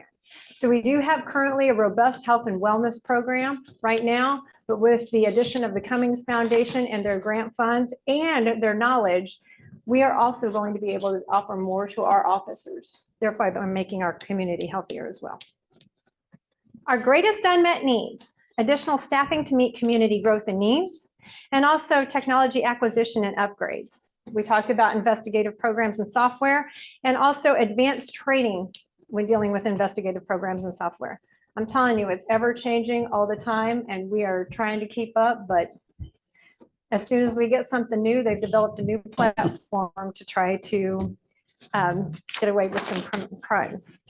Transform existing undeveloped office space to support departmental growth. Right now, I will tell you, we are sharing offices and looking to where we can actually put people, because not that we've increased staffing, but we have increased people's responsibility. But things like, you know, the dogs can't be in the office with the people, things like that.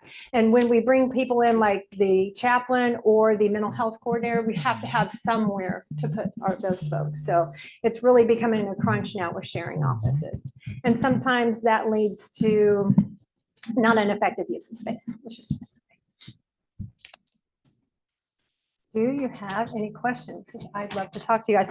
You should note too, and it's going to be out on our website, but we also have our annual report ready for you. Any questions, comments, concerns about that?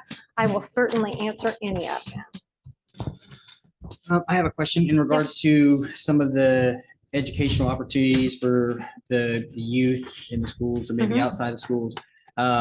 seeing some of what the initiatives are now and then in light of some of the recent things that we've experienced in the community, would there be the opportunity to add, if not existing already, some kind of sex trafficking education, just to let kids know what to look for, what are some of the more common things that they could be subjected to.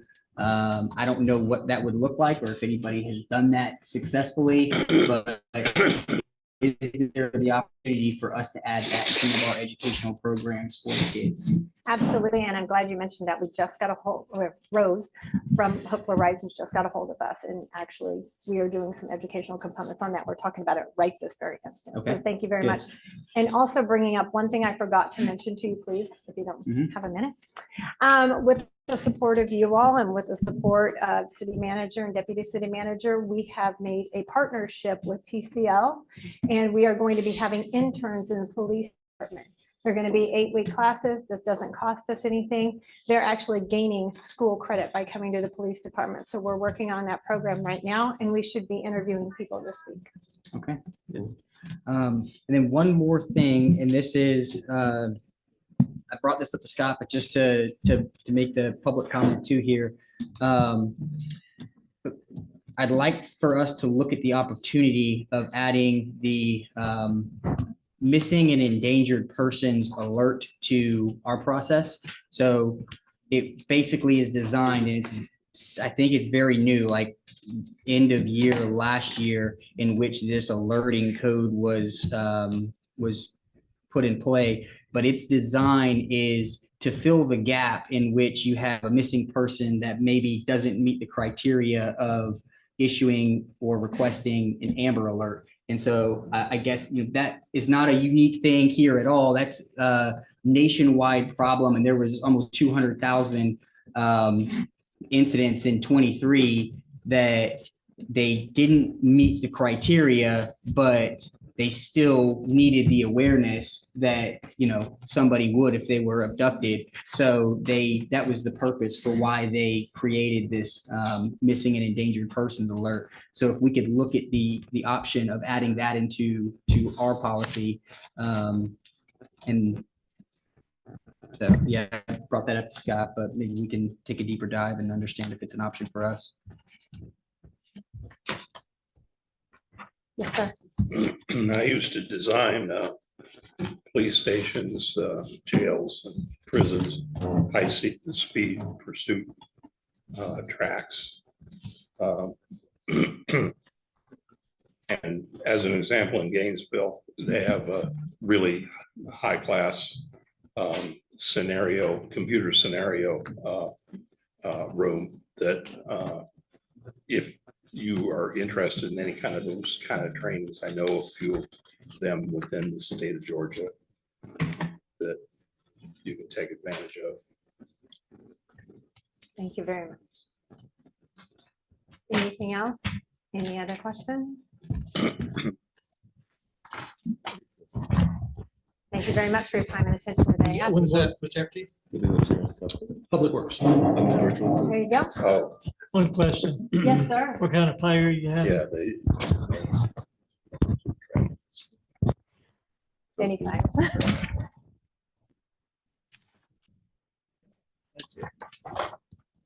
Regarding these things, kind of similar to what it was last year. Absolutely, except we're going to expand upon it this year and hopefully get more participation. Since it was our first year last year, it was kind of like, a work in progress. We're getting a little bit better this year, so we're going to start earlier advertising and recruiting for that. So I really appreciate that. As a matter of fact, I'd like some of our TCL interns to be more involved with that as well. So we're looking forward to that. Nice. Yeah, and I know that last time there were some of the pastors in the local churches that were like, if you just let us know when you're having it, we'll let the congregation know, just to kind of help spread the word. So as we begin the effort to start advertising that, let me know, and I'd be happy to try to put in contact with some of the people that have reached out that would be interested in spreading it to their sphere. That'd be great. And also Chaplain Bell and I are going to make rounds in different congregations just to make sure that we introduce ourselves and make those community connections. So thank you very much for mentioning that. That'd be great. Thank you for your attention. Thank you. Thank you. All right, Test. next on deck.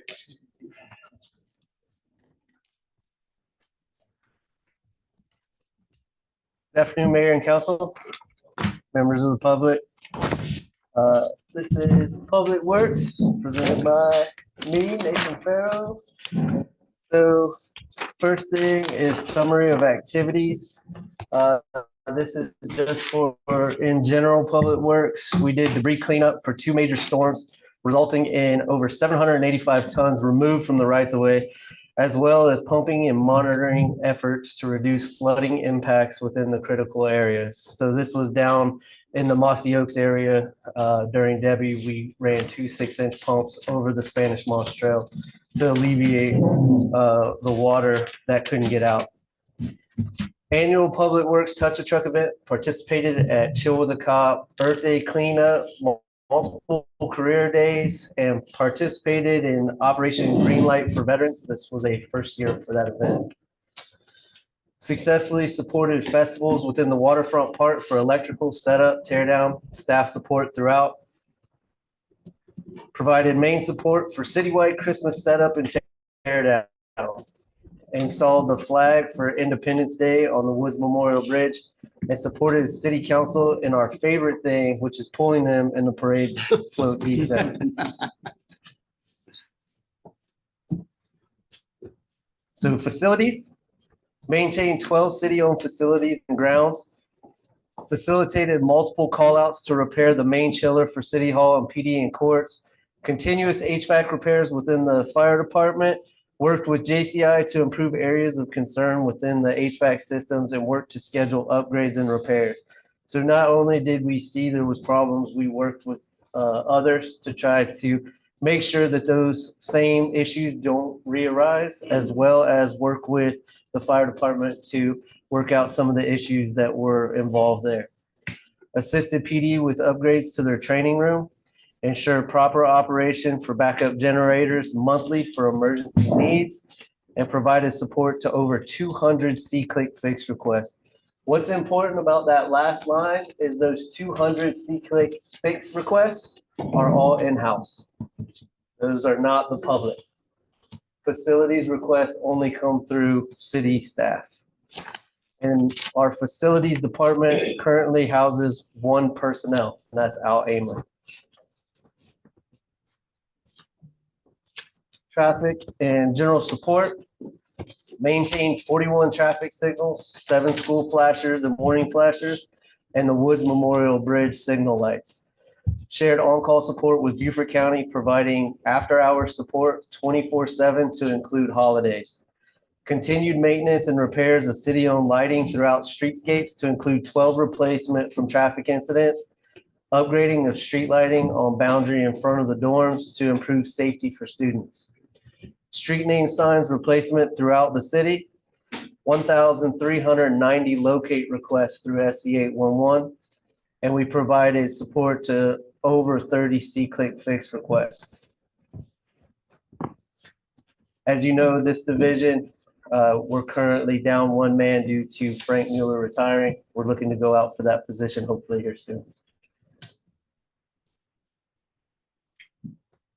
Our You guys are fleet, fully staffed, right?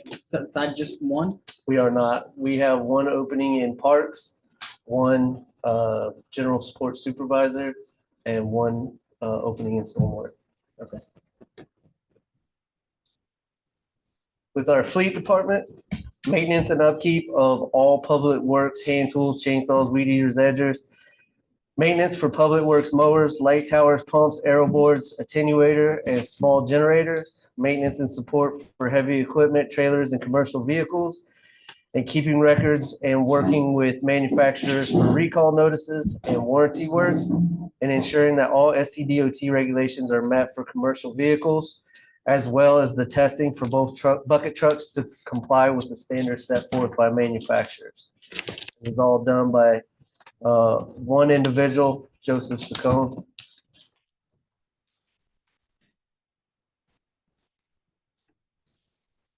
Parks Department. Maintenance of over 35 parks and open spaces. This includes 4 playgrounds, 4 restroom facilities, 2 pavilions, and Southside Dog Park. Weekend inspections and maintenance to playgrounds and restrooms. Maintenance and repairs for the Spanish Moss Trail. Direct and support the Parks and Tree Advisory Committee monthly in the City Arbor Day celebration. Security upgrades for parks with playgrounds and restrooms, and provided support to over 90 C-Click fix requests.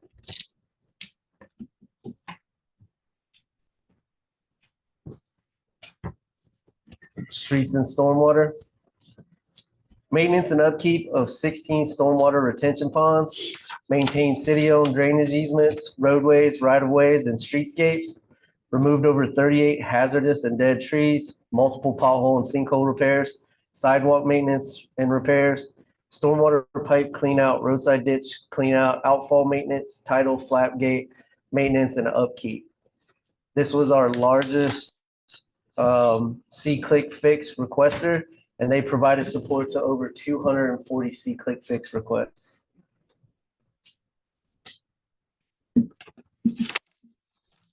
Top accomplishments in 2024. Implementation of the C-Click fix, and it provided support for over 700 tickets. 110 residential stormwater drainage reviews, provided support to 2 named storms, used in-house talent to rebuild the pole barn at Public Works and the City Hall trash enclosure, demolition and cleanup of the Stumpman property and maintenance of both the Stumpman and shed property on Boundary Street, and provide decorative colored concrete and stamp for memorial benches in Waterfront Park. Primary challenges facing the department: personnel, manpower to meet a growing city, requests for internal festivals and events, storm cleanup, and bringing contracts in-house.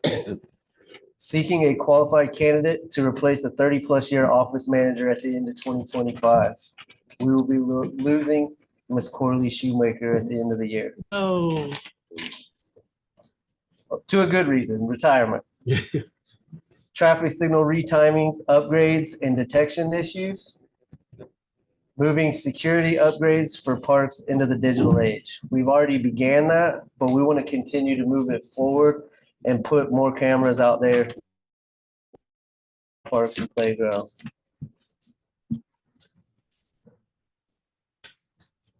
Plan department initiatives. Implement and update Wi-Fi and cameras to new areas within parks and playgrounds. Engineer, design, permit new stormwater projects to be completed in-house. Professional development to our guys, CDL, arborist, work zone, signal technician level 1 and 2. Upgrade water fountains throughout the city with the bottle filler capability. You would not believe how much of a request that is throughout the city. We've already began that. Implementing signal cabinet upgrades to outdated traffic signals. Greatest unmet needs, knuckle boom replacement. Our oldest knuckle boom is almost 25 years old. As of now, after these last storms, it does now have a crack within the main boom, and it is unserviceable as of now until we can find a suitable fix that we have not located yet. Personnel, we want to possibly move some of the contracts back in-house. I believe with the workforce study and the personnel study, we should be able to see if that could be a possibility moving forward.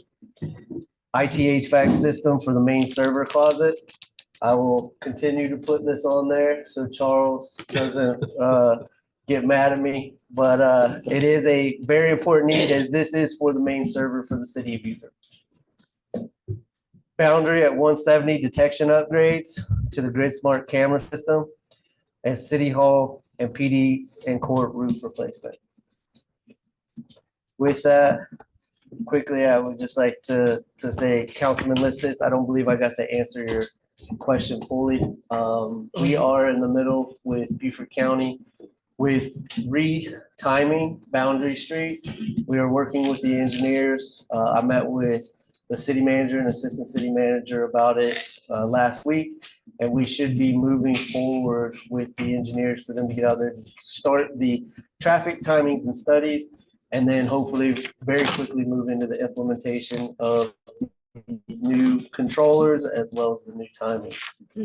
This does include both Boundary Corridor as well as Rebo Road from Boundary Street to Mossy Oaks Road.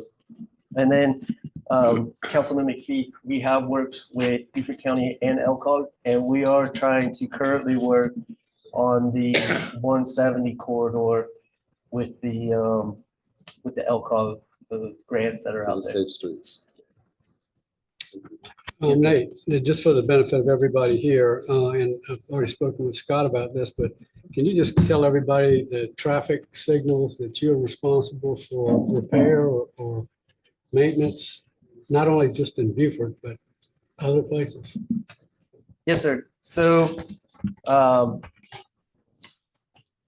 I go back to the traffic, where it says maintain 41 traffic signals, 7 school flashers and warning flashers, and the Woods Memorial Bridge signal lights. Of that, we maintain 2 that are owned by the city of Beaufort. Those are both Fire Station Headquarters and Fire Station 2. Other than that, the other 39 traffic signals and the flashers are all owned by SCDOT. We are in a agreement with them to maintain them and make sure that they stay operational. On-call support is with Beaufort County. So 2 weeks out of the month, we share and we actually support every signal except for Hilton Head. And this includes some signals within Jasper County as well, that I believe Beaufort County maintains for the evacuation route. Yes, sir. Yeah, the mayor, I pretty much had the same question, but a follow on to that is it's in terms of how we city compensated for the man hours that we spend, you spend in your team maintaining those signals. So within the agreement, each signal has a breakdown, and it is an allotted amount of money that DOT has figured to maintain that signal to keep it running. For on-call services, as well as some of the other needs for like personnel, electricity, some of the things that aren't like pulling a green light and putting a new green light in. We get a lump sum, and in that lump sum that basically provides for those staffing hours as well as the electricity and some of the other needs to keep that signal moving. Does it cover our costs? Yeah, that's the next question. We are currently working on evaluated that, and myself and the city manager will hopefully get back with all of you with an answer to that. How frequently is that renegotiated? It's not been negotiated since I've been here. I don't know that we do negotiate it, but that's why we're doing the analysis now, is to determine, are we coming out ahead or behind? And if we're coming out behind, then we need to address that, because we don't get a revenue stream for those maintenance services, aside from whatever the. And there's no escalator or increased. Yeah, we need to evaluate that along with several other agreements we have in place. How do you feel in regards to the current manning that we have? So I know you said you're down 3 total. Do you feel like at fully staffed, that is adequate when compared to the demand? Because I mean, you guys do a lot. Just reading through the monthly report, I mean, everything is noted, but the amount of things that you accomplish with the staffing that you have never ceases to impress me. But would you say that at fully staffed, that is adequate, or is there needed growth? I fully believe there is needed growth. As the city gets larger, as more vehicles hit the roadways, as we continue to add these stormwater projects, we add new tidal gate systems, we add new flap gate systems. All of this infrastructure that we're putting underground still continues to have to be maintained as we go throughout its lifespan. With that, it takes a need of qualified personnel to be able to do that. And, you look at the amount of money we're spending in stormwater, and our stormwater and street department is joined, and it's 6 people. And so I fully feel like for us, hopefully in the future, moving forward and taking a, good look at where we're going and what we're adding, we also have the ability to add personnel, which would hopefully someday allow stormwater to do stormwater and allow streets to do streets. I know that's a process that will take time, but I fully believe that, as we move forward with all this stuff, we would definitely need to look at manpower to make sure we can complete and maintain what is existing. And I don't know what exactly looking at that would be like, but I know from my perspective, I would rather be proactive in that regard opposed to reacting to it after it's, gotten to the point to where it's just way too much for you guys. And so I don't know how identifying that additional manpower and what the needs would be on your end for the city to then determine the feasibility of it would be how all that would play out. But I really would like to take a deep dive into what that would look like in order for you guys not to be too swamped. Yeah, and it is a lot. We do a lot of cross training, and that's what kind of keeps us afloat is, you come in as a parks employee, you may be, helping lay out a ditch for stormwater. You may be, holding an arrow board for traffic that day. We don't just come in and I think that's what makes us great is that we continue to cross train and everyone is open to be able to do anything in our division. And I think it's brought a really good light and people are wanting to train and go get their CDLs. We just had 2 guys get their CDLs this year. We got 2 more in the queue to go and finish theirs. And allowing them to cross train has helped us be able to really continue to do what we do with supporting festivals in downtown and, taking on additional parks and playgrounds. Southside Park, when we took it on, was a pretty big undertaking because I don't think people understand exactly how many sprinkler heads, irrigation lines, all the different things that are going into that park to make it beautiful. Well, whenever the key is handed over, it comes to us and we have to continue to maintain it and being able, I will safely say that I would never say I could do something if I didn't feel that we could do it in the best ability possible. But I do feel that, as we move forward, we need to look at manpower as well when we do these projects. Yes, sir. Two things. Number one, just want to say with the resources you have, your department is phenomenal. Number two, please apologize to Sarah that it didn't show up this morning for jury duty. Okay. I will. I have jury summons. Nate, on that, previously you referenced on personnel about possibly taking some outsourced, bringing it back in-house. Yes, sir. Can you expand on that? So currently, right now, we have 3 contracts that are that we house within our division and that is the facilities contract for grounds maintenance. So we contract for the grounds at City Hall, fire departments, all that to be maintained, as well as the right-of-way contract, which is the Spanish Moss Trail, Boundary Street, and then I believe quarterly they go through and they cut the right-of-ways throughout the neighborhoods. As costs have increased and things have changed, I feel one, if we had the manpower and the ability that we could do a better job. And two, it's a little bit easier to get to a problem when it arises when you have the in-staff personnel instead of trying to get a hold of this person to try to get a hold of that crew to try to get a hold of this. It's a little bit cleaner to be able to manage those in-house. So thank you.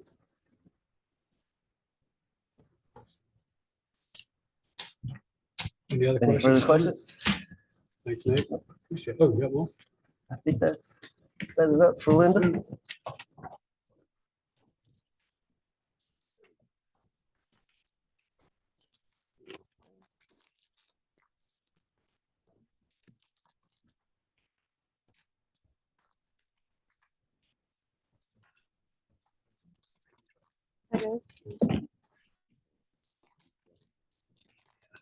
Afternoon. Good afternoon. First, I want to say that, my department could not do all that it does without the support of Public Works. He calls us the sister department, and we are. I really feel that we work together, and nothing that we do that comes out in our events or anything that we make better could not be done without. So kudos to them, and I just want to say their support is unwavering, all hours of the day, 7 days a week. And so thank you, Nate. All right, downtown operations and community services. Our summary of activities. We hosted 28,100 participants for our community events throughout the year. This was Taste Shrimp, Night on the Town, and the Boat Parade, and Halloween. So that is a pretty big lift of a lot of people that come out to see our community events. 445 shuttle riders for the Shrimp and holiday weekend. We implemented shuttle services for parking where we had remote lots, and we had where shuttles would pick them up and bring them to the events, as well as we had an inner city shuttle that would take you from parking lot to parking lot, city-owned parking lots to the events downtown. So for the initial 2 events, I think that was a pretty good amount of riders, and I hope that it continues as we move on. We executed 11 First Fridays with the estimated total of 30,000 participants in the year. So our First Friday events, our downtown operations team always executes. We help plan, with the DBMA, but we actually execute and make it happen. Coordinated 175 events in our parks throughout the city. This is anywhere from a small birthday party for a 2-year-old all the way down to a huge wedding in several of our parks. We had 47,981 patrons who toured our downtown with a guided tour. So this is all of our tours, all of the riders, all of the walkers, all of the carriage rides. That's the number of patrons that were when we hosted and helped them see our wonderful historic city. Our top accomplishments for 2024. The launch of Main Street Buford website and Facebook. Both of these highlights our restaurants, our tours, and things to do, and news and etc. These were new this past year, and we're starting to get followers and people who actually seek out our websites. Along with the cultural district, we finalized the design for the mural and the marina restroom for the marina restroom building. We should have that done by sometime in May. Well, we are hoping to have it totally completed. Nice addition to the marina parking lot. I think everybody's going to enjoy seeing that. We added the shuttle options for the patrons of Shrimp and holiday weekends. I think that's a huge accomplishment. Been wanting to do that for a while, and we did it. Primary challenges facing our department: waterfront park and drainage infrastructure improvements, and how it affects the use of the park and the downtown during construction is going to be an accomplishment in itself. Trying to get it educated and actually let all of our events still either happen or not during construction. The effects on parking inventory due to new construction and redevelopment affects the use of our private parking availability, as well as our own, what we own as far as parking and how it's utilized. with the new park amenities for the events and the desire for more community events. This is within our other parks. So that's gonna be Washington Street and Southside Park. All of those new amenities. Staffing for planning and coordinating needs to be increased. The plan department initiatives. So during the recent staff changes, we actually we moved things up a little bit. Ashley was moved to PIO, and which is great for the city. And we were recognizing that the downtown manager and the events coordinator was just overtaxed. And if we wanted to get Main Street on board and start pushing it out the way it is intended, we've been Main Street affiliates for a while. I mean, since 1984, the city just kept it on whenever it kind of dissolved. So we wanted to collaborate with Main Street and create a work plan aimed at enhancing the vibrancy of downtown Beaufort on peak days and with the goal of boosting retail traffic. We think that marketing the downtown is much needed, and we can continue to do that with our new websites and social media. We also want to design a plan to install cafe lights across Bay Street and place speakers playing music along the sidewalks to create a welcoming ambiance. This is not a simple task. This is a pretty lofty task. So there needs to be some planning, maybe some sort of engineering type to go on. But we think that we can also help with the camera system if we incorporate some cabling along with the lights and things like that. We also a parking study or analysis to determine the current parking challenges and develop a plan for future improvements. We might not be able to make new parking, but we may be able to figure out ways to have remote parking and a constant shuttle or some sort of thing like that. So our greatest unmet needs: expansion of staffing to include administrative assistant and laborer. As I was mentioning, when we switched our staff, we went to, we now have a downtown manager with who is also our Main Street director, which we're going to bring up the 4 points of Main Street and really start doing them the way they're intended to.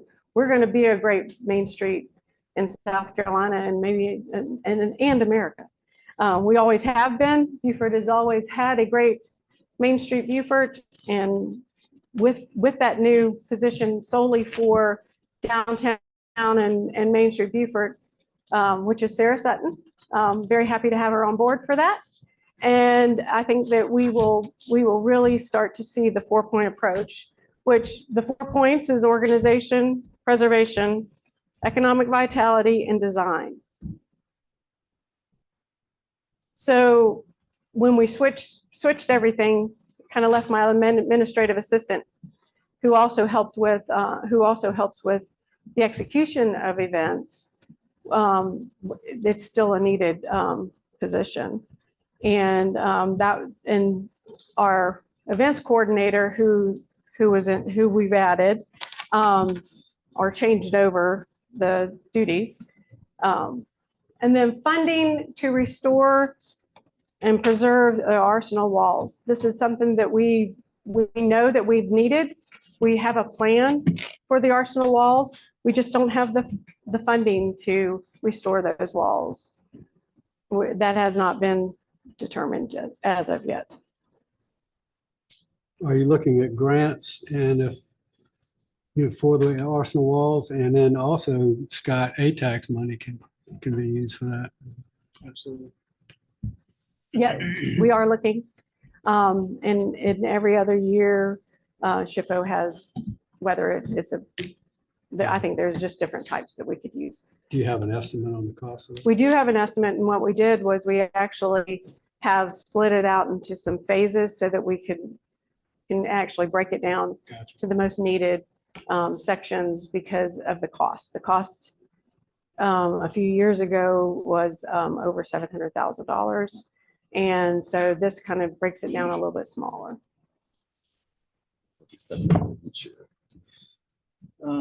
So first, I just want to thank you guys for all the work that you do to organize and facilitate all of the events throughout the year. I actually organized my 10-year high school reunion, and there was probably 100 people that came, and I could not even begin to imagine what it's like to organize the events to the magnitude that you all do. And you do a phenomenal job. So first, thank you for that. Second, I didn't think about it until now, but I do think that there's going to be a huge benefit to having you all work very closely with the Waterfront Advisory Committee, because as that plays out, obviously the decisions that are made are going to affect you all down there and the events that are hosted. And so I think being very in tune and a big part of that conversation would not just do you good, but it would do the city good. So I didn't think about that until you were speaking, but I did notate it just so I could bring it up. In regards to the planned department initiatives, I'm not sure what is meant exactly by the parking study here, but just being familiar with some of the previous studies that you actually had shared with me back when I first got elected.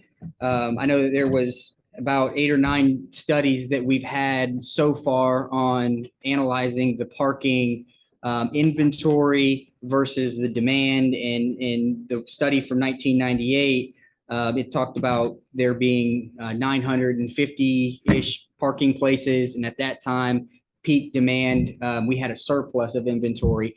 Since that time, obviously, new development has taken some of that inventory. But this is one of the reasons for why I actually feel like a very close relationship with the school district would be of benefit to us, and not necessarily something that we should pass on to the county, because in the event that, say, the school district has property that's underutilized for their needs in the downtown area, we could perhaps capitalize on that by gaining property for additional parking. There are also several parcels downtown that Beaufort County owns. And so trying to come up with an MOU that allows for us to use some of that property for parking would be valuable. But I think the answer is we need inventory. And so I don't know what value a study would be to determine it again when we've kind of done that already several times, but maybe in effort to cross-analysis some of the recommendations from previous studies that maybe weren't implemented or acted upon would be the route. And maybe that's what you're alluding to here. I don't know, but I just wanted to bring that up because I wasn't sure if that was rehashing the idea of a parking study altogether or just evaluating some of the recommendations that have been made in the past. I think it's a little bit of both, but I also think it's looking at it a little bit deeper in the fact that we really need to be able to, we kind of know what the inventory is, right? So, but how it's utilized. There have been, if you look back at the 1998 study, the 2017, I think we have about 5 or 6 of them for sure, but every one of them inventory has changed over the years. And that private inventory now is not being used by the public as much. As we add development, which there are some planned developments that are on the table, you have to start thinking about workforce. How much workforce is actually in the downtown? Some of our studies talked about workforce and how to where to place them and how to get them to park. But I think that there's some other tools in the toolbox that none of the parking studies talked about, such as shuttling or providing access, thinking about where, access remotely and bringing people in, or motor coaches, parking has not really been talked about in any of the studies, at least extensively.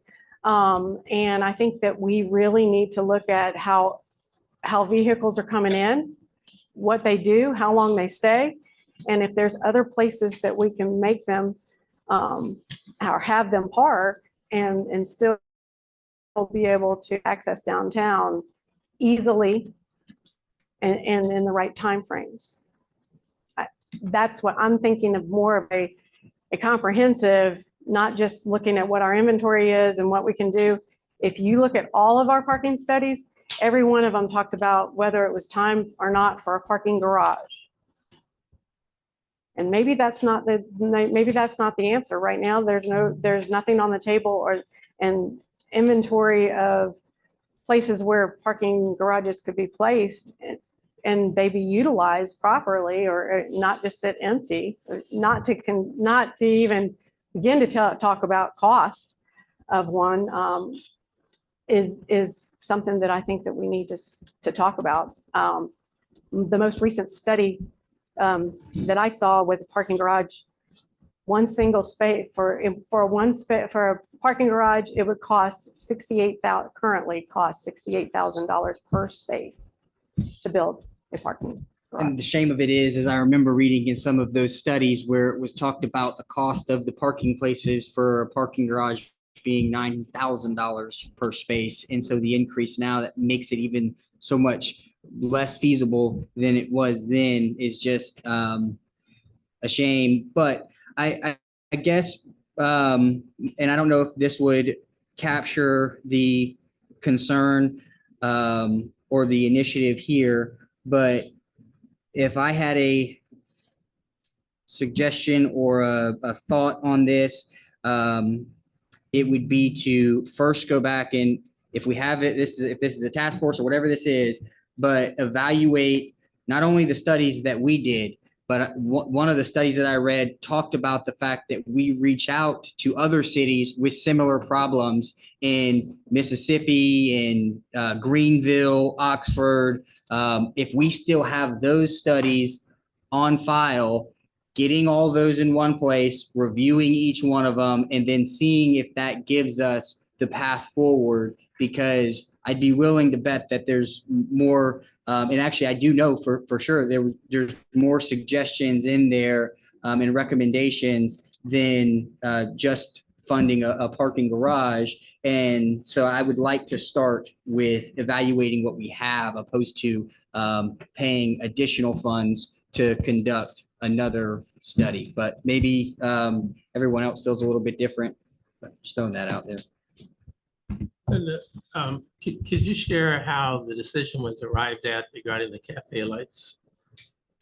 This has been on our radar for several years. We have a downtown merchant that has been pushing for the cafe lights similar to Broughton Street, talking about additional lighting for downtown and just bringing a different ambiance. It has also been a discussion in our Tiger Team study. This is from Carteret to Charles, is that the? Yes, area? on Bay Street. I'm just concerned, I kind of like them at night. I'm just wondering how would they appear during the day, which is most of the time. They're there. If you go down Broughton Street during the daytime, there you can see them, no doubt. It's just a Yes. personal thought. Yes, sir. I agree.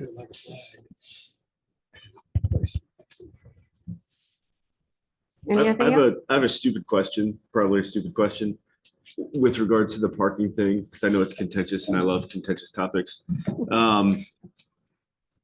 Has there already been discussion about all of the existing infrastructure? I know you guys have talked about shuttles and things like that, but like everyone coagulates at Whitehall to go to downtown now that Whitehall's created, right? And there's other places like that where people aggregate to kind of go downtown. It seems like you could probably solve some of it with just saying Whitehall, make that a location, a node for shuttling folks. Maybe the parking lot in front of City Hall, where you have that huge parking space. Like there might be some pretty simple and quick solutions to just have a shuttle service that if it gets advertised, you get people to aggregate there. Being considered. Okay. So I'll shut up. That's what we're No, you're currently good. doing with the events. So during the events, we're using Beaufort County's parking lot, administrative parking lot after hours. And we are also using the Pat Conroy parking lot at Bladen.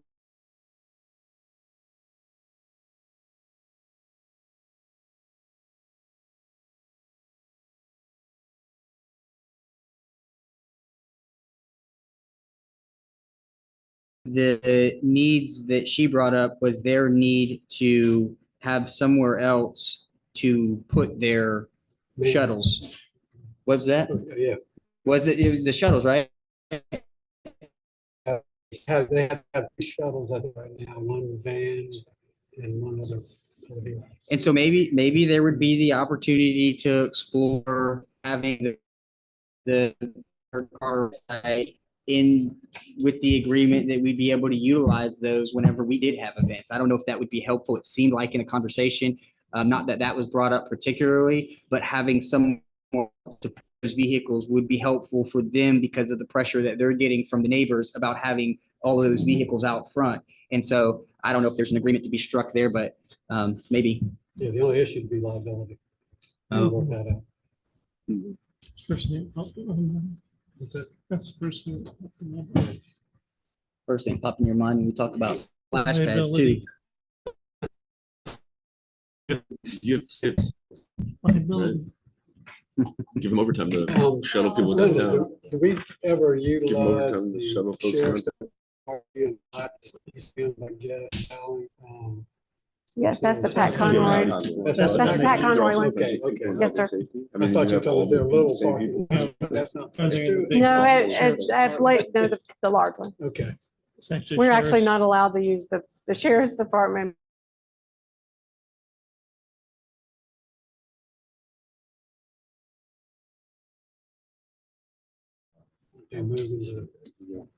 It's empty though, most of the time. No, you're right. So I don't know what Maybe that's using it is, It's a but good sign they're out patrolling. Okay, I'm going to pass it on to capital projects. If council is unopposed to it, this would be a good breaking point for a proper break. We didn't really take a proper break for lunch. So we could break probably until about 2:30 and then we can start with our. Works for me. Come on.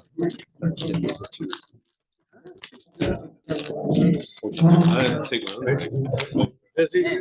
Let me know if you're gonna fall out. I almost did. I'm on mute. Yeah. I almost told them. Did you go to there? I'm not joking.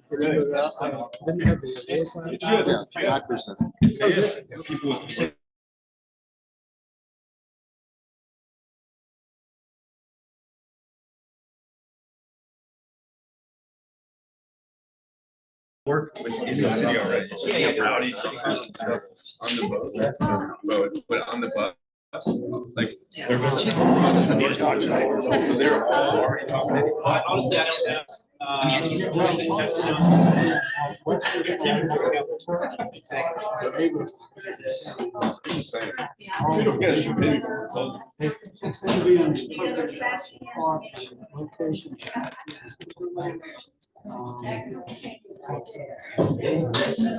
don't.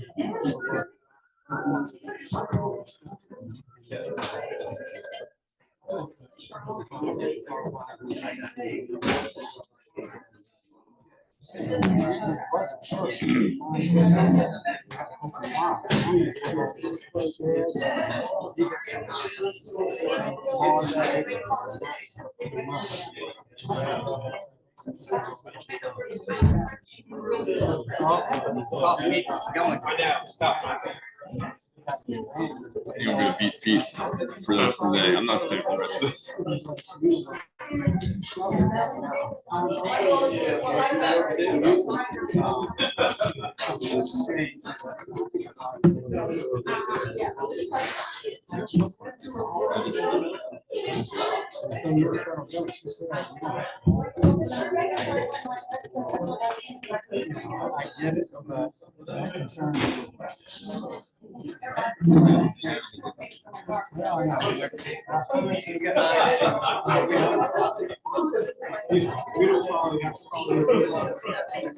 I'm heading out. Dude, can't take it. Dude, it's honestly, it's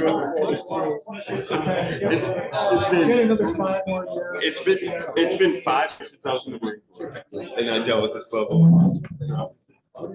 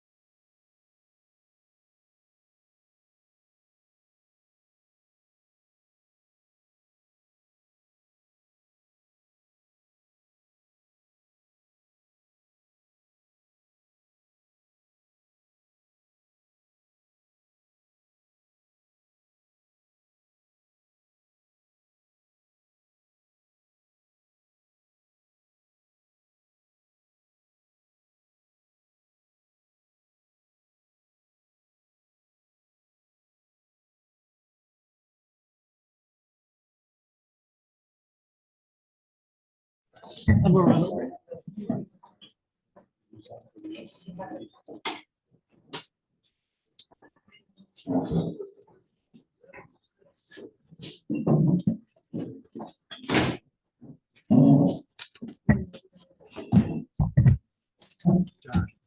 My daughter did some.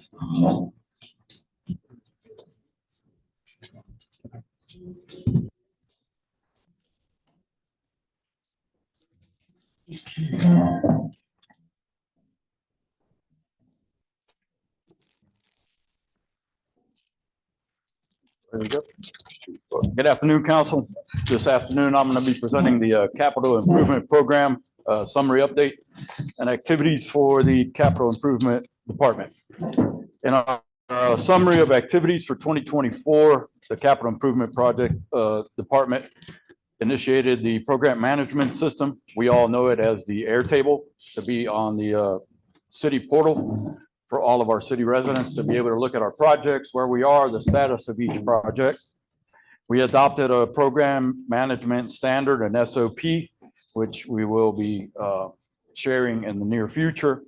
I myself was hired. We also hired a support coordinator, Zara, and she is just doing an outstanding job bringing the needs of our department into the portal and into our SOP, and putting all that documentation together from our previous departmental employees. We established in 2024, we started to establish our communication with our county and utility partners. And we are currently holding monthly meetings to go over projects, not only that the city has lined up, but that the county has lined up, along with our utility partners such as Dominion, Beaufort Jasper. And we all get together and go over these particular projects that we have and how they intertwine one with one another. And tomorrow we'll take a little deeper look into these projects, but today we're just going to kind of go over this summary. We currently have 21 projects in the planning, design, and engineering stages. We have 3 projects that have been completed, which, as we all know, is the South Side Phase 1, Airport Road, and the North Street, the Trail North Street extension. There's one project that still remains under construction, and that is Mountain Road. And that should be completed with the paving phase of that project by this Friday. There are 3 projects that are either postponed or on hold, that being Parallel Road, Calhoun Street, and the 17021 sidewalk, which again, we will cover again tomorrow more in depth. Bro, you need to advance your slide. Oh, sorry.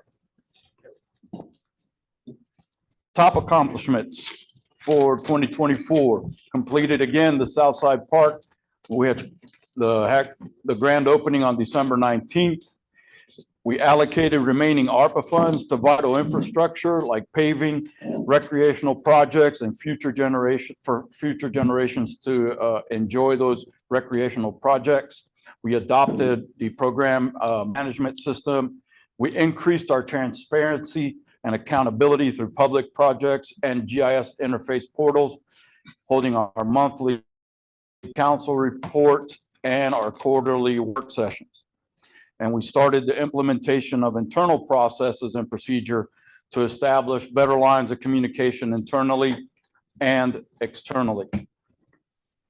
Some of the primary challenges facing this department is a full inventory and understanding of the existing capital assets, consistent funding for identified and prioritized capital needs, finding qualified and consistent contractors in our local area, which is starting to shrink a little more each year, it appears, and communicating known and existing infrastructure needs to the public, and effectively engaging the public to identify unknown or unidentified needs so that the public fully understands the needs and costs associated with each of these capital projects. Some of our initiatives going forward: development and implementation of a 10-year capital project improvement plan, continuing to build strategic relationships with our regional public and private partners, provide consistent, useful, and timely project information for the public, which we have been doing and have just updated it lately for the public to see where we're at on each of our projects. Identifying and maximizing any previously unidentified CIP resources to accomplish our mission effectively, thus looking for state or federal grants and other partnering opportunities to move these projects forward. Continuing to integrate departmental functions and roles within the CIP team. And part of this is including our finance department and accounting, our public information department, downtown operations, and our public works team to help us in accomplishing some of these missions.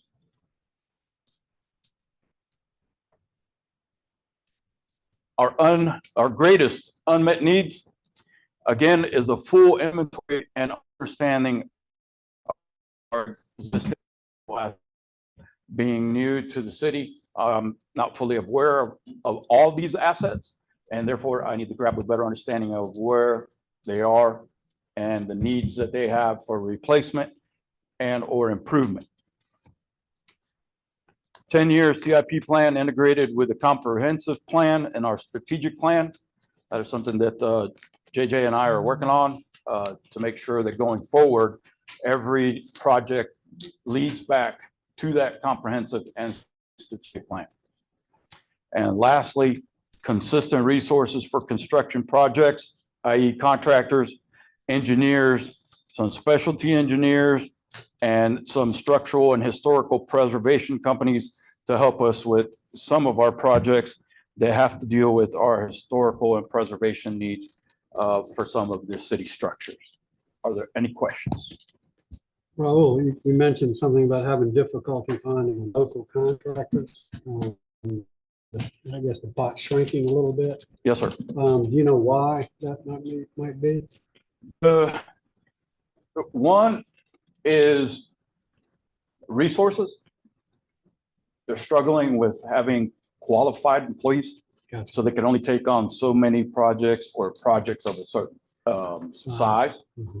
Others are, unfortunately, the business owners have just decided it's time for them to retire and move on.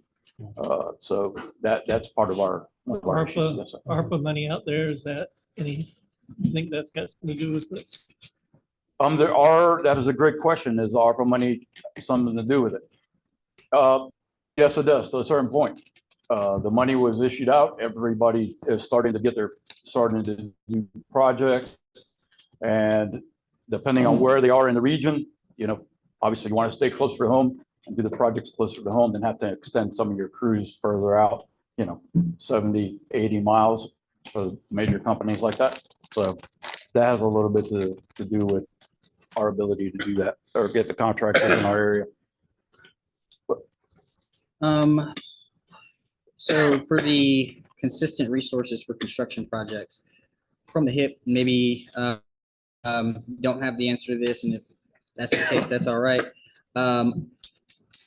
How could we develop the contractors and engineers and those with special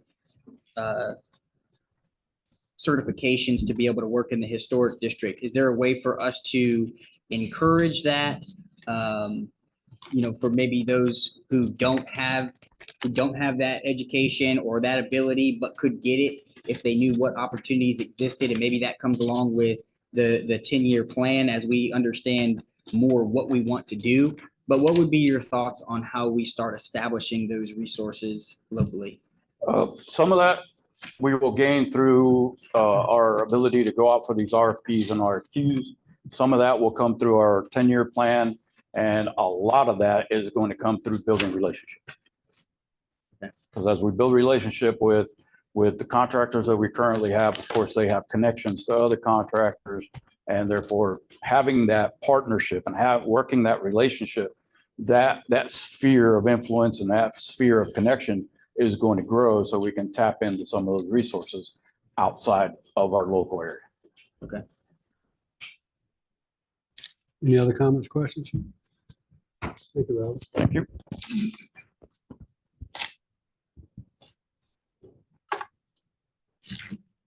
Is Alan back up?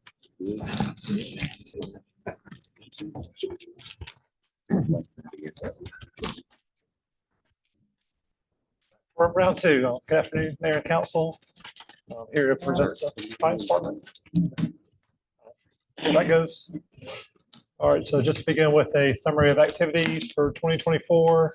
We continue to have growth and efficiency in the city's online payment portal for businesses. We have increased number of customers to make it easier to pay for business licenses, local accommodation taxes, and hospitality fees all online. We issued about 4,300 business licenses in 2024 with about 3,800 customers using city online payment portal. So we're real proud of that. Also, the Finance Department, of course, does accounts payable or pays our vendors. So rather than issuing checks, we're doing more electronic payments, which is a faster, more secure, and less expensive way of paying our vendors rather than through manual checks. And we processed over 1,500 electronic payments in 2024 for a total of a little shy of $22 million. So more of our recurring vendors, we try to get them set up, and most of them have enjoyed that. That part is pretty much like a direct deposit for vendors as well, for them to receive their payments easier and faster. And also we do process payroll as well for city staff. And so we have our biweekly payroll processing for about 4,800 direct deposit payments over the course of the year as well that finance is responsible for. Our top accomplishments in 2024, this is both coming from our Government Financial Officers Association, GFOA. We received the award for the Certificate of Achievement for Excellence in Financial Reporting. And for our 2023 Annual Comprehensive Financial Report, or ACFR, this is our 17th consecutive year of achieving this award. And then also we received the Distinguished Budget Presentation Award for the city's fiscal year 2025 online budget book. And this is our 8th consecutive year achieving this award. And I'd like to thank our finance team for putting both of these together, and it's definitely glad to get recognized from a national organization for these financial reporting awards. Primary challenges facing our department is to retain and attract talented employees. We've been pretty fortunate to be fully staffed for a while. We did have one employee leave this past March, and took until September for our finance department to become fully staffed. So we're a small staff of only 7 employees. We were able to fill that position, but then we had to fill someone else's position as well. So whenever someone does leave, it does create a void.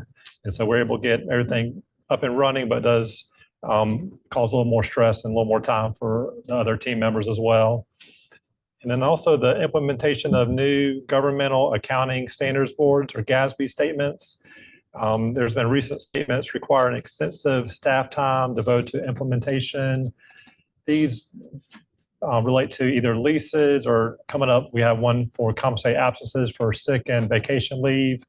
It just takes our team a little bit longer. Usually we have to change the reporting a little bit, and it takes us a little while to get those up and running. But GASB's been pretty consistent on implementing new standards about one every 2 years or so for us to achieve those goals.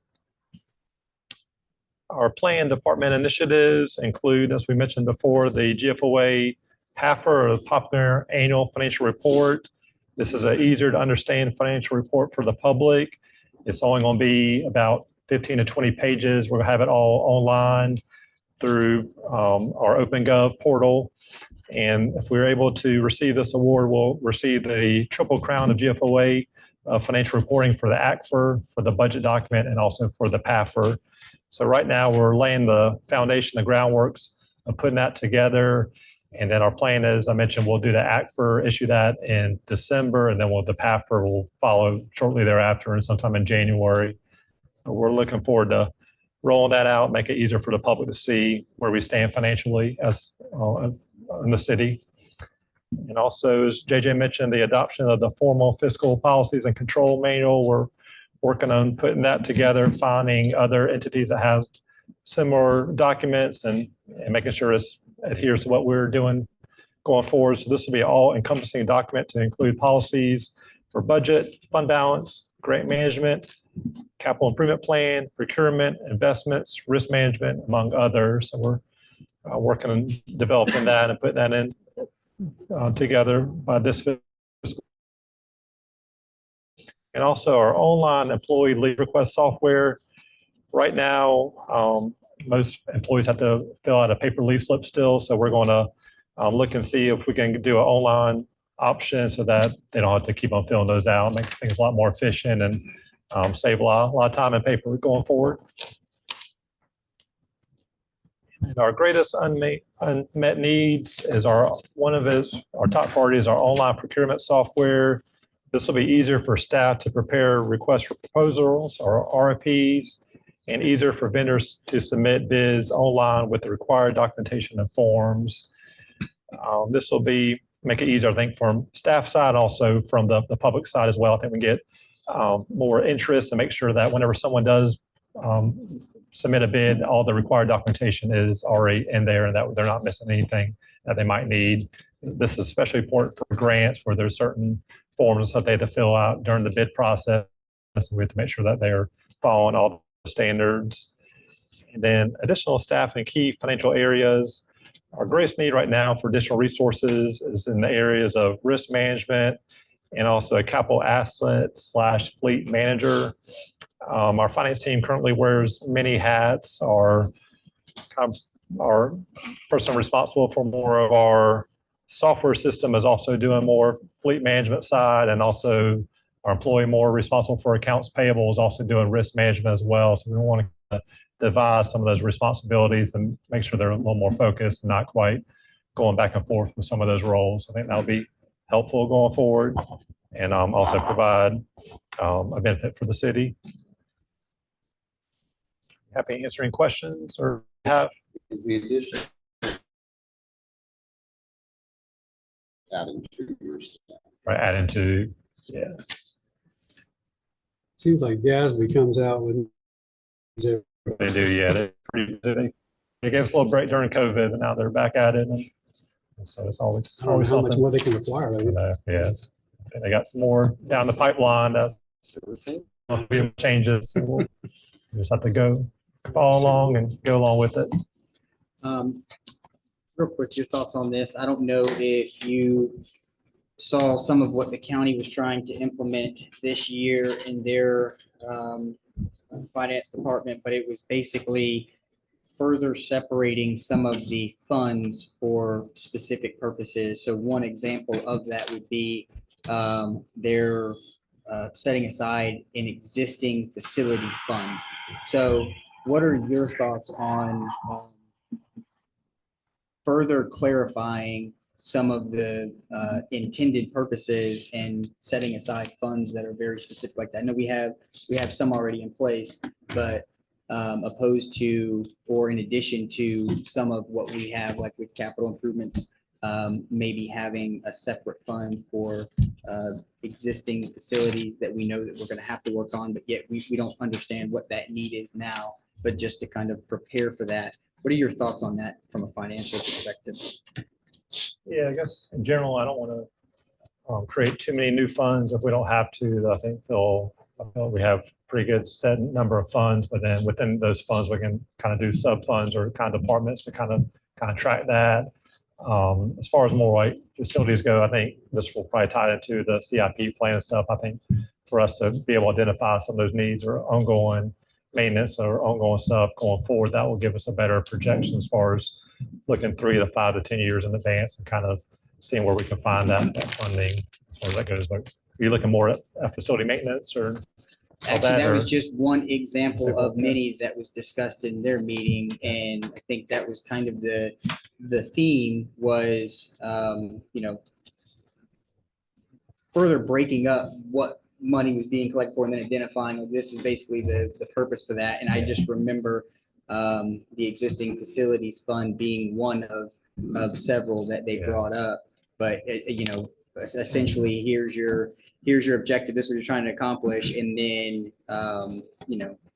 setting aside money for that clear purpose. Okay. And I know in some ways we do that, but I just didn't know if they were evaluating their process, if there was any benefit to us looking at it as well, or if what you're currently doing is working fine for you. Yeah, I guess I'll also add, and I don't know if they have like additional funding streams or like, there's a special revenue fund. So if there's certain funds coming in that are tied to a specific purpose and objection and stuff, you have to make sure you have a separate fund for that. So I don't think we have too many of those additional funds coming in, but the county may have additional funding sources and stuff where they have to make sure that they track those funds and keep those specific as opposed to other general fund monies. Something we can look at and see kind of, I guess, the way to kind of plan a little bit more in advance and stuff, maybe kind of build for the future, I guess, maybe have that money aside just in case something does happen, we can have that. Something to look into. That's all for me. Alan, appreciate it. As we look at, sorry, real quick, as we look at incentives of sorts, whether that is for annexation or development, for housing, like we talked about, from your angle, would it be better to, and what do we currently do in regards to providing those reductions or breaks? Would somebody, like if I owed the city $1,000 for a fee that I knew that I was going to get a break on for whatever reason, would I pay the city $1,000 and then if there was a 50% reduction on that, would the city then give me $500 back and issue a W-9 or whatever else goes along with that? And if that's the way that we currently do it, would it be of value as these discussions play out to, instead of getting money and then providing a refund, just reducing the cost up front? Yeah, I mean, it sounds like net effect goes the same way. I would probably be more comfortable if they pay us the entire amount and then we reimburse us or refund that at $500. We just have that more documentation and all that. That won't necessarily be income and stuff. Like we don't issue them a W-9 or anything with that, but I would just rather receive the entire funds and then make sure we kind of track those reimbursements coming back to them. Just from an accounting standpoint, it's a little bit cleaner, and rather than taking off of their original bill. For documentation. Yeah, just kind of have that just in case something does come back, we can show that way. Good question. Any other? Thanks, Alan. Appreciate it.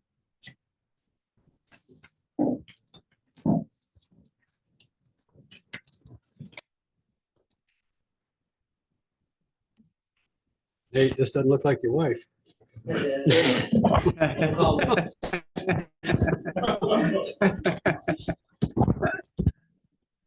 Talk almost as much as he does to his wife some weeks, it feels like.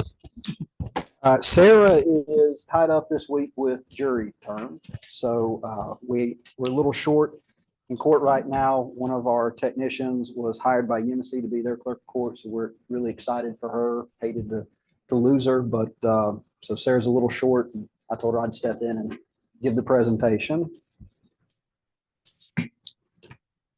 So summary of activities, our clerk's office filed 1,725 cases and disposed of 1,733 cases. There were 84 sessions of bench trials held. Those are just trials or hearings where only the judge is on the bench. 4 one-week terms of jury trials. We hold those once a quarter. That's what's going on this week. And 438 arrest warrants were issued. And again, that's just for municipal court. So Chief Price and the police department had a lot more warrants than that overall. Our top accomplishments in 2024. The court team collaborated with the police department staff, including the court liaison and our mental health professional, along with several other agencies, to identify and assist defendants with possible mental health struggles. That's been a recurring issue in our courts. Is we see subjects that we know are suffering from some sort of mental health or a substance abuse issue. And rather than them being a constant repeat offender for nuisance offenses, we were able to work with all of our partners and start the conversation for some long-term options. We're still not completely there, but we're getting the right people to the right table for those conversations. And Judge Tupper's actually helped with leading, getting a lot of those people to the table. Engaging public utilization of our courthouse. We've been hosting CLEs, continuing legal educations, for different attorney groups throughout the Low Country. Those have been very interesting. I've enjoyed attending a couple there. We've been hosting middle and high school students for mock trials, the National Mock Trial Program and some of the homeschool mock trial programs. And then we've also opened up our offices for mediations to help try to resolve civil disputes and smaller disputes with that have had mediators appointed to that. And then we also council reappointed our judge and associate judge this year. Our major challenge facing the courts right now, or for this year, is our transition of the indigent defense services. Currently, we contract with the county's public defender service.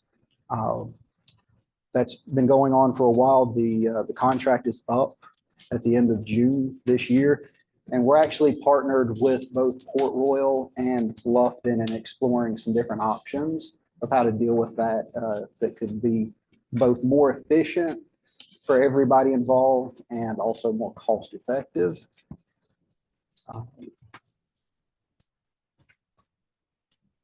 Our plan of department initiatives for this year is continuing to assess that indigent defense services, which ultimately I believe we will have a proposal that will come in this year's budget for that.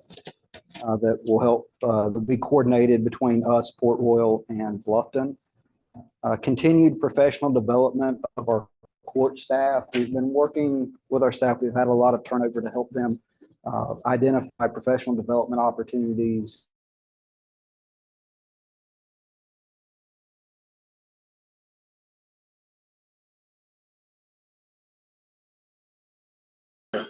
Talking about his jury summons the other day. Developing and implementing a judge's mentorship program for succession planning. This was actually brought up by our current judges during the RFQ process about the possibility of seeing if there's other people that may be interested in one day serving as a judicial official, so that we have some continuity. Our judges are getting up there in age and career wise, and they brought it to our attention that we need to start thinking about long-term planning on that front. And then continued coordination efforts with the police department and other regional partners regarding our repeat offenders with underlying issues. Again, primarily mental health and substance abuse issues and homelessness issues. These are what in the public sector call wicked problems. No one organization or jurisdiction has the solution or the funding to reach a long-term solution. We're trying to get the right people to the right table to have those conversations as we identify those defendants that have those needs. Sarah didn't list out any unmet needs at this point. We may be bringing some more to the table next year as we can dig into the processes, but the technology and the staffing are pretty.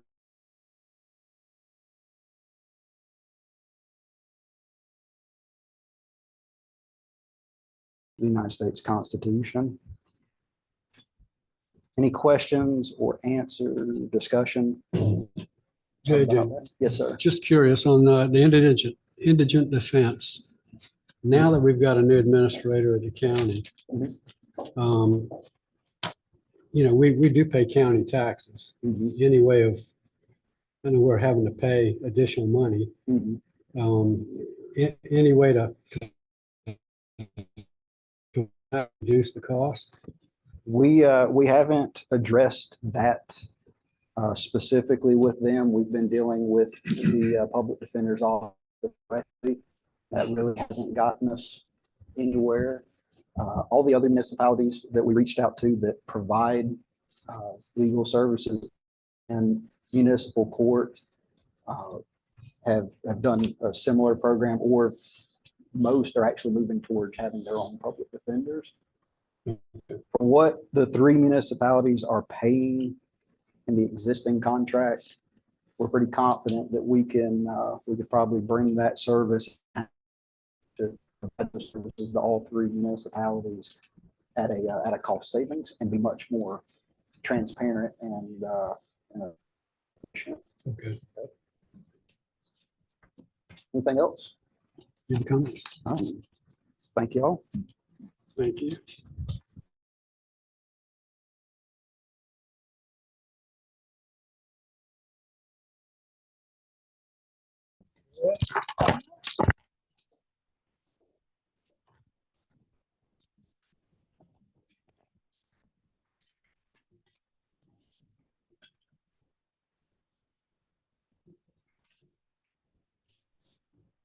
Mayor, Council.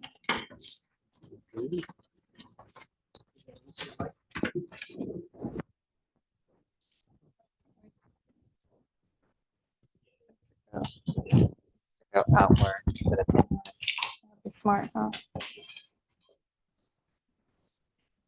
So top accomplishments for human resources in 2024.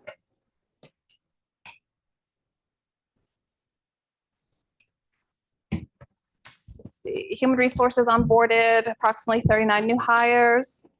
The city hosted 2 interns, 1 high school student that was in our police department, and 1 college student that was in the city manager's office. HR staff dedicated 104.75 hours of training. And that was Municipal Association Human Resources annual meeting, webinars, and specialty courses that were required to take for various reasons. We also deployed the wellness reimbursement program. If you're familiar, we talked about that a little bit during budget last year.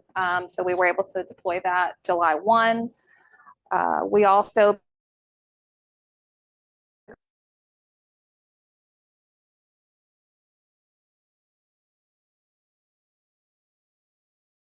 human resources specialists participated in 9 recruiting events total throughout the year, mainly within the county area.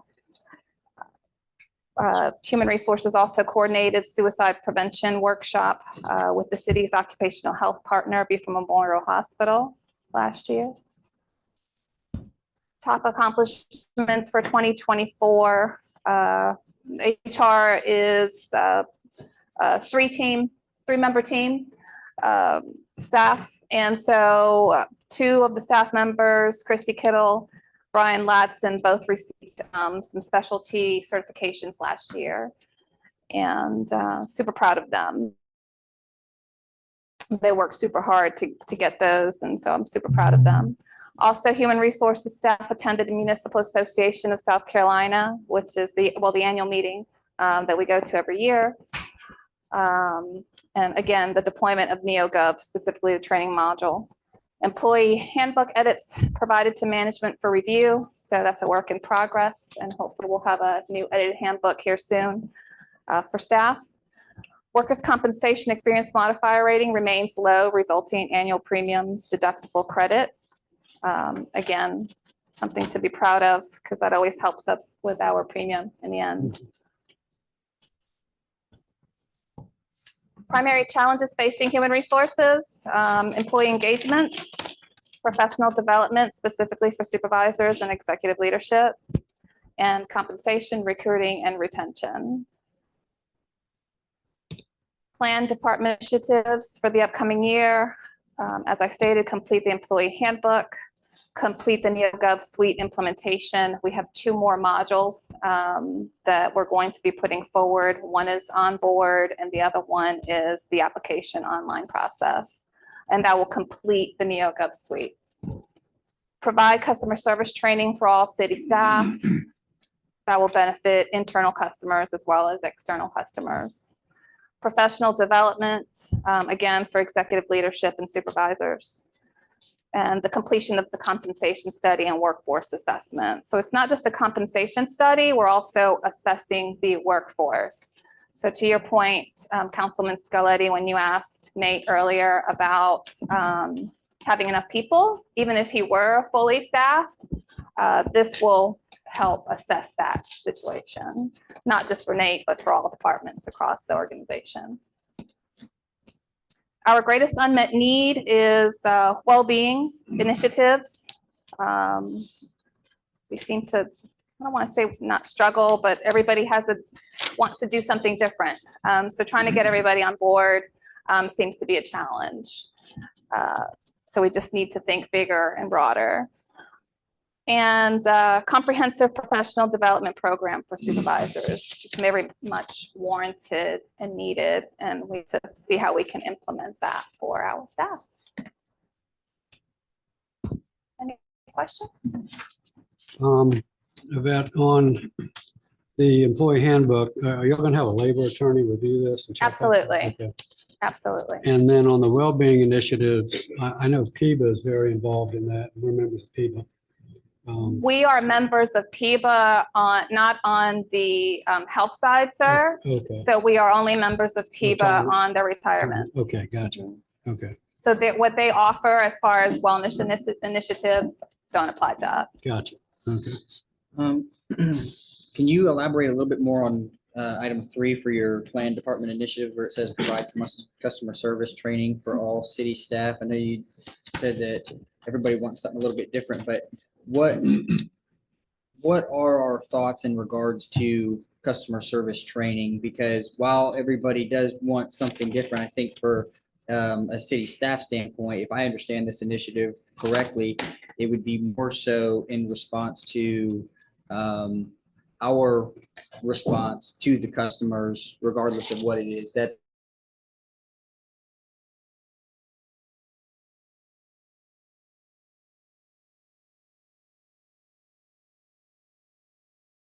that goes for both. So that can go for both, right? For both internal customers, me communicating with staff, and also the external customers. Staff communicating with the external customers. and we don't have anything like that now, or we're just evaluating what we have to make sure that it's what we need? It's warranted by observation. You can tell that we've just turnover, whether it's turnover, whether it's new, different components are kind of making up the need. And just really by observation, kind of really seeing how people are treating each other, whether it's inside the organization or outside. And we done customer service training in the past, and it was very successful. And so looking to just get back to the forefront again. Thank you. Yvette, on the primary challenges facing the department, the second bullet, professional development, supervisors and executive leadership. Could you expand on what the challenges are there? Absolutely. So it's been recognized that like supervisors that are in leadership roles need some training beyond just their skill set. So leadership training beyond whether it's, you know, a patrolman meeting all the criteria to advance to patrolman 2, right? There's more that needs to happen in order for them to even continue to rise to the top. So leadership, really looking at the leadership.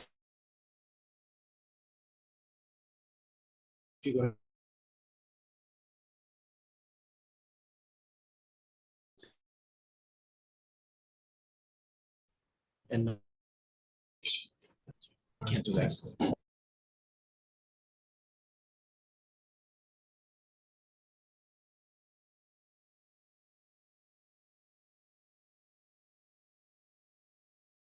Are you still not there? Yes, sir. Does our current health provider not offer any kind of wellness?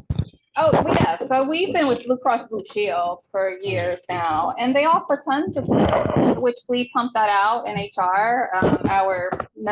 Those that are members of Blue Cross Blue Shield with the city of Beaufort also get tons of stuff you know, But it's individual. but it's all individualized, correct? He doesn't want to give people the health thing so they don't make it to retirement. That joke. Yeah, yeah, well, do we want to be, but is No. the question, do we want to be on that health side of it? Thank you. You bet. Thank you.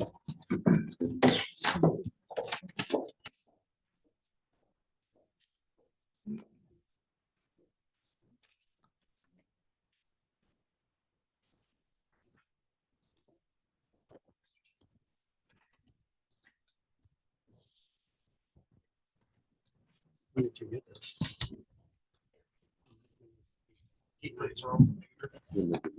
Well, it's IT. Oh, God. My name is Charles Preslor. I'm the IT manager for the city of Beaufort, provided through. Gotta speak up for the room. I apologize. If I'm saying it, you know it's serious. My name is Charles Preslor, and I am the IT manager for the city of Beaufort, as provided through.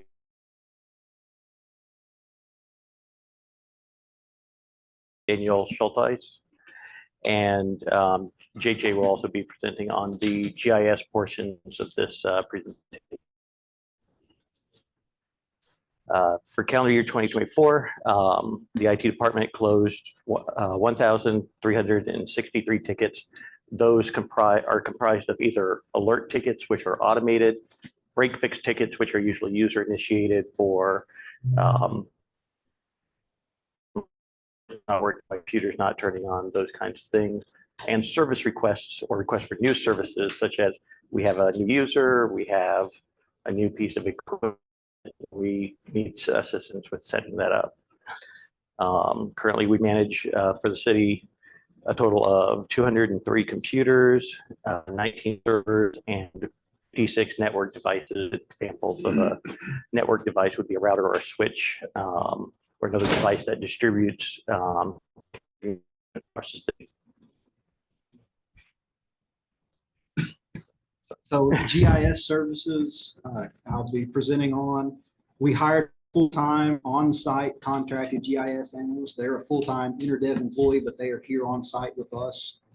We had Justin Giardini, who you all met when we rolled out the GIS program. He left to take a great opportunity in Texas, I believe that was. And we now have Kat Kirkland here on site. She's doing some great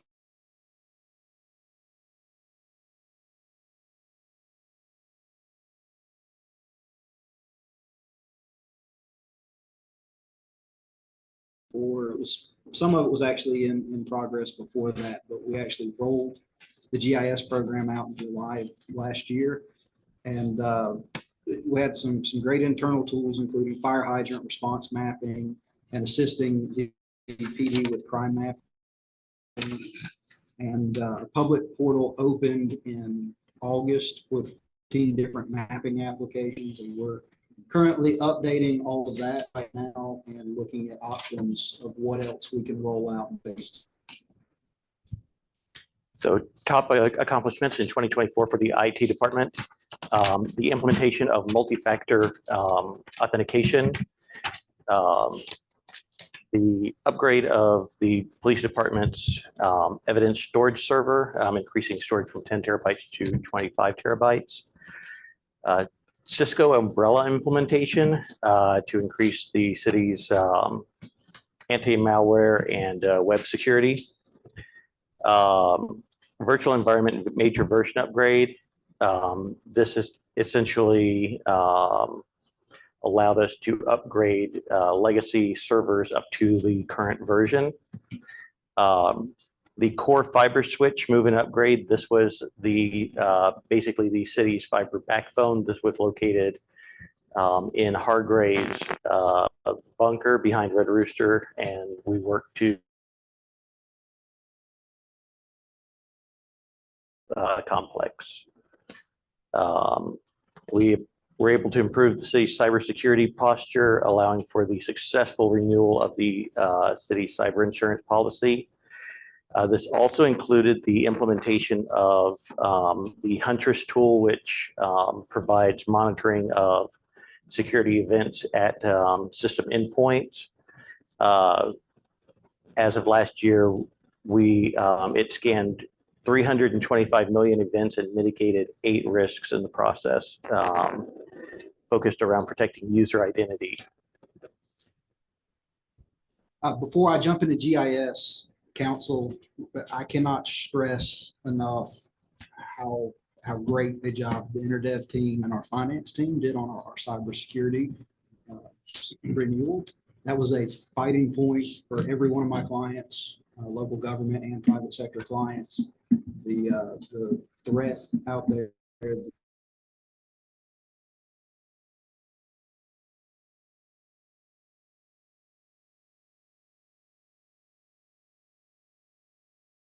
do a lot of hoops to get things the way they wanted it to keep those rates down significantly lower than what they could have been. So in GIS, our biggest accomplishment was hiring that full-time on-site analyst, having been here on day-to-day with our departments. And the phase 1 rollout that included those internal tools and the initial public portal offering that we rolled out back in August.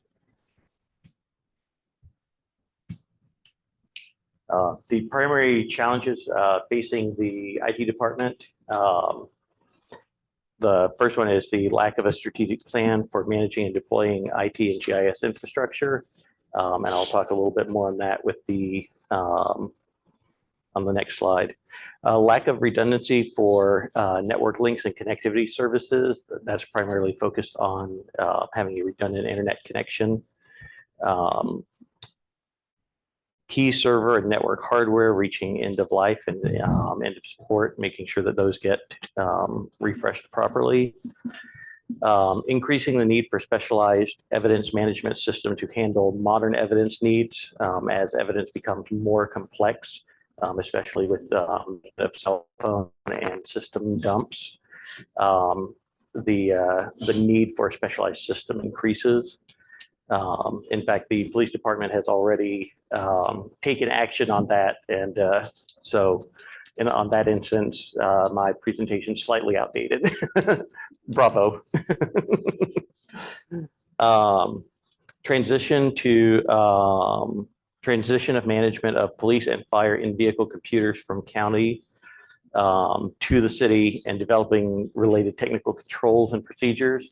The county had previously been in control of the city's in-vehicle computers. And as they have pulled back services related to that, the city has been taking those on. And so we've been working with the city to develop its own management of those systems. The aging HVAC systems in the network closets. Coordinate, oh, no, sorry, this is GIS. It's just coordinating, keeping that coordination ongoing and up-to-date data sharing with all of our regional partners, making sure that our GIS data matches with what the county has, what the state has, what our utility providers have, so that we can plan our infrastructure projects primarily better and just keep that up-to-date data sharing. And then the internal and external stakeholder education and familiarization as we build out these new tools, and they have these opportunities out there and that they can find this information.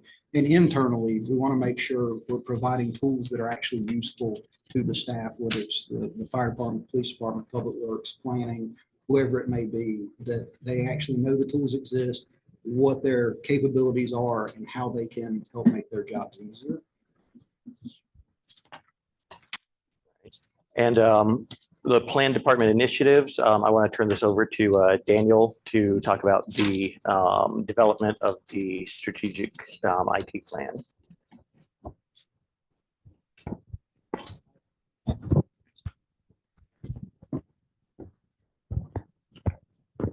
Thanks, Charles. Thank you for having me here today. I want to talk a little bit about the IT strategy planning process. It was mentioned on the previous slide as one of the identified weaknesses for the department that we want to try to address this year. So as the VCIO for the city, I'll walk through some of the steps for that. In our planning process, we try to elicit business context from each department, establish the scope of the IT strategy,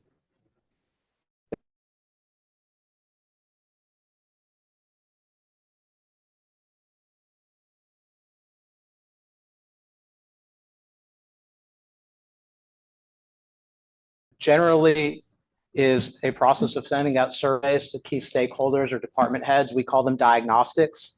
It helps make sure that what we are suggesting and putting into our strategic plan properly aligns with the goals of every department and the goals of the city, and make sure that we provide the maximum value of the things that we are recommending the city move forward with, and properly use the funds that are available.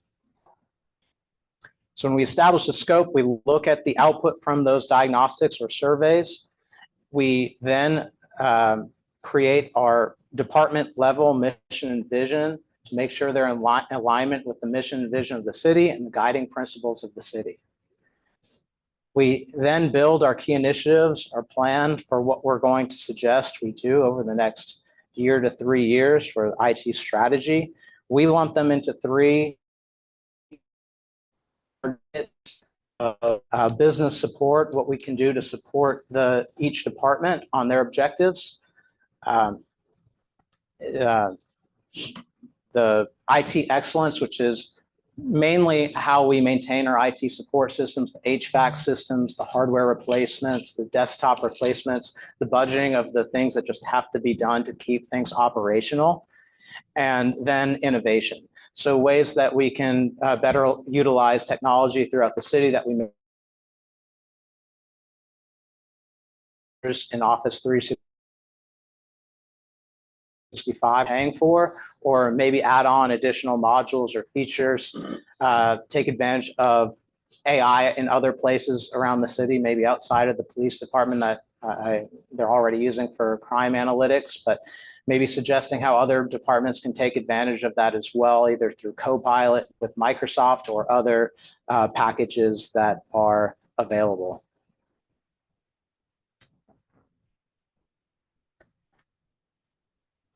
And then we define the operational strategy by writing down all of our goals for each of the department, how we are going to support them, because we are primarily a support department. We exist to help make sure that the other departments can deliver the services that they need to their constituents and to the city. So we're here to support their needs, try to improve the process where we can to gain efficiencies. But we will also define our metrics and targets so that we can be measurable and have the same SMART goals that the rest of the city should have for their initiatives, and that can be measured against. And then we will document the strategy and create a deliverable. It's just not a plan until it's written on, disseminated to the appropriate parties. I would recommend in your strategic plan, not using the word goal, go with maybe project or something. I appreciate that. Until Bill dies. We know we have at least one key takeaway from this. That's right. We learned nothing. That's right. So beyond the strategic plan, one of our other initiatives are improving the resiliency and service quality of IT provided to the city. That includes moving the primary file storage to SharePoint. Also performing a refresh of the core storage and compute resources, basically just the hardware that is running the software for the city's network. Network reconfiguration to increase speed and security, evaluate and implement specialized evidence management systems. So we'll be partnering with the police department for that, and improve the police department's cybersecurity posture to meet new CJIS and SLED requirements that have just recently come out. We also are going to be working with the city to develop end user training for security measures and system, and some of the newer systems as well. Then on the GIS front, we're going to develop and implement that phase 2 this year. The first part will be getting those surveys, figuring out exactly what phase 2 is going to cover, and then actually working through a rollout plan of how we'll get that out to the public and to staff. And then working with IT and GIS to develop key performance indicators for our day-to-day operations. And at this time, the greatest unmet needs, again, mentioning the lack of a strategic plan. Server room HVAC, I appreciate Nate being an awesome advocate for this. Thank you. And in providing end user training. Any questions? Just a comment, over the last week, I've been I believe the pre-fishing ones have been coming through, so this will be where emails I didn't send it off for fishing. It was so obvious. They were impersonating you, or No, they were sending them out to me, urgent, look at the, to go to the site, your subscription's expired, things like that. I've had 3 of them. You're being tested. Not 3 of them. Yeah, they usually do test me, and I didn't see no need to send it to fishing. It's so obvious. Charles, on the redundancy thing with the critical network links and connectivity services, I know that ArcLight or Hardware, whatever we call it, they've had 2 issues where they've gone down for a period of time. And are they letting you know any kind of, I mean, if they say redundancy, they're just putting another line next to the existing line and somebody cuts it, it cuts both of them.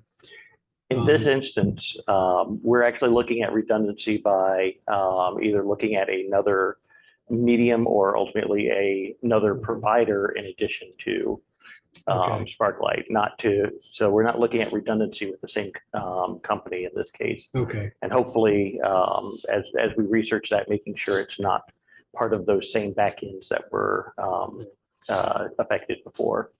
Yeah, I wrote an op-ed asking for redundancy and asking the companies that would come back and at least sit down with us and tell us what they're doing. And I got nothing. So, and that's from both of them, are the only ones I know. Also on the server room HVAC system, how old is that system? Yeah. Nate, do you recall the It's the original one that was with the building when it was built, so I believe somewhere between 2008, 2009. When it should have been installed. Because Mike, you remember we did the Johnson Controls? They came in and did that. I thought they were looking at all that stuff. So this is a separate unit from the actual HVAC that runs PE core building. Gotcha. This is its own special. It's an auxiliary to cool it greater Gotcha. because of the location. Okay. Those are all enclosed. Yep. Each network cabinet has its own independent air conditioning system. As we look at redundancy and potentially adding to some of the options that we currently provide, what is your perspective on Starlink? So you have the satellite service opposed to what we have with the cables, and I'm not super familiar with it, but what are your thoughts on a service like that would be still available should everything else go down? That would be something that we would investigate. We want to look at both same medium where since the connection is fiber, looking at what it would look like as another fiber connection, but also looking at other providers such as satellite or cellular or microwave, and evaluate the strengths and weaknesses of each of those options. Okay, and that's all part of the process right now as far as you guys are paid. Correct. Okay. Hey, Charles, for your unmet needs, the lack of IT / GIS system strategic plan, is that something that you're working on, or is that something that comes out of this strategic session? That's going to be independent from the strategic this strategic session, but we will be working alongside the city to develop that. Councilman Mitchell, we'll be working directly with our virtual Chief Information Officer and the InterDev team. It'll be very similar to this process, but it'll be specific to all of our IT and GIS infrastructure. We expect that to take a little bit of time, but we want to get that laid out so that we have a good plan. And we know it'll be also a big part of our capital improvements plan as well. Can you take on a new GIS project for the planning commission? We will be happy to talk to you guys. We'll be getting that survey when we get ready to roll out the phase 2 to see what needs the different planning or different commissions and boards have. So, yes, sir. Absolutely. Yeah, I'd like to talk to you about it. Well, thank you, Charles. Any other comments or questions? Thank you for the privilege. Danny? Charles, thank you. Ashley?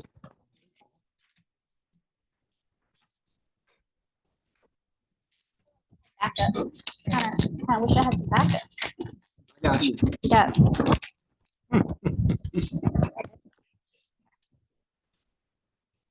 All right, good afternoon, everybody.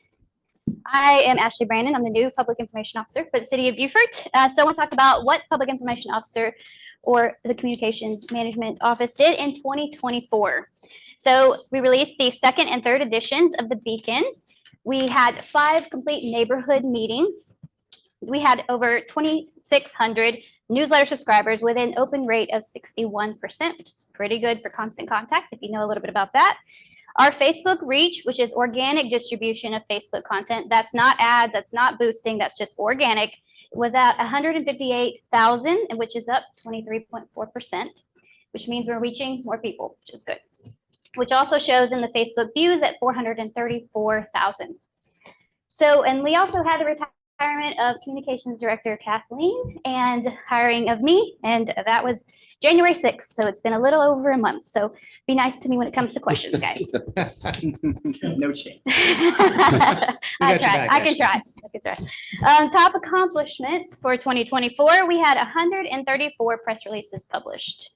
86 FOIA requests, which increased from 74 from 2023. And of course, Ms. Tracy handled that and has now slowly passing that on to me to handle as well. Increased communication with our citizens through social media, the monthly newsletter, and the Beacon. So increased communication is also increased transparency. And again, increased transparency and ease of access for citizens through the publishing of the GIS page on the website, as well as the CIP portal program, which I know Raul talked about for you. All right.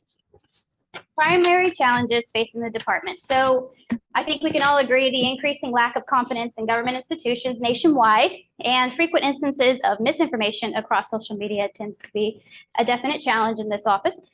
Increasing number and complexity of the FOIA requests for receiving, as well as increasing expectation of consistent and immediate engagement across numerous platforms and forums. So everybody wants their information, they want all the information, and they want it now. Planned department initiatives. We would like to explore technology options for increasing efficiency and effectiveness in receiving and processing these information requests, so the FOIAs. We would like to explore technology options for increasing communication channels and transparency, such as podcasts, videos, and platform expansions. We'd love to see our city manager on a podcast talking about the city. Explore new or improved communication options that increase transparency and engagement and build public trust in the city of Beaufort team. So we want to look at what are we missing? How can we reach more people? What other technology is changing constantly? So how can we reach more people in the city? So, and then we would also like to establish performance measures for these communication processes, because adding more communication is great, but you need numbers. You need to know you're getting a return on investment for these things. The greatest unmet needs: lack of full assessment of technology options for increasing communication effectiveness. And then the need for industry recognized professional development options for the PIO function. So I just actually went to the Palmetto Alliance of PIOs, and so did some basic training, but there's also lots of other trainings for the PIO position that we'd like to add that as well. And that's what I have. Any questions, comments? Questions? torch. Josh. Must have done a really good job. Hey, I like that. All right. We're gonna nickname you Speedy. Ah, that was my nickname. We can't control the FOIA and social media. So. Thanks, Ashley.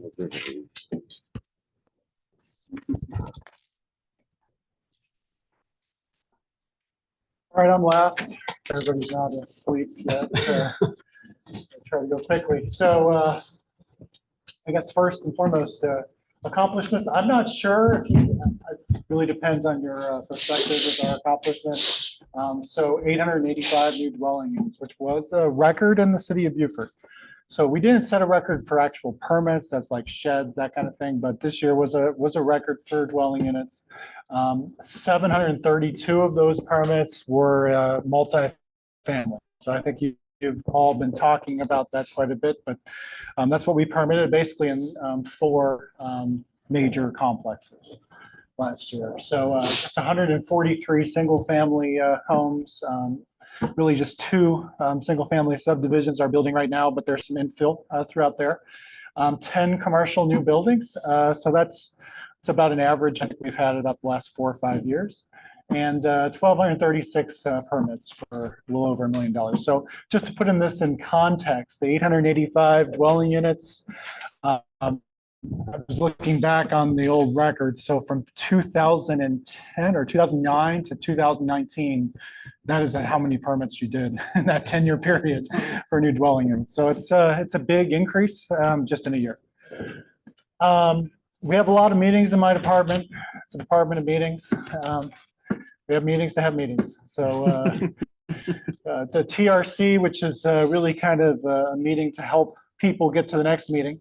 Again, and we had 27 of those and 59 projects came in. And in that, we have like the fire marshal and our stormwater engineer, building official, Beaufort Jasper usually comes, external utilities and our architect, et cetera. They all attend those meetings to kind of help developers move forward, or even if Phil wanted to build like a shed on the back of his house. So from the highest level development to the lowest level development, we try to assist you in the process.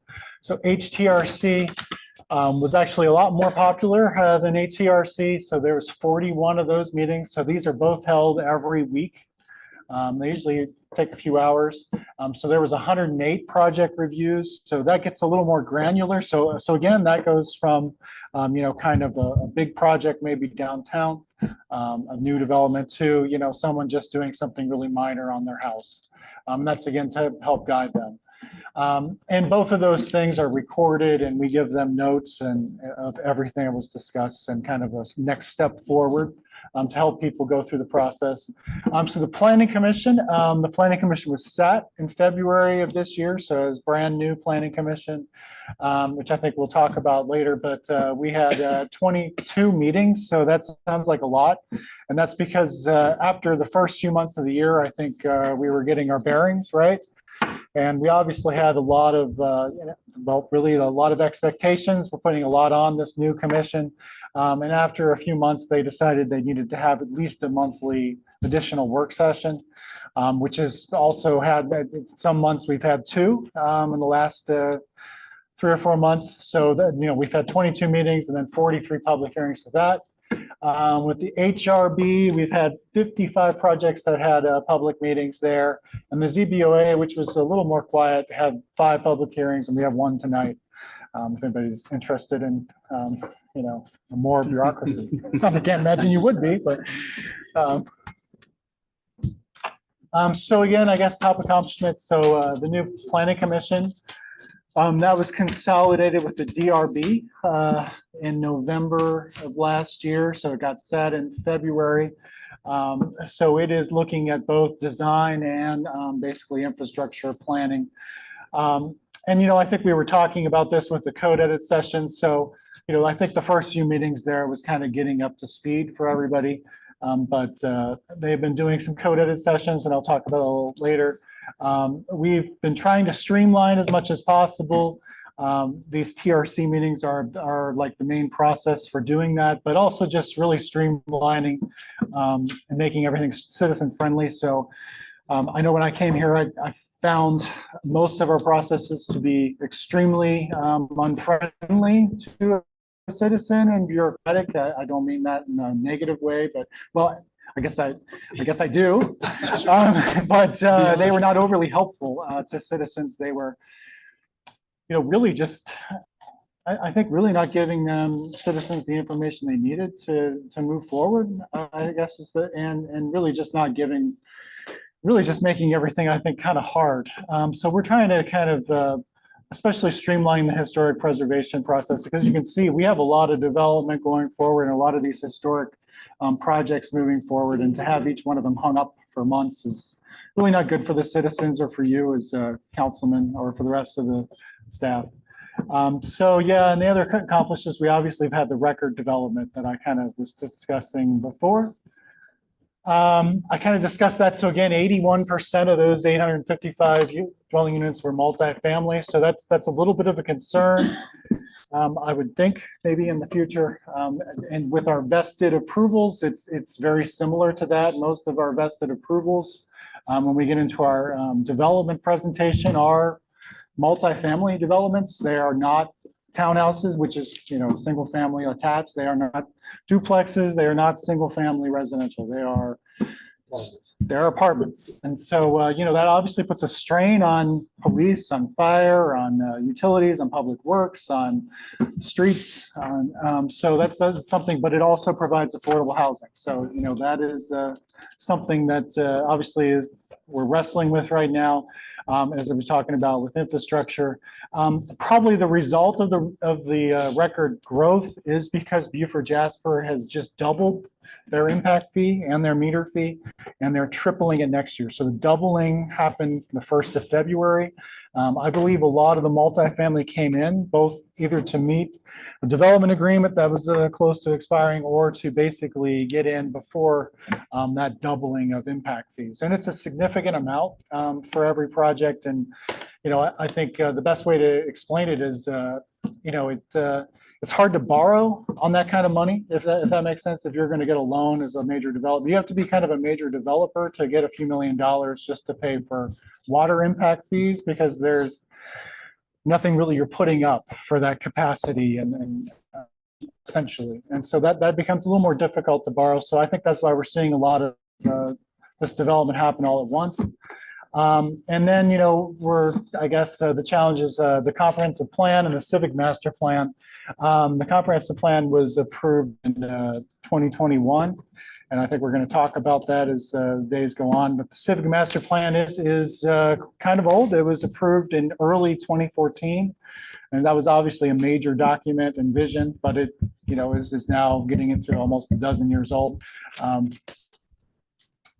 And so our initiatives is obviously to finish the code edits that we keep caring about, but I think I might have made a mistake of taking all the hard stuff first. And I don't know, that kind of delayed things, but I think it's also really building that planning commission. They have a lot of expertise. You have a number of architects on that commission. You have 3 attorneys. 2 of them are, practice land use for the majority of their career. So that's, and they're retired. And so that's and an engineer and a developer. So we have a very seasoned crew. And, I think we took on the hardest parts first, but just a few weeks ago, not even a few weeks ago, basically a week ago, they approved about 120 pages or 130 pages of, which probably half of them are new pages. So I think as we got into it, we just felt the need that this needed a lot of work, the code, and those 2 chapters really needed the most work. And they're really addressing a lot of the infrastructure and development concerns I think everybody's talking about, and just the approval concerns and what boards, et cetera, do. That was really, the cross references and stuff were somewhat difficult. And I think we're pretty far along on the tree protection, parking, and landscaping. We're going to have almost all day work session on Monday, and then with the hope of actually maybe hearing that in March and hopefully getting that approved. And that's adding tree canopy standards and kind of completely redoing how we're doing trees as well. And then chapters 2 and 4, zoning and design, all this has been done. We're just waiting to get to the planning commission, but that'll be done together. So the hope is this will be done by this early summer. And so hopefully, I think we can get it done by May or June. And so, but I can tell you the planning commission has definitely been meeting a bunch and really committed to getting this done as soon as possible. And I think we're finally catching a lot of momentum, if you will. And then I think JJ was talking about EnerGov.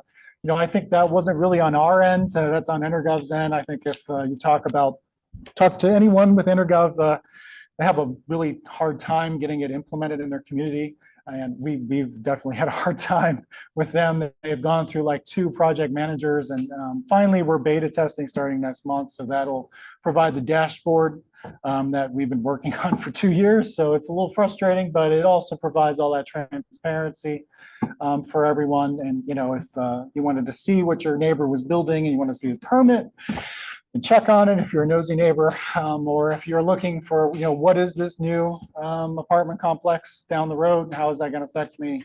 You can pull all that stuff up at your house, and I think that's really helpful.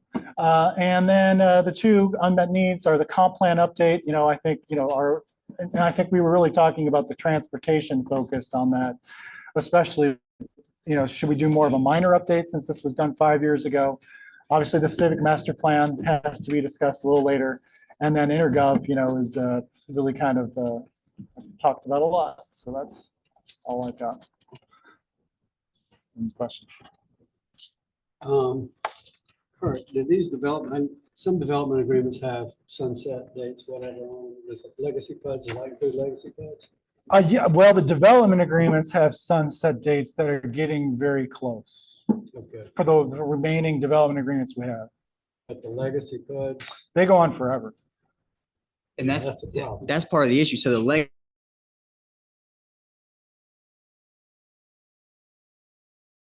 right, because if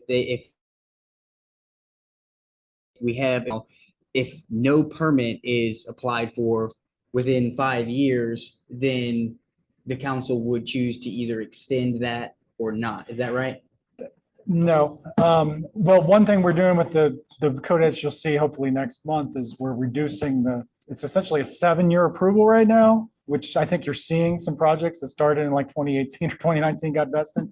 But we're moving that down to 3 years, so a 2-year and a 1 year. But PUDs like Bluffton that Scott was in, PUDs last forever. However, development agreements, there was a state legislation that somewhat capped them, and then most of them are capped between 2026 to 2028 in Beaufort. All the development agreements I know of, but the PUD goes on forever. Does that make sense? The PUD. It does, but I thought for sure that. And we haven't been approving any PUDs in the last 20 years, but they still. We still have it in our code. It's still a tool in the toolbox, but the city hasn't approved one in some time, in probably 20 years. Mike would probably know. Yeah, if you look at a map of the PUDs around here, you'd be shocked at how big they are, how many of them. Kurt, going back to the first page, you got 885 new dwelling units. And then you got it broken down by 732 and 143. That only adds up to 880 or 875. Yeah, there were a few duplexes in town. Oh, okay. And then how many? How many? As you can see, I think 10. Okay, approximately how many of those 143 single families were over in Salem Bay, just out of curiosity? I'd say probably like 60 to 70% of them were. Okay. Salem Bay had 300 units. Yeah, so they did a whole phase last year, or they finished a whole phase. Yeah, one of those is my neighbor. Going pretty quickly. So I'll double check that because I'm not sure where I'm remembering that PUD sunset of 5 years, but That's a project sunset. So if a project gets approved or vested, Right now, it's 5 years and then 2 more additional years. So, so that's after it gets approved. Extension. It gets There's no approved, but permit. the PUD sets the regulations forever. Gotcha, okay. Does that make sense? Yep. So you had mentioned, man, this was probably mid last year, a conservation overlay or conservation district that would essentially form a development around preserving green space.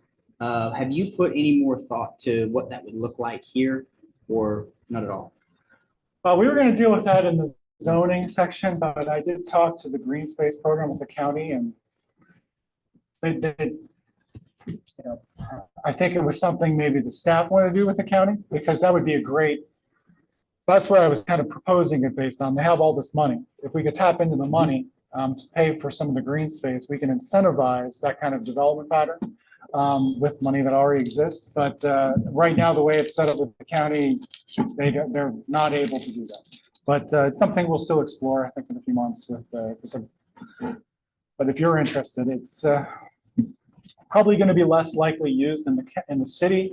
I think if we were to adopt it, it would be almost to attract properties that were in the county to maybe annex.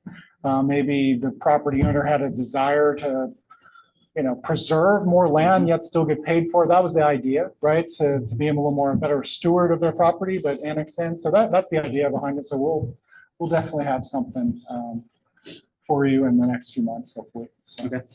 And then in closing, I'll just say publicly how much I do appreciate the volunteers that step up for these boards and commissions, because here 41 meetings for your HTRC, 27 meetings for TC. You're right. There's a lot of meetings. It seems like all the time. We have different groups of volunteers with so much diversity in their background that step up and help, establish and maintain this entire process. So I have said it before, and I would say it again, that I would throw my full support behind doing something annually to show our volunteers. So staff, I don't know what we could come up with, but I would champion the opportunity to just show our appreciation on a more reoccurring basis for what they do. We did organize a few tours with HRB. They went up to Charleston with Metters, and so that was a nice event. So they had a whole day up in Charleston, seeing some old houses being redone on the Battery, et cetera. So that was, I think, a nice day.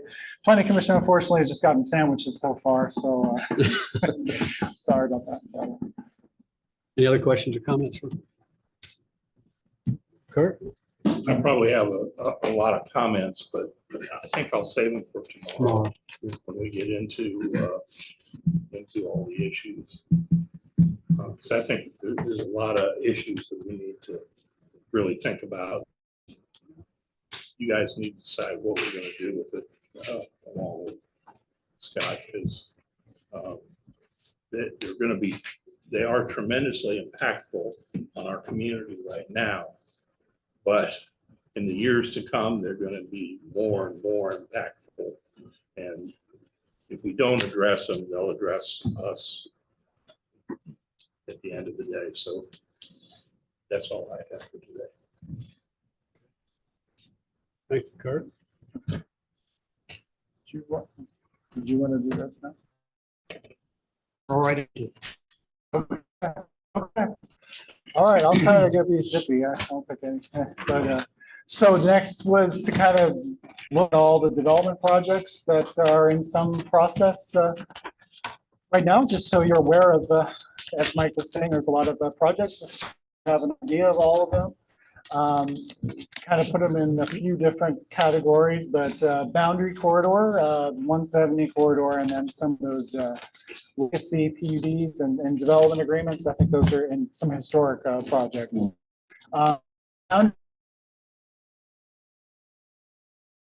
Corridor, the growth.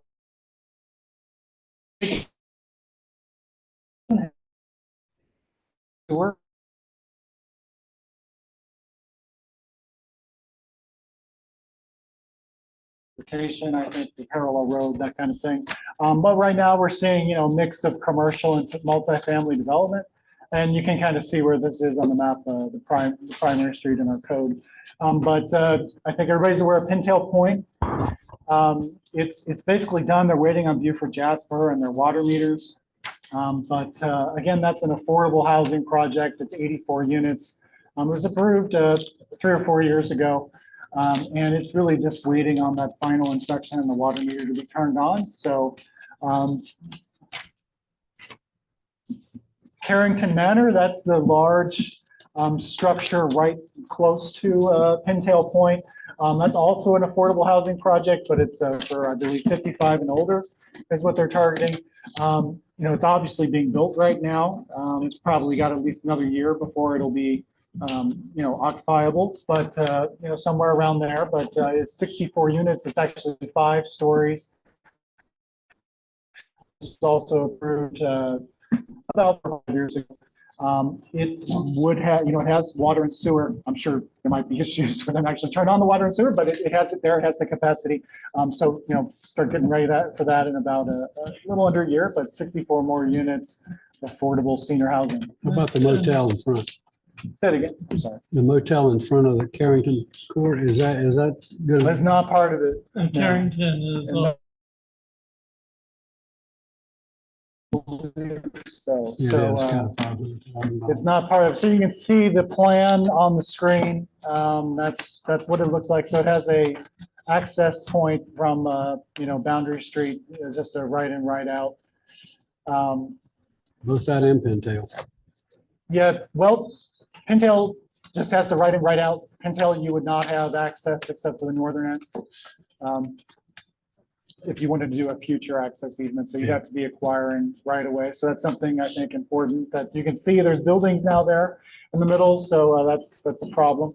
And no right of way was extended to any of the property lines to the either side. As for Carrington Manor, there obviously you could make a connection to the north there for a road that would actually be able to connect to the parallel street. So Carrington Manor didn't preclude the parallel street. It was Pintail Point that did. Okay, so Culver's, I think everybody sees Culver's is going up. That's in the old Applebee's building. It's been approved for a while. They just started getting ready in the last few months, but again, they're renovating. Hopefully it'll be done in a few months. They said they're planning to open May 1st, is what they told me. Your density that you approved at Culver's is 64 units at 5 stories. Oh, that's my fault. I'm sorry. We'll just move on. We don't need to-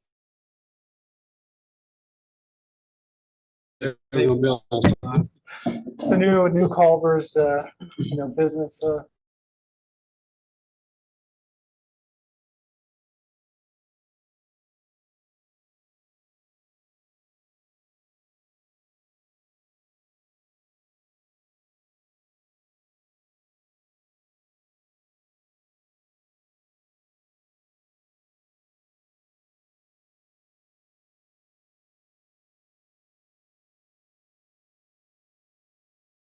Here, we'd be ready in a few months.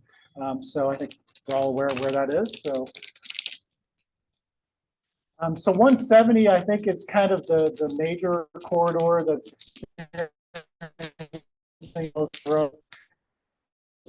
growth issues. So all the green is in the city.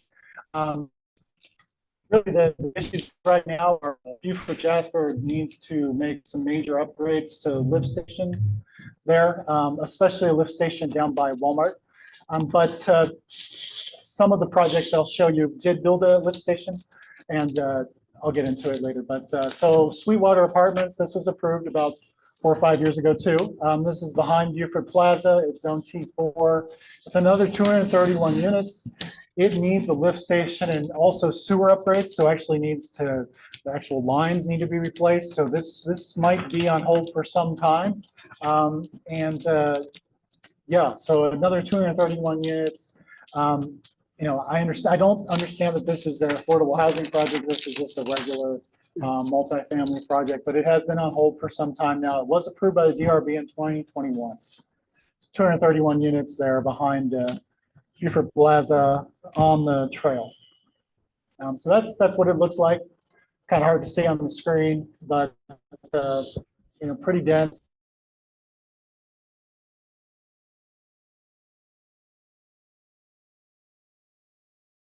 2021 with the DRB. It was like the last project, I think, approved by the DRB. It can be serviced right now. I understand a lot of things have to be done. But if anybody knows, there was a lot of improvements to the lift station down on Salem Road from Salem Bay and the Garden Oaks and Hanover Park that were done. But this is 154 units. It is on basically where the old paper, I guess that was the newspaper office used to be, as I understand. It's on hold, so it's been approved. Obviously, you can see for a number of years. We have not had contact with them in a few years, since really 2 years, I'd say, at least. This is what it looks like. So it is a true form-based code development. You can see the buildings are, really up against the street, parking to the rear. And it's obviously you can see 3 stories and then 4 stories on the end. So again, that's housing. It'll have some affordable component as well. So just so everybody's aware. But that, as you can see, it has an exit onto Salem Road, but it'll obviously impact Salem Road, and they did plan the sidewalk on their side. So obviously that had to be worked out later, but it does increase, I think we have a lot of issues with Salem Road right now. So just put that in your mind right now, it's got another 5. So Watercrest is probably our biggest approved development that hasn't started yet. This was approved in 2021 by the MPC, in 2022 by the DRB. In 2024, an extension was already issued because it hit the 3-year point. This has been on hold. It's behind Walmart. They are building, so they worked out something with Buford Jasper to build a regional lift station out there with an additional 200 dwelling units of capacity. And so they're basically putting in about an 800 unit capacity lift station out there that's supposed to start in the fall. So that opens up basically on a first come, first served basis for Buford Jasper, pretty much all of the Burton 170 region for about 200 more units of development when that's finished. So, the Sweetwater, the senior housing, all of the stuff I'm talking about has no capacity. Watercrest has decided to put in the money, pay the money. They're obviously doing 500 units, so they have a lot more, the ability to fund that. And so if that gets going in the fall, then you'll probably see that site cleared and then the development get underway. I will say that although it was planned for multifamily, they have reduced the density for the eastern portion to townhouses, although they will be for rent townhouses, not for sale, but they will be townhouses like traditional town. Extending Ambrose Road all the way to Broad River. And I know the planning, the MPC in 2021 basically required them to connect to WK Alston, but there's a little strip of land that's owned by the school district that has not given them approval yet, which would provide that access basically to, all the way down to 170, would be, I think, really good. But that still has to be worked out. Anyway, so that's where that stands. We at least have that connection at Alston Road, which kind of goes to Cross Creek Apartments. So Gordon, is this, you got 3 other apartment complexes right next to it? Yeah, there's another challenge with this is we did receive an annexation request to the northeast corner of Broad River and 21 there, the gateway. They withdrew, but they're now attempting to, I think, develop that in the county because the county has a form-based code too. And the property to the southwest is zone T4 in the city, and they've got a request that's been, basically they withdrew, but they're still in process. So that's about another 700 units that they're looking at. Obviously, there's no capacity right now, but But if they put this lift station in and increase the capacity, if all these other projects tap into that, will they be at capacity again? Well, they're putting a funding that lift station. Right, but Beaufort Jasper's adding to to that lift 800 station and to get something. to get 750 to 800 dwelling units. That's what I understand. We have a letter to that effect. That adds about 200 dwelling units for the whole area. And so that's both for county and for city. And so it's first come, first serve, unless one of these other developers wants to build a lift station for them. And so, and again, Port Royal down the street, I think you have a map that Mike passed out. They have similar issues. So they've got some apartments that have approved. They have the same kind of issues with Beaufort Jasper capacity. But we also have a hotel kind of, we've done a number of TRCs with that's off of Old Jericho, right next to the fire station that just met with us last week. I thought it was dead, but when they understood that there might be capacity, they're kind of interested again. So I would have put it up on the screen. Where is it?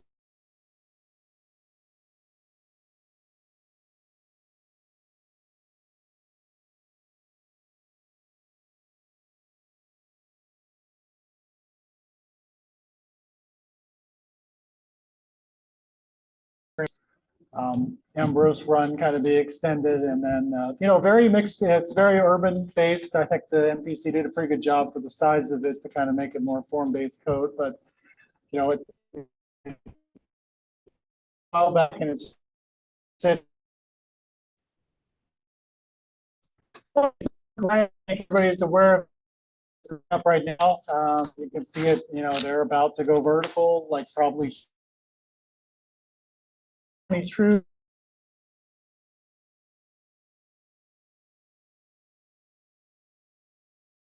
Some of them DRB.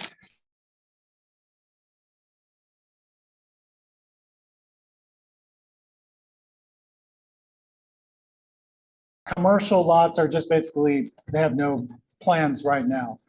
So permits were issued last year. It's in process. It's going vertical. So you can kind of see it here, kind of the roundabouts in the middle of the project, but the road kind of this way will extend up to Hanover Park, which is also being built, which I'll get to next. So that'll provide a kind of a collector road up to 170 from Burton Hill Road. So it's kind of being built at the same time. They have coordinated. It is a private road, but it was part of the development agreement for the Trask development agreement in like 2002 to build that road. So that's what that looks like. And all of the commercial, which I suspect is not probably it's going to take. I suspect they try to get it entitled into something else in the future, but that's what it looks like. So pretty major project. I don't understand that this has any affordable housing element either. On this one, it's about half and half, right? So I think this is going to be just regular Class A apartments. Okay, so Hanover Park, which I was mentioning, that's kind of right next to the cemetery. That was all clear cut. I think everybody sees it going up right now. This was part of the development agreement approved over about 25 years ago. I think they might be thinking about doing residential. They have come in and talked about it, but they haven't submitted anything for that. It was issued it started in 1998. Essentially, the developer could choose any use or pretty generous density and a completely administrative approval that was based on the development agreement and PUD approved 25 years ago. So they did pay for those lift station improvements up over on Salem Road that allow them to get under construction and build this in conjunction with Point Grand and Garden Oaks. So they all came together in Salem Bay. So all of them came together and made those improvements last year. And that's why it got underway. All the roads are there, they're building all the roads. And so that's what it looks like. Again, they do have this is HUD funded. It's not a fully affordable housing project, but I think they have to take like 20% or 15% vouchers. So just so you're aware, and as you can see, and so then you can kind of see the roundabout there that connects to Point Grand, goes up to 2 access points on 170. Those are supposedly commercial outlots in the future, but I think they're thinking about doing more residential because their development agreement says they can. And that agreement is entitled for another few years. So, I think it's up to them if they want to move forward with it. But just so everybody gets where that is and it's going up right now, I think everybody can see it. If they do commercial, they may want to put a body shop in there. There'd be so many accidents. It'd be unbelievable. Well, that could be a good business proposition for you, Neil, to look at. But we did require them to put in a full multi-use path all the way through Point Grand and then all the way up to 170. So that on the right-hand side, so connecting all of them. There was a little bit of battle with them. I'll be honest, they also wanted the city on the road. I said no, but it'll have street lights and a tree lawn, or that's what I call it, a tree lawn, and a larger sidewalk. So hopefully to provide connectivity. Then we got Battery Creek Apartments.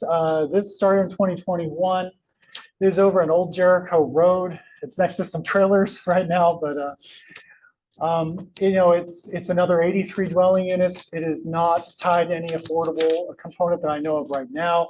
It has multifamily and commercial as well. They need the pump station. It's on hold, so it's been on hold for a number of years, but they do have an approval. The difference with this approval is I had started here when this came in, is we approved this conditioned upon them actually getting a lift station. The rest were just approved, with some bad coordination, I think, but so that's what that looks like. Again, a very urban development right up against the street. Then we got Gray Track A. I just put this in here just because it gave you some context there. That is almost built out. They're almost done within the next month or two. I'm finishing all the permit on that and stormwater, closing everything out. So that was 2021. This all got approved by the MPC and the DR in 2022 by the DRB. It's 340 dwelling units. They actually have a little medical office space that they haven't built, but that's multifamily. It is all Class A apartments, so they're not. There's no affordable element to it, and I think that's what it looks like. It still has some connectivity concerns, as you can see. So right now, it just has that one way in and one way out. With future connectivity to that parcel, kind of in front of the school there. Which used to be, I think, considered for a VA hospital, but I don't know where that is right now. But that would eventually connect to that property and then connect to WK Alston, should the school district give them access. Okay, so and then Garden Oaks, that's all in the same vicinity, 288. I think that all got finished last year. I just put this in for context. So then this was all, as you can see, almost everything was approved in 2021 and 2022. We have probably a few thousand units here all approved in the same time. That is built, and that's what it looks like. And so, and then Salem Bay subdivision, they're on their last few phases. So they're starting on phase 3 and phase 4. They put in all their phase 4 improvements. They haven't started on phase 4, but they're on phase 3 right now. So the last houses, again, this is 2021. So in that 1 or 2 year period, I think the city essentially entitled or vested about almost 3,000 units of development. So we're seeing those coming online right now. And that's what that looks like. So I think anybody that passes by probably saw that they finished the street on the southern end there in the last few months. And so, yeah, that's, and then in this area, we got the Aldi going up. That's finally going up now. It was approved by the Planning Commission in 2024. Permits were issued in June. It's finally going up. So, I don't know when they're planning on being done, but as you can see, it was starting this month. So they're finally getting underway. Imminence in the fall is what they're saying, September. So that is all the development on 170. So it's quite a bit. And, what you have for sure is project we talk about, they're either going up. And we have had other development questions and concerns. And there's some around the Hanover Park area is entitled with the old development agreement as well. In the next few years, I'm just gonna try to go to it. Actually, it's kind of around the Lowe's and behind and kind of south of Salem Drive and Old Salem. that whole area, which could be another 800 units of development at least, is all in that same development agreement as Hanover Park. And I know that there's people asking about it because it runs out, I think, in the next few years. So, but there's no capacity, right, right now for infrastructure for Beaufort Jasper. So, okay. I'm just trying to go as quick as I can. Hopefully that was good. Some other projects. So we did the Rebo Road. That was a mixed-use project where, because of the code, we certainly were trying to encourage them to keep the bowling alley, but they actually have kept some of the bowling alley for private use. So if you know the developer, you can go bowling, but otherwise it's not for public consumption. But it's being turned into basically offices, residential apartments on the top. And then storage is the kind of, actually half of it is now commercial office because of our code. And half of it is storage, and then the commercial A rental residential use on conference top. room too, I believe. Say that again. I'm A sorry. rental conference room, I believe. Yeah, they have conference room and offices. I don't know how, that, but our code kind of required that to do a storage unit on that district, and they complied. So it was right next to the fire building. I'm not doing okay on time. Then we just approved a Charles Street mixed use project on 1013 Charles. They actually submitted a demo permit last week. I think they're really intent on building this. Again, it's a mixed use. I think they're thinking of studios and cafe on the bottom, and then two residential units on the top right there. A corner that could revitalize that corner. So that got approved by the HRB in December. Then, if you all remember downtown last year, we had the Green Street Drug or Greens Drug come in. So this was mixed use, kind of with the restaurant and some commercial office there.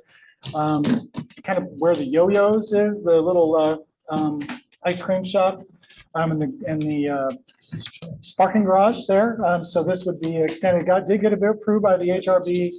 There's been no movement on that to get approved. Again, they've got some time. They've got almost 7 years at the current approval to build it, but that's what was approved.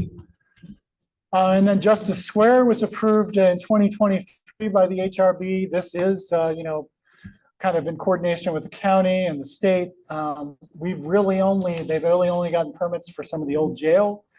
That is an affordable component. We have not talked to the developer in some time on that. But it's 48 dwelling units right there in downtown with that affordable component, but it really just hasn't moved forward. But just so you're aware. And then some of our these development agreement items that you probably just heard about. Again, there were two main development agreements that were approved by, I think, Fred Trapp when he annexed into the city. And I think all of you probably have the history better than I do because you're all here, but they entitled a lot of land. And the projects that never got built were this Hanover Park, some section of Airport Junction, Lower Cane Island, Upper Cane Island, yeah, that's pretty much what's left. And so and they have a few years to go before that development agreement ends. They still have a PUD, but that would mean they'd have to come back to a public discretionary process that would have to meet the PUD, but it wouldn't just be approved like the current.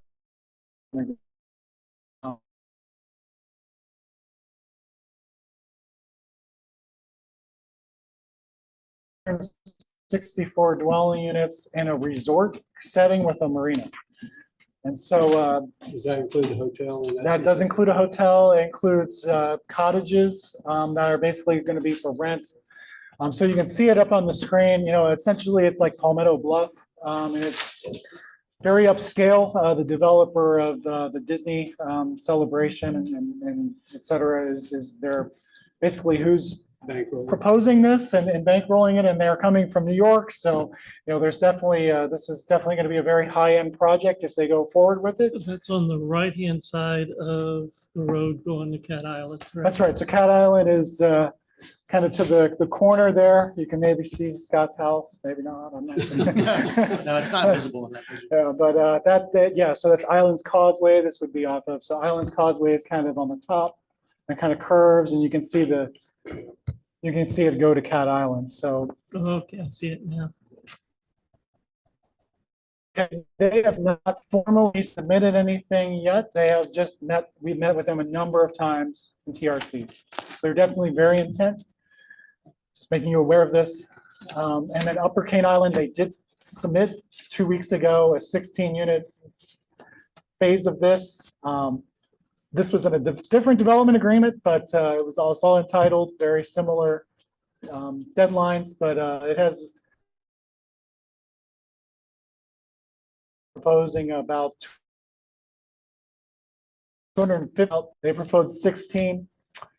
And so that's what the 16 look like right now. This is just kind of right above the Upper Cane. So that just as the road goes up there, or the Lower Cane, that's where that is. So if everybody has their bearings, they're probably going to have to do some pretty major transportation improvements to make either one of these viable or possible.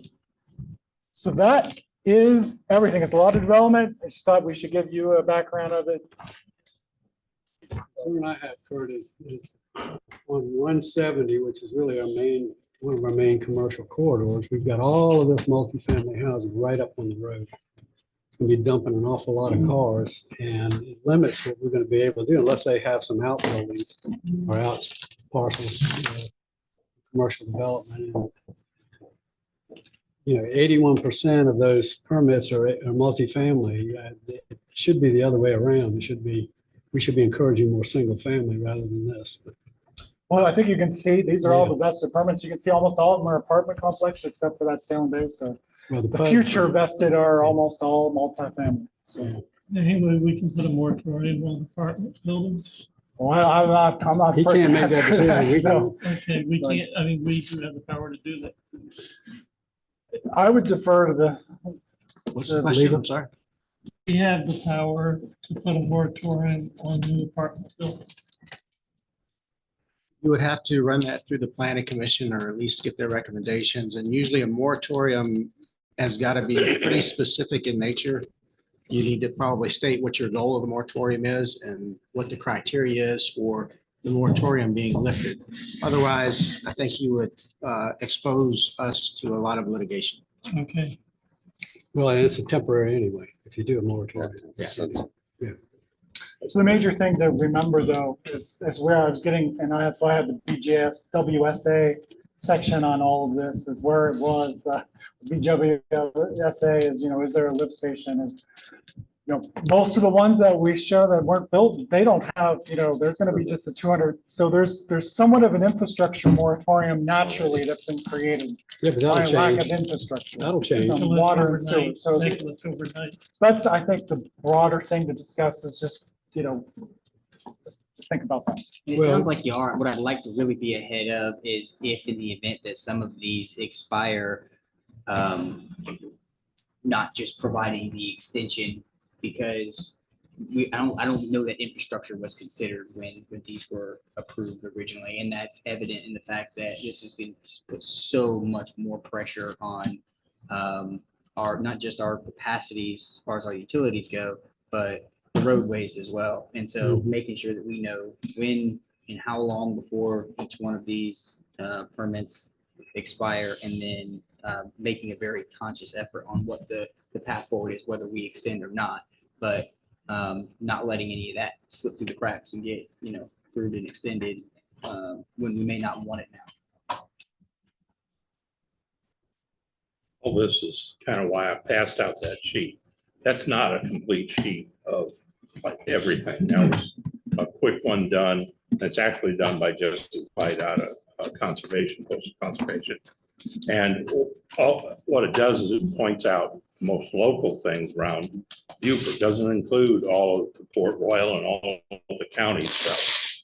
And I've got a whole lot of different concerns. One is that with all of that development, all of it coming on our main arterials, that a road capacity study really needs to be done. And that is part of that transportation study, but I'm not sure where that one's actually coming from and going, but that all needs to happen.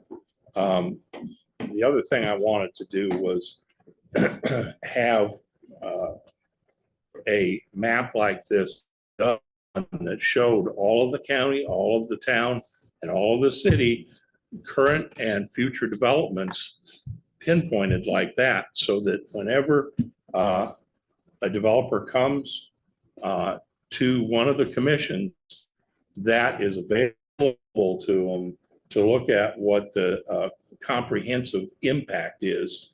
And it's not just looking 500 feet both sides of an intersection of where they want to go, but it's looking at the comprehensive impact on the roads of all of those developments. So I think that's part of it. Another one that I think is important to us as a city is that we do a comprehensive growth impact study for ourselves. And the reason I say that is because up until now, the water sewer company has dictated much where we're going to go and when we're going to get there. And I think that we as a city ought to step back from a planning standpoint and say, where do we want to go? Where do we see our development going? And see if we can't help direct some of that stuff in a direction that we want to go. So that all comes under the a growth study that takes a look at all those things. Something else that I did, you may or may not know about City of Alpharetta much. I was their chair of their planning commission for over 20 years. And we had tremendous growth, just like we are right now here. We just had tremendous growth. One of the concerns was how much rental do we want versus owned properties to stay viable as a community? So what they did back then, or we did, this was the year that I left, they initiated a rental housing study that took a look at what those differences were between rent and own, and then took a look at nationally what was the best percentage viability for those rentals versus owned. Now, I don't know, that was back in 2016, that those numbers probably changed a lot. I think maybe doing a little bit of historical analysis for other cities that have gone through that, they may have better, more up-to-date data than what this does. But I offer this, anybody that would like to take a look at it. It does set up percentages. They said that at that time, we only wanted to have 15% rental, 85% owned. I don't know if that is what we might want. We're in a little different community, but we're in that growth situation. So that's another possibility or issue that we might want to look at. I've talked to the county. They have interest in all these issues as well. And some of the impact studies may be able to happen through LCOG as a possibility from a financing standpoint to get it done. But I think those are all the discussion items that I kind of want to put it on the table because I just feel like from the time I left,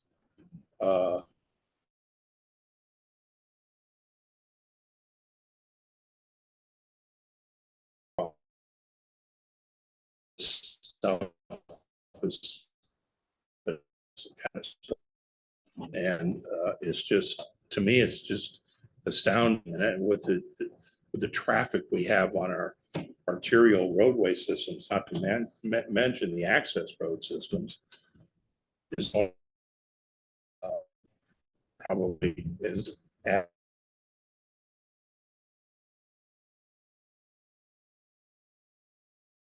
jammed into a box.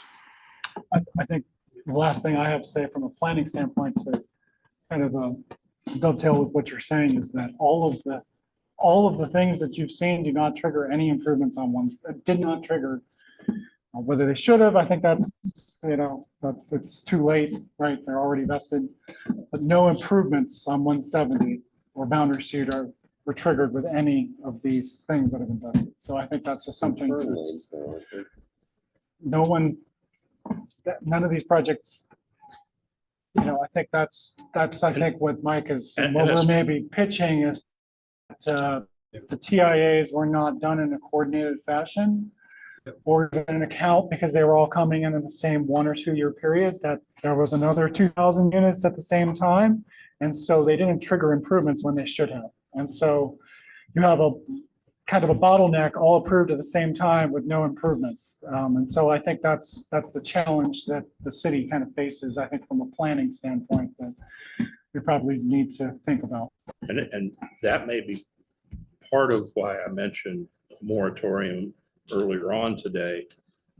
I don't know if it's a good idea or not a good idea to have a moratorium, but there's 2 triggers that I see. One is just the capacity of our road system, as you can see with what I gave you.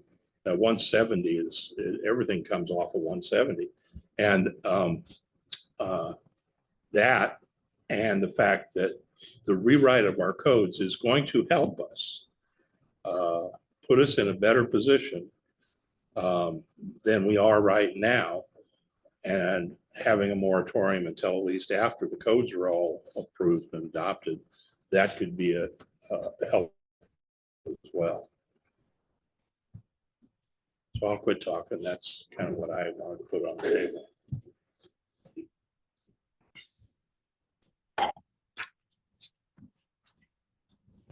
Okay, any questions for Kurt? Thank you, I think. Appreciate it.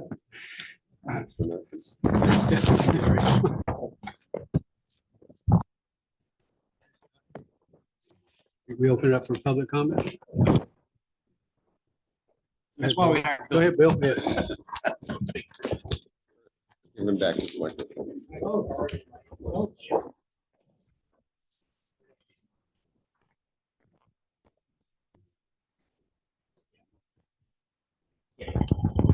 So, plan for this afternoon, excuse me, as soon as I get done. Sure, I haven't said anything for hours, is public comment. So we'll turn that back to the mayor, but tomorrow is, now that you've heard all of the great news from today, is to talk about what does the future look like tomorrow. We're going to do that in a couple of different chunks of time. So I was kind of looking at that based on what we did today and not sure how we're going to navigate that. So I may have to spend a few minutes with you guys before we break. We'll look at that and get theoretically the future mapped out. For that, we will talk about the survey results. If you have looked at them, my intent tomorrow on that is to be very brief. There's not a lot of divergence in those survey results. And the bigger pieces of that are, what did you see as the challenges under each focus area? And we're going to be covering that in the what did we pull from the project list. So I'm not going to spend time discussing the survey when we're going to talk about it in real time a little bit later. So that's kind of the plan. So if there is something very specifically that you want to talk about in the surveys, kind of be prepared to go, hey, I want to raise this issue. But quite honestly, I'm about the brief by exception guy. So if you don't see anything that's negative in there, let's just move on and we'll go forward. So just want to give you a little glimpse into what does tomorrow look like, because I have a feeling that when public comment is done, it's going to be break and everyone's going to bolt. So I figured I'd get it before we did it. So Scott, did you have anything before? No, nothing before public comment. Okay, Mayor, it's all Okay, you. I'm gonna turn it over to public comment. Not yet, no hands raised on my end.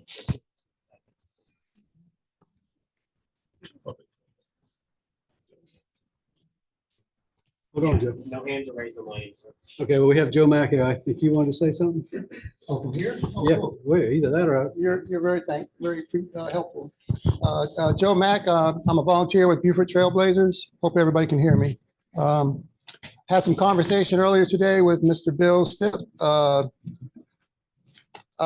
This meeting had got snowed out, and so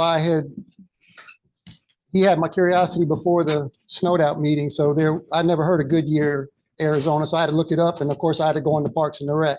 So they had a brand new rec facility. I forget the year, but I brought that up with him and he got excited. That's what rec does. It excites people.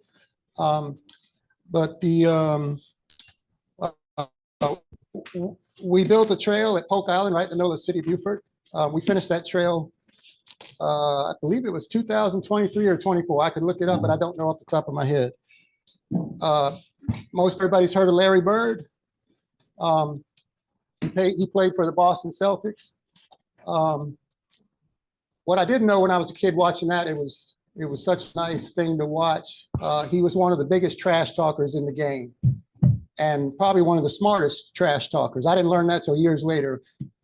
He would shoot the ball and whoever was guarding him got messed up and he would say stuff like, right as he was shooting or right before he was shooting, "You're too late, punk." And he could say that to Beaufort County, "You're too late, punk." But he said a bunch of things. He said it under his breath, but I don't see anybody in the room that's anti-kid. If I thought somebody was anti-kid in the room, I'd call you out. There was people like that at the county. There was people here maybe 10, 15 years ago. Everybody's human, so I'm not judging anybody. Polk Island, we built that trail. The government, nobody lifted, no tax dollars, zero. We didn't. You get a consultant. We just did. We as Mr. Stipp said, we got stuff done. So as far as the needle moving, hopefully you'll help move the needle. If not, I mean, I don't know any other way to say it, but maybe get out of the way. The needle will move. There's many bottom lines with the Parks and the Rec. One of them, which I think is, it's with the government's role or non-role, is you're affecting people's health. So, it's not rocket science. The more access, the healthier people will be. They will use it. And I just left one part out. So the city of Beaufort, the population is around 13,500 to round off. The county had some demographics on the whole county in their last Parks and Rec plan, which recently came out. Those demographics are pretty much in line with the city of Beaufort's from what I looked up. And I'm talking about by age groups. So, zero to, here's the counties was 0 to 17 years old, 18 to 34, 35 to 54, 55 to 74, and 75 plus. And it's almost evenly spread out. The only one that is a little bit slightly higher is the 55 to 74. The city of Beaufort, I looked that up myself to see whether it was, what it was. So the median age for the city of Beaufort, the one in the county was from 2021.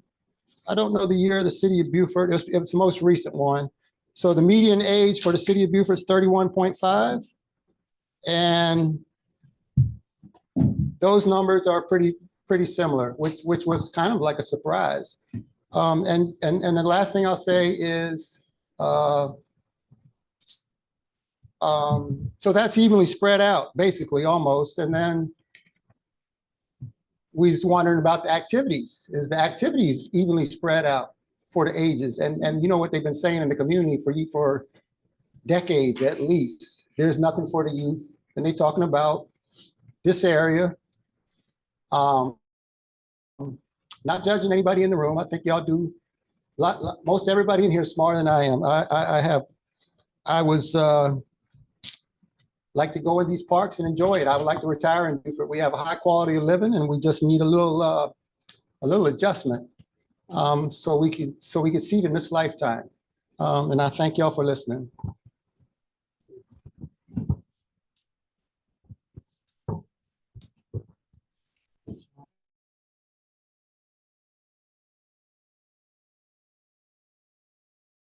I think so. It's 20 till 5. I'll turn it over to city manager. That concludes what we had on our agenda for today. I want to thank council. I want to thank all the department heads for making their presentations. Thank council for the thoughtful questions. I think we gained some insight on a few issues. I know I took a lot of notes. I think JJ was taking a lot of notes. And so tomorrow we will come back and I won't say do it all again because we'll do something a little different tomorrow to be productive, but tomorrow will be about more about the future and less about what we're doing right now. So with that said, thank you very much for your time and your attention today, and I'm looking forward to tomorrow.